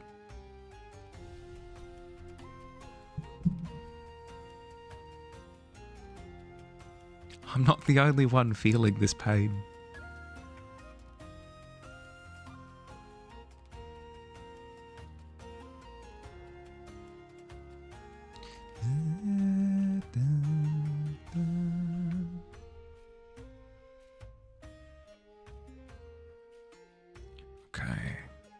Let's jump down to that layer. C4 render.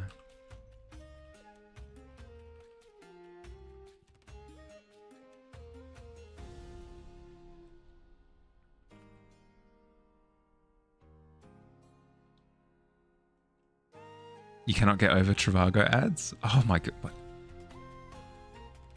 Is Trivago like TripAdvisor?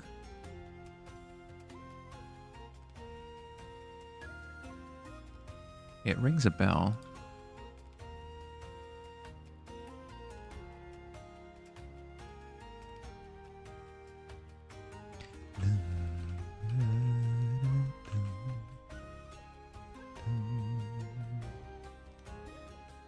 Dude's teeth are so big and so wide, it flashbangs you every time he smiles. Can use the dude's teeth as a plane runway in the middle of the night. Oh my goodness. Now, here's the question. Was that guy's teeth, were they developed through the influence of Doug the dentist or the 9 other council members of the Dentist Council? How did I get the ads playing thing? Need to add one to yours again. I use a thing called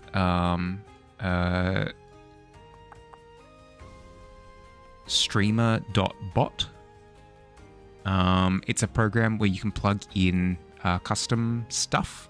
So it's how I've got like my point redeems. So where you change out the magic weapon that sits next to me, any of the quill stuff in the corner, all of my overlay, everything. It's all run by StreamerBot.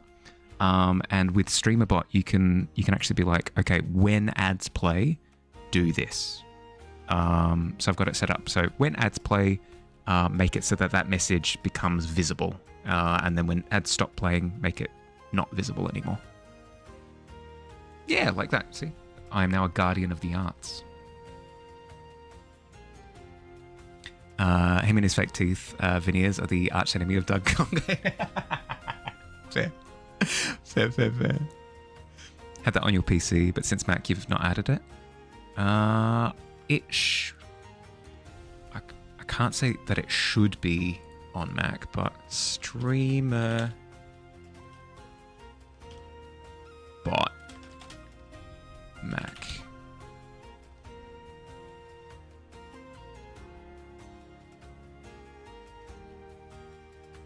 Okay, so it looks like StreamerBot can be installed on Mac OS using something called Whiskey.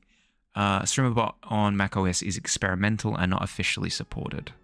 Okay, there you go. But I'm not sure how recent that is. That's immediately what's come up. So there is an option for Mac. Oh, hi Quill. Hey buddy, morning. Usually mix it up for your stuff. That's why you've not done it? Yeah, I know. As soon as it becomes a little bit more complicated than just press the install button, I'm exact same camp.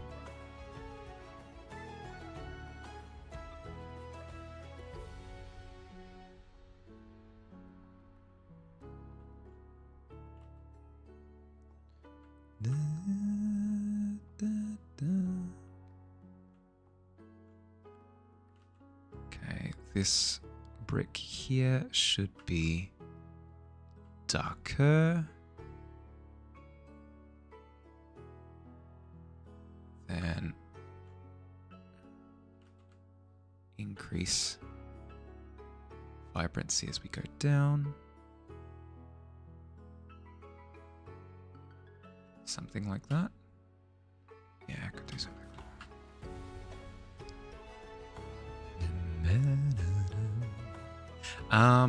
The one lovely thing about it though is that a lot of people make channels on YouTube built entirely around just giving a setup instructions and advice for these things. I've yet to find something stream related that hasn't had a YouTube tutorial for it, if that helps at all. It still takes work and attention and stuff, but it's something.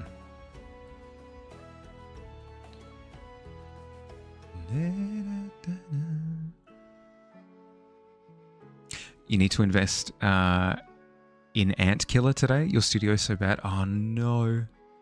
Yeah, I've got a couple of friends who are struggling with an ant infestation at the moment as well. Attention, you like that? Yeah, yep.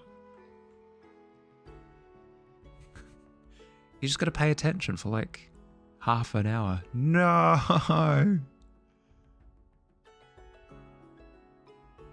That's my goal for this week. Is I'm between commissions at the moment as of this weekend.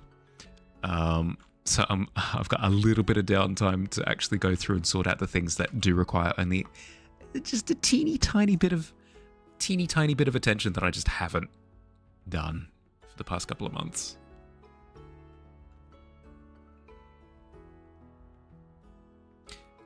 When life hands you lemons, melt down the lemons and make lemony fresh scented sword. Oh my goodness, yes. And then attack all of the problems in your life with lemony freshness. It's your fault you left sweets on. Oh no.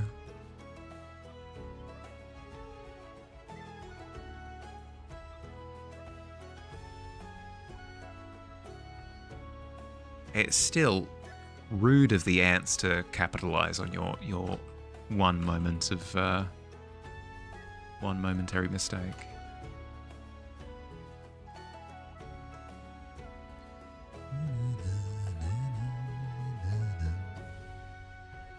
Might be what you need for the ant. Yes. Purge them with the power of lemon fresh.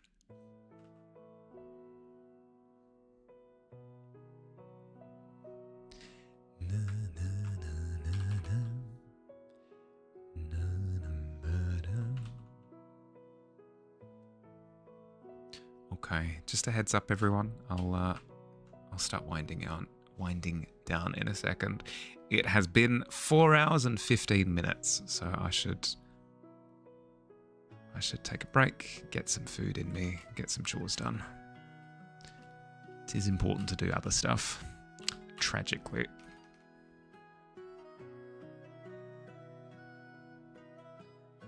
Hope everyone's had fun. I got to meet so many new people today. My goodness. Pish posh. I know. In a perfect world, I wouldn't have to eat, sleep, drink, anything. I could just play an octopus. It's an unfair world.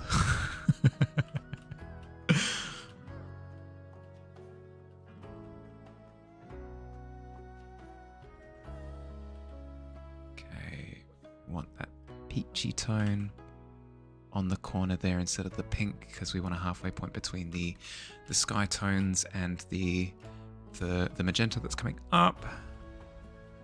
Yeah, okay. This has potential. More to work on next time. Who needs to do chores? Right? If you never had to waste time eating, sleeping, or drinking anything, you'd still waste time chugging caffeine. Yeah. I mean, priorities. Everybody has priorities. Your priorities just happen to be caffeine related. Okay. Let's see who's online right now. Tofu. Oh, in a couple of minutes. Okay, we can go for a couple more minutes. Let's go for a couple more minutes and then we'll raid Tofu.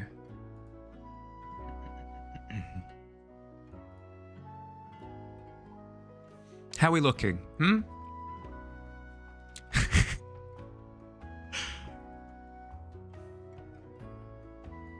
A or B? It's come along. I'm still not happy with it yet, but definitely strides in the right direction. The sleep thing you already you already do pretty regularly. For some reason, most days your brain says, "Oh, you got 3 hours of sleep. That's enough." I mean, yeah. It's the worst when you're actively having the argument in your head and you're losing the argument. Like, no, please, I need sleep. And your brain's going, but you're not feeling tired. Better get dressed. Catch you soon. Lovely to see you in stream. Yeah, lovely to catch you, Chloe. Really nice to see you. Enjoy your day. Have a good one. Pixar lineup before render. the storyboards. Yeah. Yep. I mean, that's kind of what I do with the drafting process. I just kind of storyboard the composition, and then if I'm happy with the layout, like as you can see, I'm stuck pretty accurately to it. It's just it very much so feels like the so first you draw a circle, then a second circle, and then you render the owl.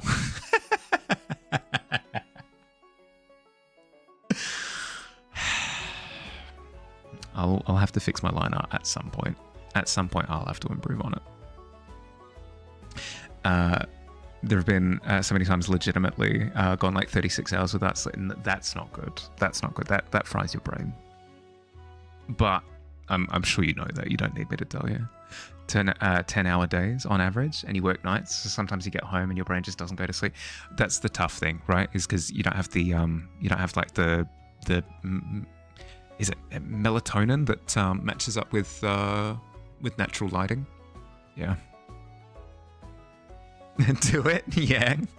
I should. When I finish this image, I'll turn it into the meme. Draw one circle, then another circle, then render the octopus. Ugh. Awful. Then you go to work again? Yeah. Yep. Do you have like the blackout blinds that completely stop natural sunlight from coming in? Because they can be quite useful for keeping your body clock in check.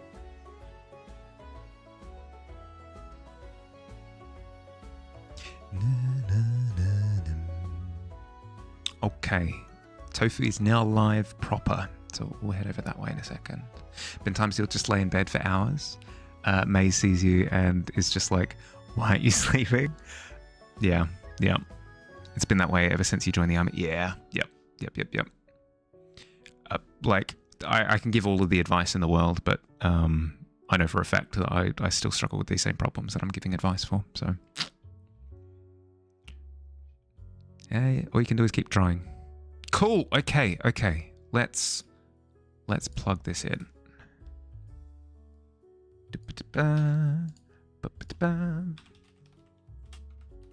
All right. So, it'll be an evening stream tomorrow. So this was an afternoon stream today. Tuesdays and Thursdays afternoon streams. Tomorrow will be an evening stream. So it'll start about an hour and a half from now, tomorrow. So look forward to that. You have a fairly successfully cleaned and reset the craft room during the stream.